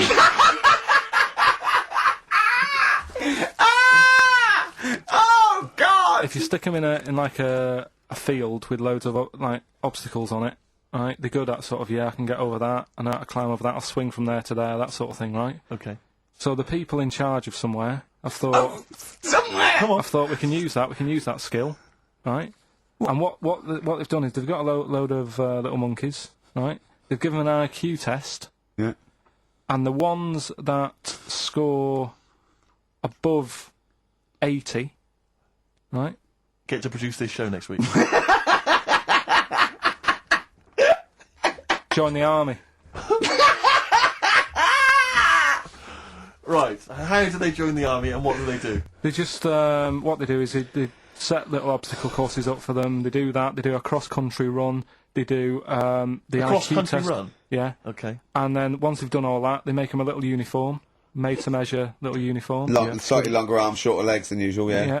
And basically, then they taught how to use a gun and that sort of thing. Yeah, of course they are. You're talking rubbish again. This came through literally, pretty late on. So So you've not had a chance to corroborate all the facts as usual. just have a look. Right. It's the bit I'm looking for is, well, A, why are they doing it? Why are they doing it? Yeah. Why do we need monkeys in the army? And secondly, why are we giving them guns? I'll Yeah. just check to see if any of that I love the information is fact we answered. only let gays in recently. Yeah. Talk amongst yourselves. Yeah. Just have a look. I can't read it. There's too much pressure. But it's rubbish. Just have a. But it's rubbish. They don't get. It's the way that there are things. There are animal cores, right? There are horses. There are dolphins, sea lions. There are lots and lots of animals in the army, but they don't have to pass an obstacle test as such, and they're not taught to fire guns. You've straight away assumed that there's going to be loads of squads of men, and then just one little monkey in the middle. Like, he came second on the test. He's in, boys. What do you think, Steve? You've read it? Well, as ever, Carl, this is an arbitrary email sent by one of our listeners. You know what Ricky and I think of them. and so we're not really basing this on hard evidence. We're basing it on the ramblings of one of our listeners. Rubbish. Once again, lazy, rubbish, uncorroborated, nonsense, the stupid test that you got wrong. Rick, that sounds like monkey news to me. Addiction, just because, on XFM 104.9. I'm Ricky Gervais, with me, Steve Merchant, and Karl Pilkington. We're all here then. Oi, oi. About 1:05. Yeah. Got 2 hours to go. I imagine you've got all kinds of treats lined up, Rick. Well, there's lots of things on the show. Great music. Nirvana, Radiohead, The Darkness, to name but 3. Can I play you something from Led Zeppelin later? Yeah, please do. And maybe some Neil Young. Oh. Now, coming up also on the show, we're continuing a thing we started. We've only got 4 weeks to go before maybe we either give it all together or go away for a couple of months. 4 weeks or 3 weeks now? Is it 3 weeks? I'm not sure. I don't know. I think it's the 16th of August, isn't it? Cannot end soon enough. Wow. Might be that. It'd be a shame to end it forever, but it's all up to Karl. But again, he's in a grumpy mood. We've tried to try and up his attitude, and it's them. It's the listener that counts, Karl, not us. We may be feeling bad, but you, the listener, count. You come first, yeah? Okay, up, yeah? Big 'em up. Big up London. Big up you, the listener. Karl, leave yourself at home for a little while. Yeah? We're going to continue that thing we started last week. We're doing the list of the most hated people in Britain. It's not us, it's the listener. So we'll, keep coming with those suggestions of people you just, obviously, you don't hate them. We don't want a list of mass murderers, dictators and politicians. You can have them, but, mass murderers and politicians, what's the difference? Good point. Good point. Satire. Satire, yeah. No, we're doing some jokes like that as well, aren't we? Satire like that. We're trying to get onto Radio 4. Trying to get on there, yeah. And, if there's any kind of amusing show that perhaps takes a sideways look at the week's news, and they need new people. If there are any Radio 4 producers who have been knocking around for about 12 years with the same old hacks and they're desperately trying to get on telly, they want to give us a call. We're not interested. No.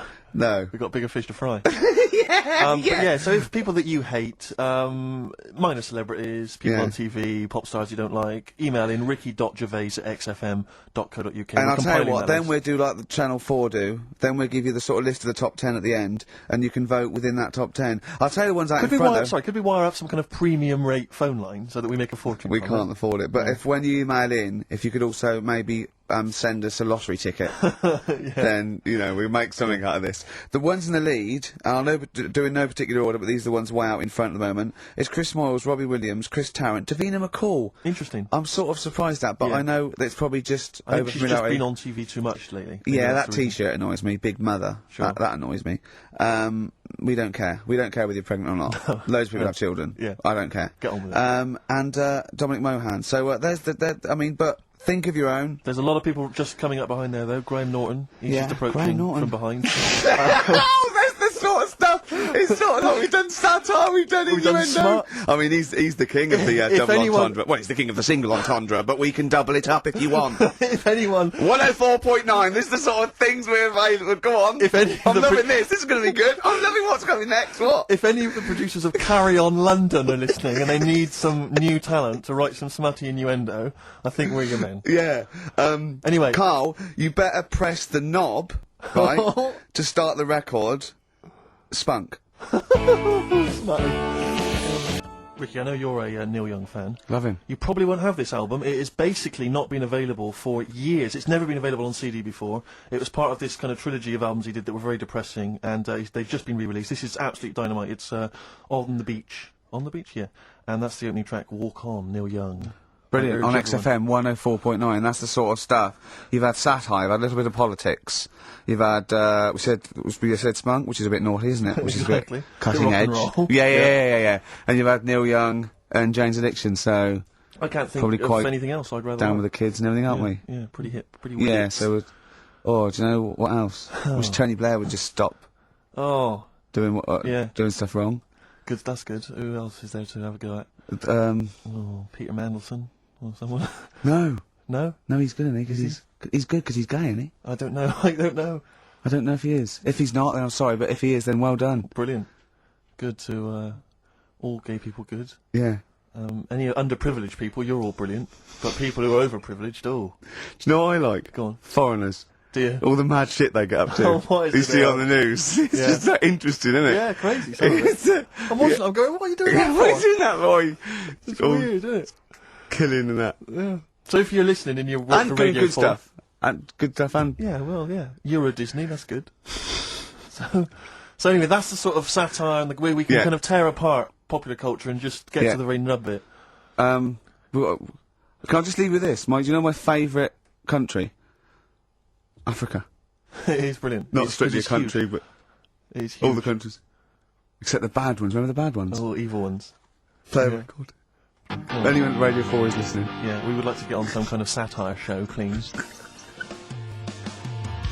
Longview and further on XFM 104.9. Ricky Gervais, Steve Merchant, Karl Pilkington. Yeah. The Holy Trinity. Yeah, going well at the moment. Not bad, Going not well. bad. You were just talking about foreigners. Love 'em. And I'll tell you something, I've been meaning to ask you this for a while, because I know you're a very well-informed man. You Yeah, are very political educated. and sort of liberal and that. Yeah. How does Chinese work? With the language, I can't figure it out. no one knows. I can't figure it out. No one knows. It's not like any other language. No, it's not. It's not. You know, Either spoken or written down. Well, it's not written down, it's... well, when it's written down, it basically looks like kind of little children's drawings of those little paper houses that Chinese people live in. Well, that's what You know what I it mean? is. Sort of- It is And a it's little... loads of them, it's hundreds of them from what I can make But I mean, out. even French have a go. It's not even the French got right words, but they've got some of They the make right their China letters, sound like and they're going, "Oh, hello, how are you?" And it's sort of they're Exactly. trying to do the words, but there's just something wrong. I think it's like a speech impediment. I think. Exactly, yeah. Germans are similar. Yeah, Germans are going, how are you? And they're trying to do the words. trying to They're speak just English, but it's whereas just coming out Chinese, of it- no effort. It's just, for want of a better word, it sounds to me, when I listen to Chinese, it sounds like gobbledygook. That is a dialect. yeah, I that's can't- I think that's the main dialect. That Mandarin and orangutan. But I mean, I that. can't, but seriously, I mean, I can't figure it out. I've got no grasp of how, because it doesn't seem to relate to anything I've Wait, ever there's not heard. real words because there are sentences. Like, you know, we have a word. If we said, a gentleman sits by the stream of fish. I've said it often. Yeah, we use all the different words to each one of those words. So we've got a word for each of them. Yeah, They yeah. haven't. They've just got. I think it's like a triangle with a line through it. Right. So, Right, which right, can right. get confusing because you know Yeah, so the quick brown fox jumps over the lazy dog. that's just. That's what I think. That's like a. I think that's like a little paper house with a feather on top. Right. But if we got. Personally, this is what I would love to do. I want to use the fact that we're on the radio to answer these questions possibly. Yeah, to I tell would me about love- other cultures. I would love to speak to a Chinese person. Yeah. A Chinaman. Well, or a Chinaman woman. A Chinaman woman, I thought Yeah. fine. But I'd just like to speak to someone, ideally perhaps, you know, a professor of Chinese. Or someone who works in a chip shop, but someone who was actually born in Chinaland. Someone born in China. Someone born in Chinaland, a Chinaman or a Chinaman woman, just to talk us through exactly what they're going on about. Exactly. And it's just because I'm very ill-informed. I've only really seen Chinese people in kung fu movies. You know, so Chinatown, Chinatown, walking through Chinatown. as we've said before. Not really a town. Not really a town. More of a novelty street. More of a novelty street, a slippery novelty street. Exactly, yeah. So, Because I remember watching Kung Fu a lot. They always used to speak, they always speak very slowly, don't they? they do. They're very kind of mysterious. Yeah. Inscrutable. They never really they are unscrutable. You cannot screw a You Chinaman. cannot screw a Chinaman or a Chinaman. They are unscrutable. They are non-scrutable. Yeah. If I was to go out in the street now and try and scroot a Chinaman, You'd have no chance. I would not, because they are inscrutable. You could not screw a Chinaman for love nor money. They are anti-scrutable. Yeah.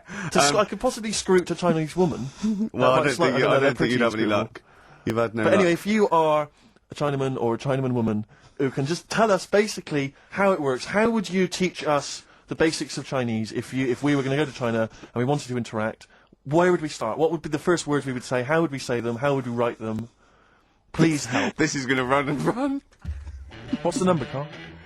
08700 800 1234. See, proper normal talking there from Karl Pilkington. There's got to be one thing. Hasn't it?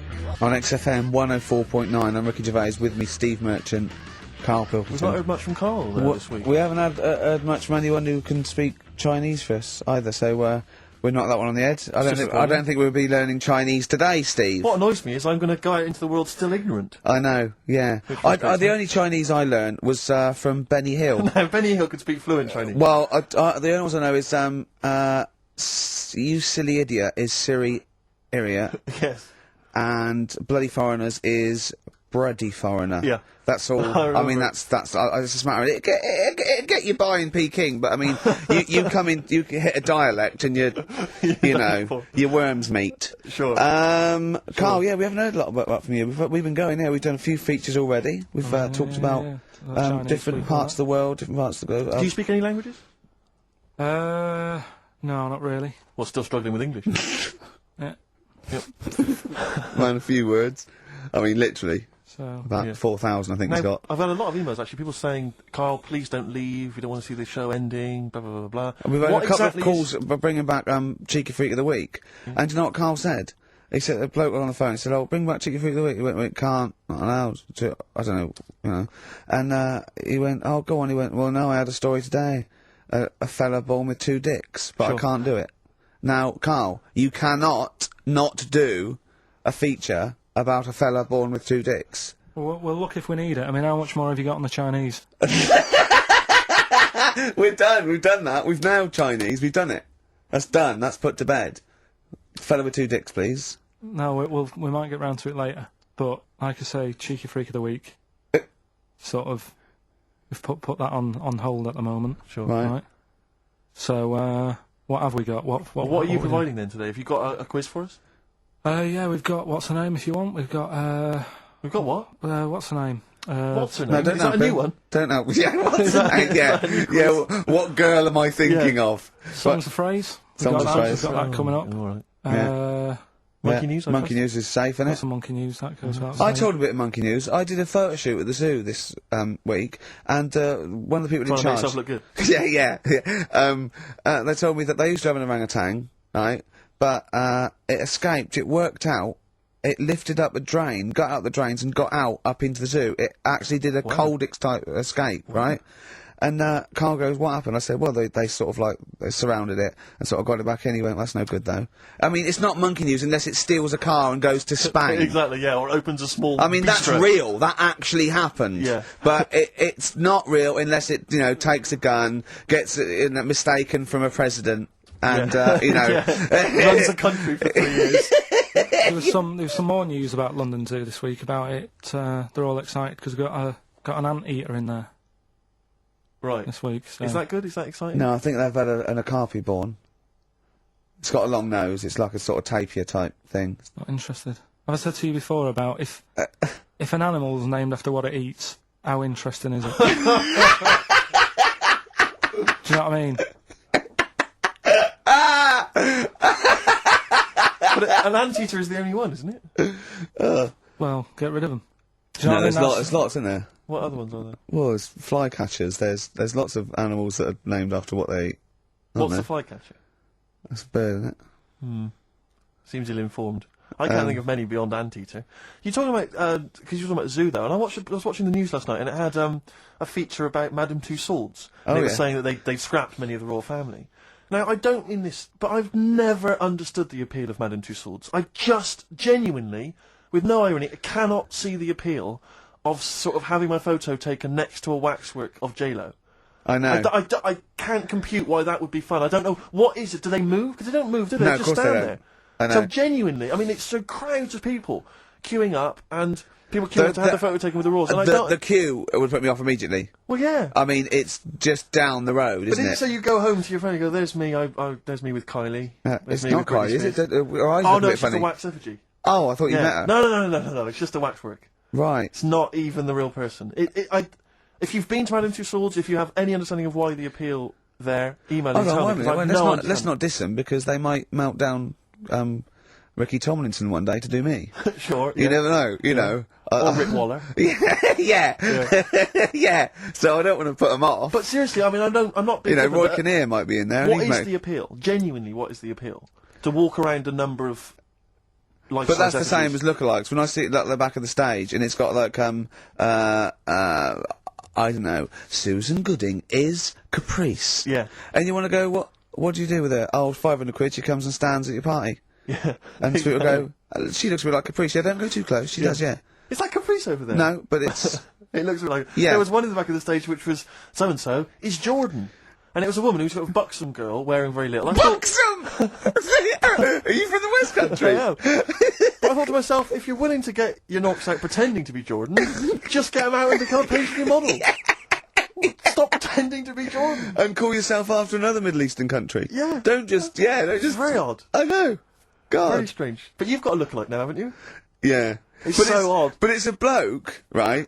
Sort of at his desk, right? In the picture. In the picture, and it's David Brent. Yeah. And it's got Ricky Gervais. Yeah. So, But I don't remember, it's just an old fat bloke with a beard. alright, don't have a go. All right. Play a record, Karl. I'll leave for that. Radiohead. There. And Go to Sleep on XFM 104.9. Don't go to sleep, we've got some more fun and great tunes coming up. Alright? Just to let you know that we've had a few new entrants on the listeners' hate poll. I just noticed Chris Evans is cropping up. Chris Evans has snuck in a couple of times. We've also had Jordan added to the list, along with Mick Hucknall. I think that's because you reminded people. I know. I mentioned her, and Yeah. yeah, consequently. Come on, she's on there. think. Mick Hucknall, and also this is one I'm strongly behind. Daniel Bedingfield. If you've Yeah, ever but I heard can't him hate interviewed, him. if you've heard him interviewed, he's such a knob. Is he? He really is a bit. Don't get involved. We see the good about this is we don't get involved. Yeah, This true, is true. not does not necessarily reflect our opinions. That's absolutely There are true. a couple of people that are cropping up that I'm right behind, but I'm not going to give that away. So don't give your opinion, Steve, because then our hands are Do you know clean. who I love? Who? Daniel Bedingfield. He's bloody brilliant. Do you know I think is a comedy genius? Go on. Chris Miles. But let's move on. Let's not. So anyway, listen, we'll be giving the top 10 of you, the listeners, votes. Probably about 2 o'clock, and then from that list, If we remember, if we remember, and if from Karl that- doesn't lose the list, yeah, yeah, and from that list, we'll probably try and draw up the top 3, maybe. yeah. Okay, so quiz time. I know everyone's been looking forward to this. Which quiz is Well, it we're this going to week? play along because he's done Songs of Phrase where he cuts up bits and pieces from records. You have to guess the title or the artist, and makes a well-known phrase, i.e. a phrase that we've said a lot. And the challenge is that me and Steve have got to try and work out what it is as well before we will tell you the phrase, but let me just see if I can guess. Play it. Tell me why, tell me why, tell me why. Play the game of swing. Right, I know what that is. I didn't hear it. Can you play it once more for me? Right. I know what that is. Right, it's why don't they play the game of swing ball? Because that's what he said when he turned on and saw people in wheelchairs playing tennis. And his point was. Tell me why, tell me why, tell me why. Play the game of swing. Oh dear. That is so naughty. This show's been a bit naughty, I think. I don't know what's happened to us. I think it's like sort of end of term sort of madness. But I think we've got to calm down here. We've been a bit naughty there.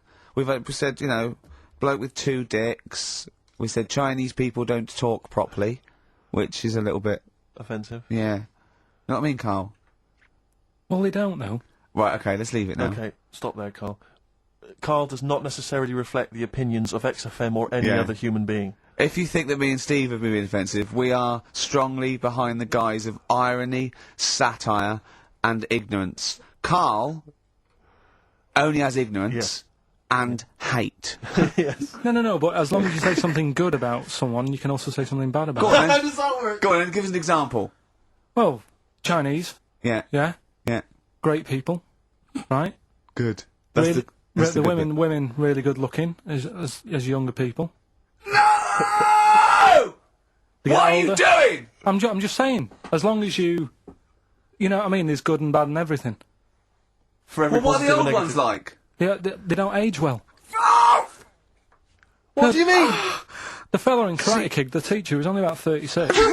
We started this. We started this. Oh. Fact. Uh, So, songs of phrase, email in, ricky.gervais@xfm.co.uk, right? I mean, I have to say, Carl, it's very tricky this week. You've got some very obscure sounding songs there. Yeah, just all we want is the artists. I think just the song, Carl, mate. I No, think actually, that's harder. hard. I No, think that's hard. Yeah, the artist. Just the artist, I know. Okay, so these are the prizes this week. Well, let's play it again so they can hear it. Try and work out all the different artists. Yeah, why don't they play the game of the game of swing ball? Right? Tell me why, tell me why, tell me why. Play the game of swing. That's tricky. It is tricky. That is tricky. That is good. But there's some great prizes, including, Carl, I can't help but notice, torn from the current, well, I think today's issue of the Daily Mirror. what is giving away a giveaway? It's a free CD from the Daily Mirror, which you can buy it, you spend 30p on the Mirror, you can get this anyway. But it's still in the piece of plastic that it came in, I love just that. ripped. Anyway, there are some other treats for you as well. Oh, you'll be loving getting that through the door. So there's the Jingly Jangly Sound of Summer, Good Vibes, a 2 CD set featuring music from Crowded House, R.E.M., Simon and Garfunkel and the Beach Boys. I'll tell you what, I've got the thought of another game. We can put Carl's into theory, right? I can tell him a sort of like a person or a people or a place, right? Or a profession, and he's got to come up with a good and bad. A good and bad thing. This That sounds great. it is dicing with death. Yeah. Are we ready to do this?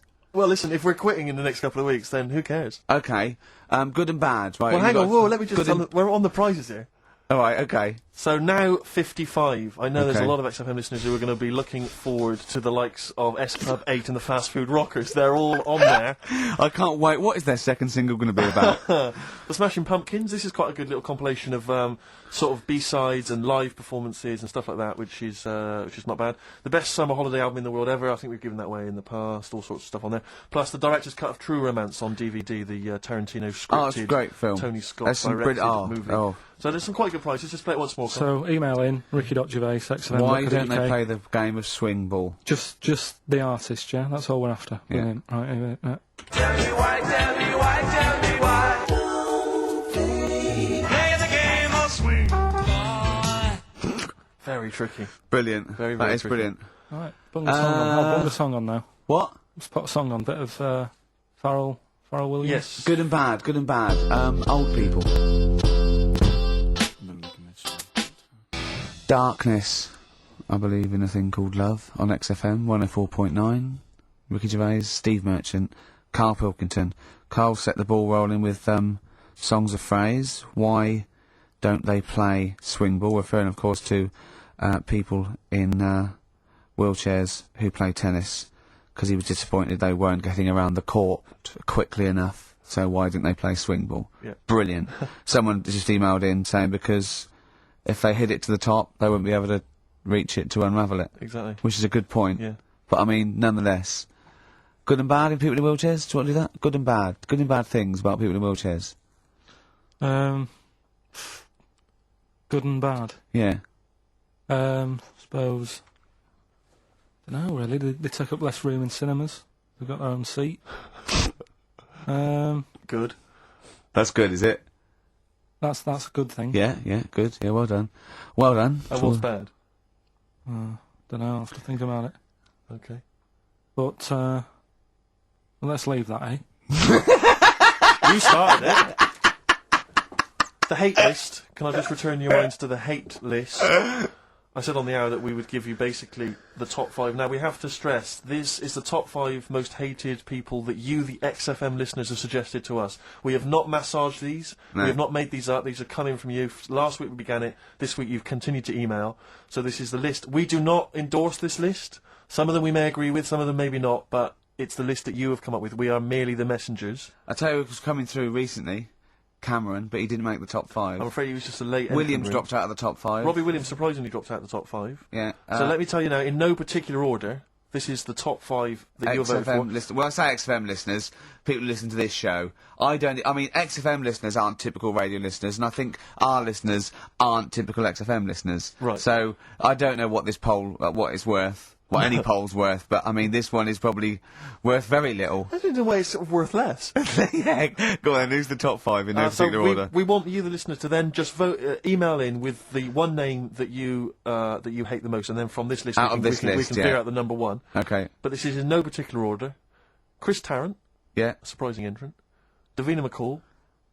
Well, I don't think he's that surprising. Well, anyway, 'Cause, I mean, I'm not going to editorialise. No, I'm not saying. I'm saying I imagine XFM listeners pretty much despise someone like Chris Tarrant. Okay, well anyway, Chris Tarrant's on there, Davina McCall, Yeah. Patrick Kilty, Right.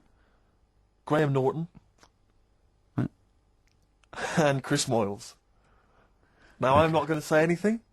Those are the names that you have drawn up. There are lots of others that didn't make the top 5. Richard Madeley was on there, Michael Flatley, Vorderman, bizarrely. Michael Flatley's a weird one. Very strange. So Jamie Oliver, a lot of votes for him, but he's not made the top 5. So those are the top 5. Just email in with the number 1 that you hate. And we're talking about someone another pointless, inane poll. Exactly. And this time we did it.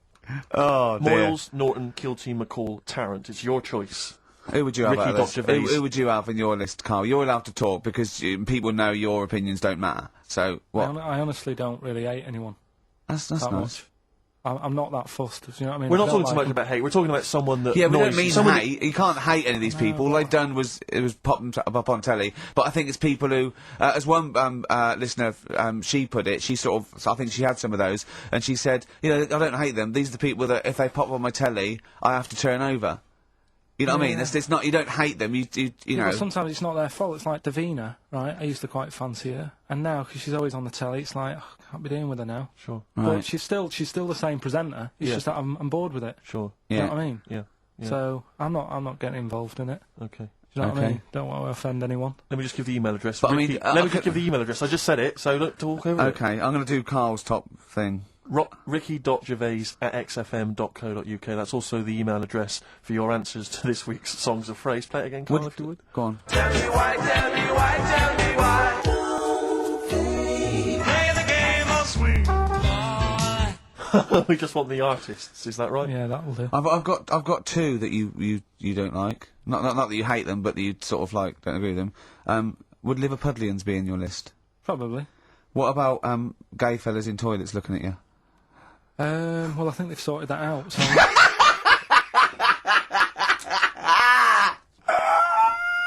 One of the prizes this week in Karl's goodie bag features this song. Play it, Karl. The Monkeys, Pleasant Valley Sunday. God. Monkeys, Pleasant Valley Sunday. Brilliant.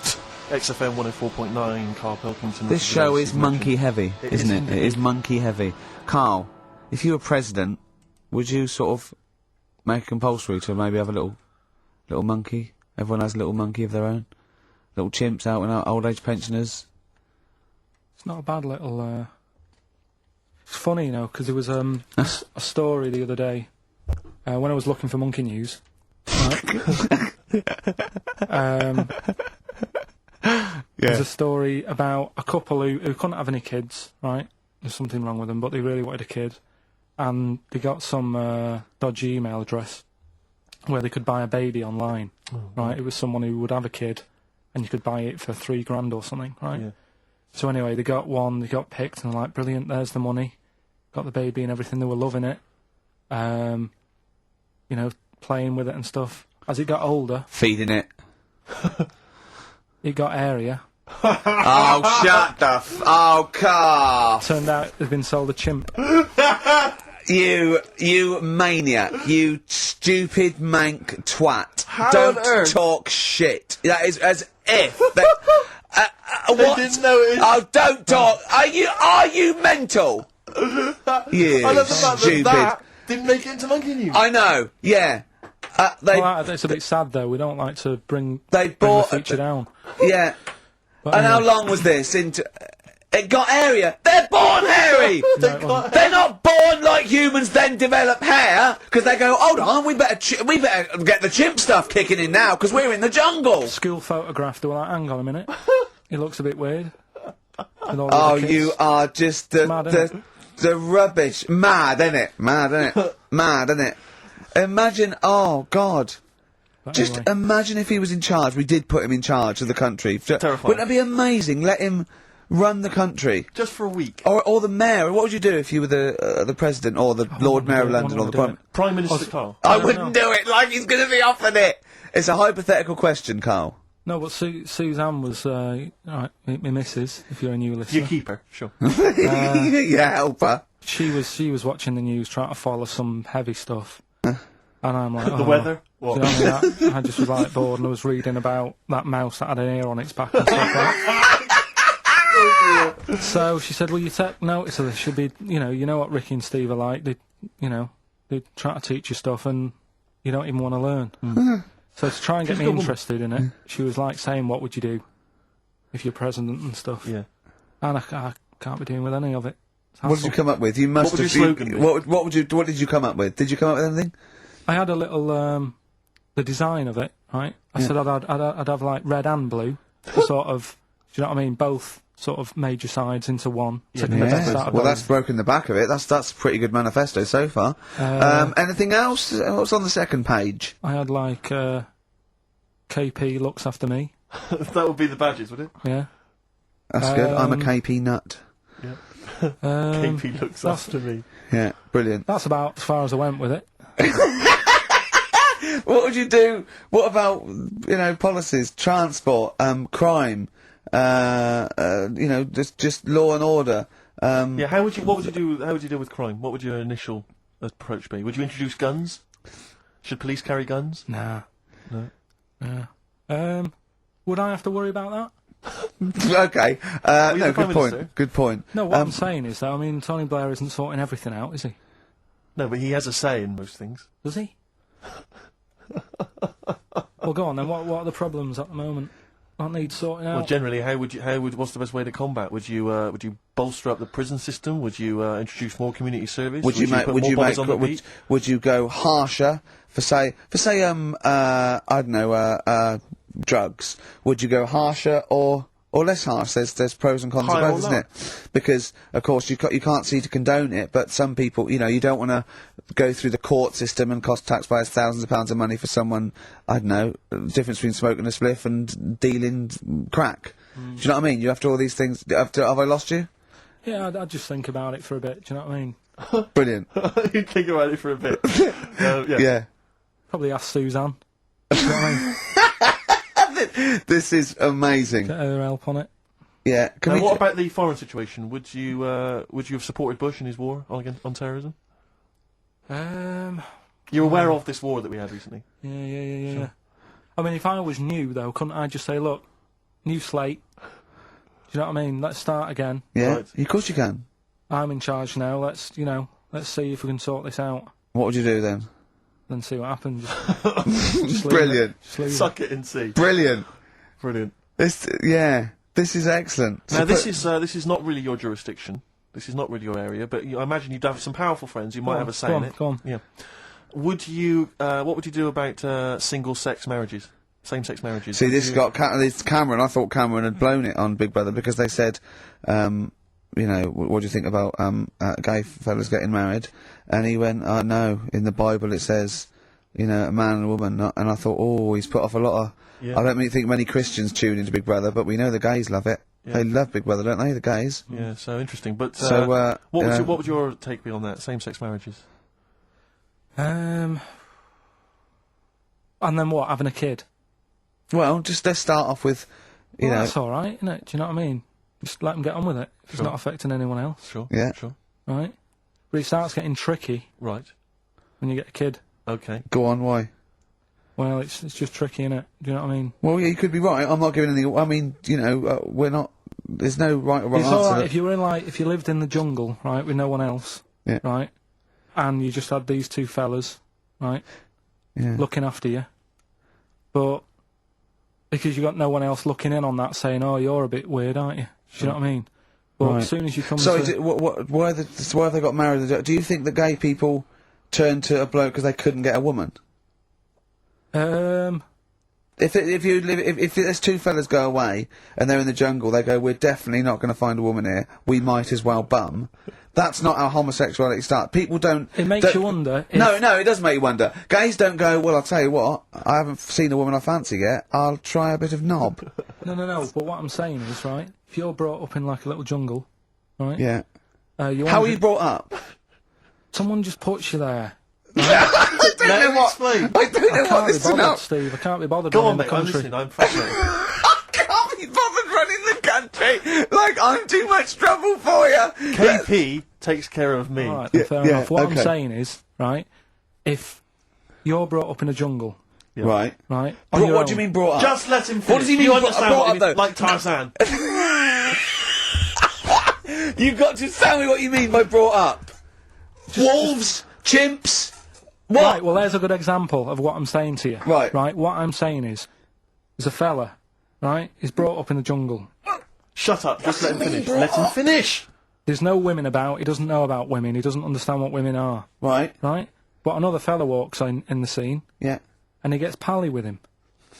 What does he talk about? Then they've both got needs. This scenario is ridiculous. How has he lived? Or do you know what's his reference I points? can't be bothered with this. Honestly, Saturday should be, day off and that, not worrying me about problems. God! Oh! God! KP takes care of me. Oh, dear. Elbow. Fallen Angel on XFM 104.9. So, there we go. Karl as president. He's still confused, aren't you, Karl? Just a little bit sort of amazed Yeah. by the body. Yeah. You're in Just awe of it, aren't you? Just the way... I'm amazed how two people can buy a baby on the internet for £3,000 and not realise it's a chimp till it goes to school. No, but seriously, what we were, talking about there during Elbow and Fallen Angel, we were talking about that I think Yeah. if you're locked up, well, not locked up in a room, you've got a normal life, except there's no women in it, Yeah. right? But how would that happen? What would this point of reference be? How would you bring Right, up hang a on a minute, person can I just ask you and something, totally... though? Go on. How can infinite monkeys and a typewriter... Right, again, I've told it before, right? That is not... You don't actually have to test that model. It's basically a model for that explains the nature of infinity.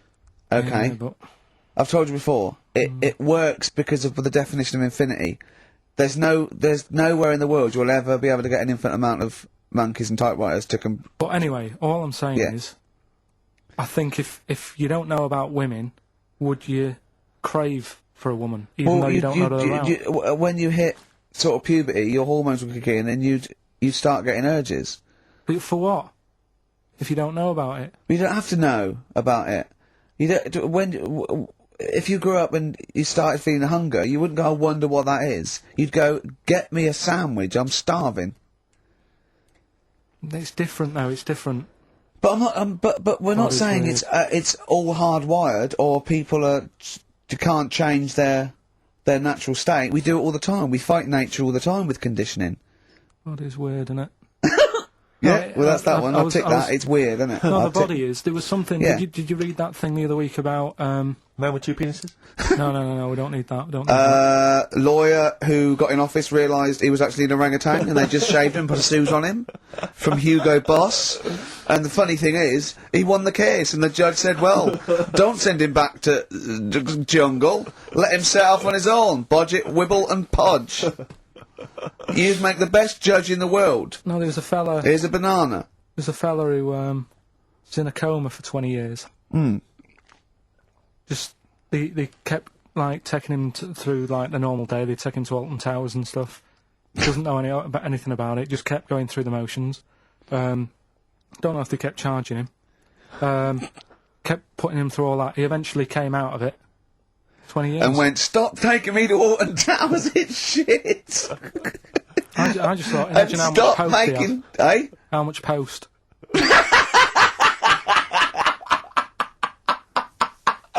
Oh, Did you read about that guy in the paper, Karl? He, sorry, on the internet.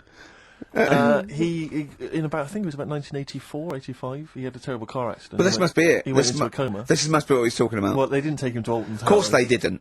but you've got to try and decipher the truth from the conjecture, from the thing that I mean, don't forget, Karl says, realises that he's had a dream. He talks to Suzanne and goes, that was good, wasn't it, last night we were in the plane? She goes, no, that's a dream. He goes, oh yeah, where's my cornflakes? You've got to, you know what I mean, I can now decipher what he's actually seen, what he's read. Well, go on, what did you... Well, I'm assuming it's the same guy. It is the same guy. It was a guy in some small American town, and he'd had a car crash, and he'd gone into a coma, and his wife had left him. She'd gone on with her life, because he'd been in a coma since then, and he had just woken up recently. Marriage wasn't working. Marriage wasn't working.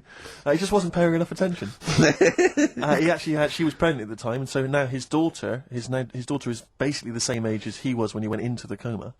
And, he's just started coming around, he's just started making jokes. They said, how do you feel? He said, horny, which I thought was quite witty for a man who'd been in a coma for however many years. But anyway, yeah, so he's slowly trying to rebuild, what life he can. That's what do you make of that, though? Because the thing is that he's missed, imagine what he's missed, Karl. Imagine the music that he's missed, the Live TV Aid. programmes, Missed the Live news. Aid. Live Aid, he's missed He missed, completely. The Phil Spice Collins Girls, playing in 2 continents in one day. which, frankly, I'd be devastated if I discovered that Missed happened. Bros. Yeah. Yeah, so he doesn't, so he'd put on ripped jeans and they go, passe. They just have to send him a series of those I Love 1986 Exactly. programmes with Kate Thornton filling him in on what he's doing. Exactly. Peter Kay reminding him of space operas. Yeah, he Richard remembers Blackwood those. talking rubbish. Yeah. So, Extraordinary though, isn't it, Karl, to think? No, obviously So, not. had he aged much? Because he hadn't had any problems or anything, no worries. well, Is that- he probably wouldn't have, physiologically, he probably wouldn't have the wear and tear of a 43-year-old man. Was that a good Because kid? he wouldn't have had sun, he wouldn't have had sort of nicotine, beer.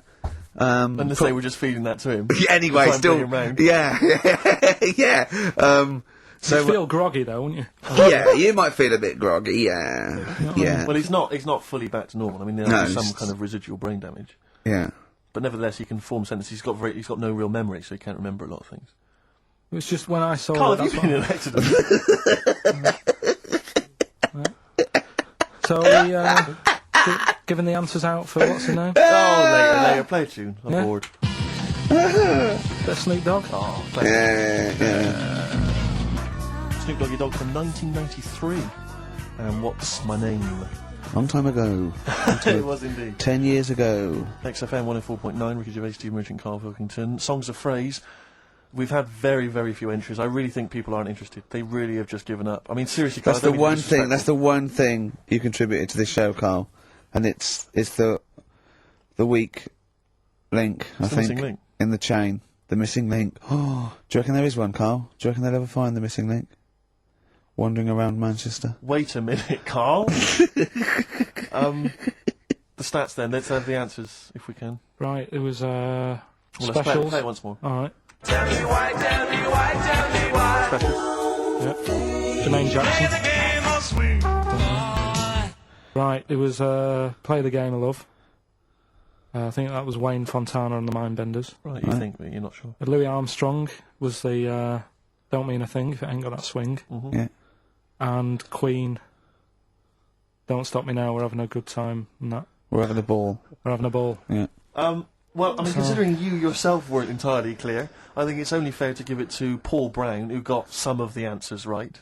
PB, you are getting those prizes. well They done, are Pete. on their way They're to you winging their now. way to you. Okay, the stats are in for the XFM listener hate list.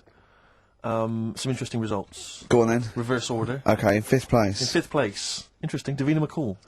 Yeah, I think that's is a reflection of her being on telly all the time and running out of stuff and being a bit over the top and yeah, 4th position, yeah. Christopher Tarrant. Okay, well, I mean that's I wouldn't have thought he's the favourite. There is Role a model joint of- go on. 2nd place. Go on. Graham Norton Yeah. is alongside in 2nd place. Patrick Kilty, which means Chris Moyles is the winner with an overwhelming vote. And I swear to God, I have not done anything to those stats. Yeah. That is exactly as they've come in off the email. We do not give our opinions on this. Do That not was the condone that. XFM listeners, but well done. Thumbs up, you all win a We're going prize. to play you some nice records because of that, aren't we? I reckon they'd sort of prefer some ads. Either's fine. Yeah. Feeder. Forget About Tomorrow on XFM 104.9. When I was at university, my best mate was a bloke called Wally, and he was doing psychology, and I was doing philosophy, and we both got into this theory called determinism, which is about the state of the mind, and it's a materialistic view that everything is part of the causal web, and everything has a reaction for something that happened before it. And by the way, Karl, do not confuse this with fatalism. Determinism is not predictive. It's just that if a brain state happens again, then anyway, the famous Everyone one is. knows. Yeah, the famous one is, if, you know, a butterfly hadn't shaken its wings, Queen Victoria wouldn't have sneezed. Everything's inextricably linked, right?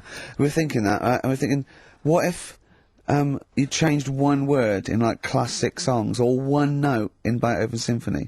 How it just wouldn't work. Well, I've always thought that, come on, baby, light my fire. Not as good. That sounds brilliant. Yeah. Enigmatic, interesting. Not so good. More pedestrian if it was, come on, baby, light a fire. Just one thing wrong. Yeah. That would be great. Just sitting there, Paul McCartney comes to John Lennon and he goes, all right, John, written a song. He goes, well, she was just 17, well, you know what I mean. And the way she looked was way beyond compare. I wouldn't dance with another. I'll stop you there. Go on. I'll stop you there. What's the matter? Something not quite right with that. I love the song. It's great. Yeah. Just once more. For Well, us. listen, don't be too harsh. I mean, because we write our own songs. No, but sure, we can still put both our John, names I think to you're it. a great talent. I think you're a great talent. Well, I'm just saying. listen, you hippie, right? Well, not yet. Well, not yet, but I mean, there's a Japanese bird outside looking Don't in. fancy him, not interested. No, well, listen, well... And I'll never right? change my view. Right, now, listen, right? I wouldn't dance with another... Is that bit? Is it that bit That you don't bit's like? not Is it the... working. I It's just like the... Could you try and... Is there a different pitch okay. you could go? I wouldn't dance with another... So again. You don't like the... Is I'm it the just noise? not sure the girls are going to go crazy No. for it when we do that Just bit. think, just think of... Is there anything else you've got? I love the idea of just changing one Yeah. lyric. Radiohead. Well, that was their classic song. Creep. You can't really change that, can you? Burke. What if they called it Creep? I'm a Burke. I'm a twat. I'm a knob. But don't worry about determinism, Karl. Please. Just because it says we don't have a free will as such, you know, it's more an illusion. It's not whether we choose our choices, whether we can choose, you know, to choose our He choices. knows all this. But don't, as I say, do not confuse it with fatalism. It is non-predictive and does not change anything. I mean, the moral upshots are frightening because if we have no free will, then are we culpable for our actions? But again, it changes something because you've got to take people out of society that are at harm. Karl you know. has often said that. All right, Karl? Am I still the president? Yeah, go on. Yeah. No, I'm just asking. I'm not. Yeah, what would you do? What would you do about determinism? Change it. I'd have a day off. If you were president of America, would you ban guns? It's in the Constitution. Everyone's allowed to have them. I don't know. I'd have to think about it. I just love that. Imagine all your different aides and the Secretary of State and generals coming to you, and they come out and they go, "What did he say?" He goes, "He said he's going to think about it." Again, did he say that again? Did he? Yeah. What was he doing? He was running over looking at monkey news. Apparently, a chimp stole a car and drove to France. Now, Brilliant. monkey news. You're talking. I'll tell you what. Should we have a great song then? Monkey news. It'll be an absolute treat. What It'd about a be little great. bit of David Bowie, Sorrow? Yeah. Didn't write this one, but I mean, he sings it bloody well. David Bowie, Sorrow, on XFM 104.9. Nearly there, but, you know, we're working our way up to the grand finale. The bit where Karl spouts absolute nonsense from a dodgy source on the internet about a monkey who did something impossible. Let's cue up the jingle. Hang on. All right. Perfect. Oh, chimpanzee, that monkey news. Right. Let's have a look. This one's from some woman, right? Yeah. And she was taking part in the London to Brighton bike ride, right? Lovely day, weather's good and everything. What year? She's just a couple of months ago. She's done all the training, right? Done all the training and stuff. Got a brand new bike for it. Got a little puncher outfit and stuff, all set for the day, right? It's a nice day. She sets off. They all start pedalling and that on the way to Brighton, right? So she knows the route and that. Got her little headphones on, cycling along. Suddenly, Right, okay, I'm going to stop you now. If a cyclist overtakes her, and it's going really fast, and it's sort of hunched over, but it's got, like, lots of cycling gear on and a helmet and goggles, and they can't tell what it is, but they just know it's like a little hairy fella who hasn't bothered shaving his legs, which is weird, isn't it? Because cyclists usually shave their legs, and this bloke had really hairy legs. But and it won. They gave it the medal. It won 3 years running. They gave it the key to the city. It had its own game show, and then someone said, "Hold on, though, this fella's sort of hunched over, and he's only 3'5", and his arms are longer than his body. It's a chimp. If it goes anywhere near that, we're never doing it again."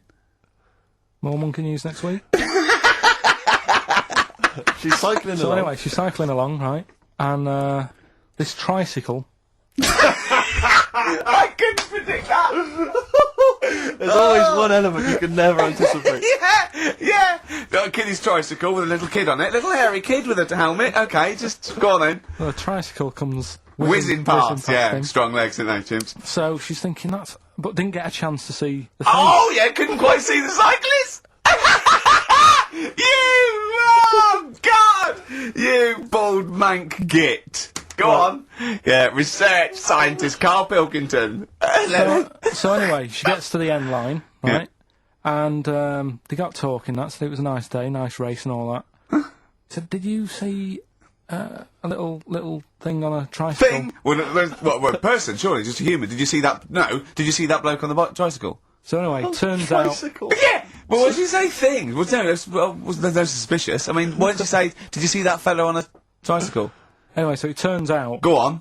it was a chimp. You're joking! Right. Well, Christ almighty, there you go. Unbelievable, and it was a chimp all along. So anyway, right, so the woman's like, We're never doing this again. checking out the news, right? There's nothing on it. She checks out XFM Monkey News. Right, okay, I'll I stop don't you there mention again. it. Right, if it turns out she doesn't the news, right, and the circus goes, we're looking for our chimp, it used to ride this tricycle, and it escaped with police chasing it. No. So she listened to XFM, see if I'd picked up on the story. Yeah, sure. I didn't have it and stuff. So she got in touch with the organisers of the London to Brighton bike ride, said, "Look, saw a little hairy fella." Why did she care? Because she wanted to know, she thought it was a bit odd. Well, Turns why- out it was a chimp. They weren't happy about it. Of course not. Because now the owner of the chimp wants to enter it into the Tour de France. No! Oh, God! I'm gonna die! Oh, God! In 2005. Now, a couple of questions. I trust you'll be able to answer these. One, Oh, God! Steve, help me out. how did it get hold of the tricycle? I don't know. Okay. Okay, no, that's fine. That's not an important point. Like, that's important. What's the did matter it- with you, Steve? He doesn't know that. How did it know to... well, firstly, how did it know which way to cycle? But more importantly, how did it know there was a major bike ride on that? Just following the crowd, No, Steve. no. What's the matter with you? The owner of it had trained it and stuff. No, he hadn't! It had already done the run beforehand, before the big day. No, it hadn't. Like I say, it wants to do the Tour de France in 2005. No, it doesn't. But there's something about animal rights. If they don't let it enter, they can kick up a bit of a fuss. The animal rights is that it's cruel to make a chimp ride a bicycle. Not if it that wants it's to. prejudice that it'll go, is it because I is hairy? You idiot! Right? So, Wow, that is the worst. That is the worst one yet. Absolute twaddle. Absolute rubbish, Karl. Have you got a tricycle? Unbelievable.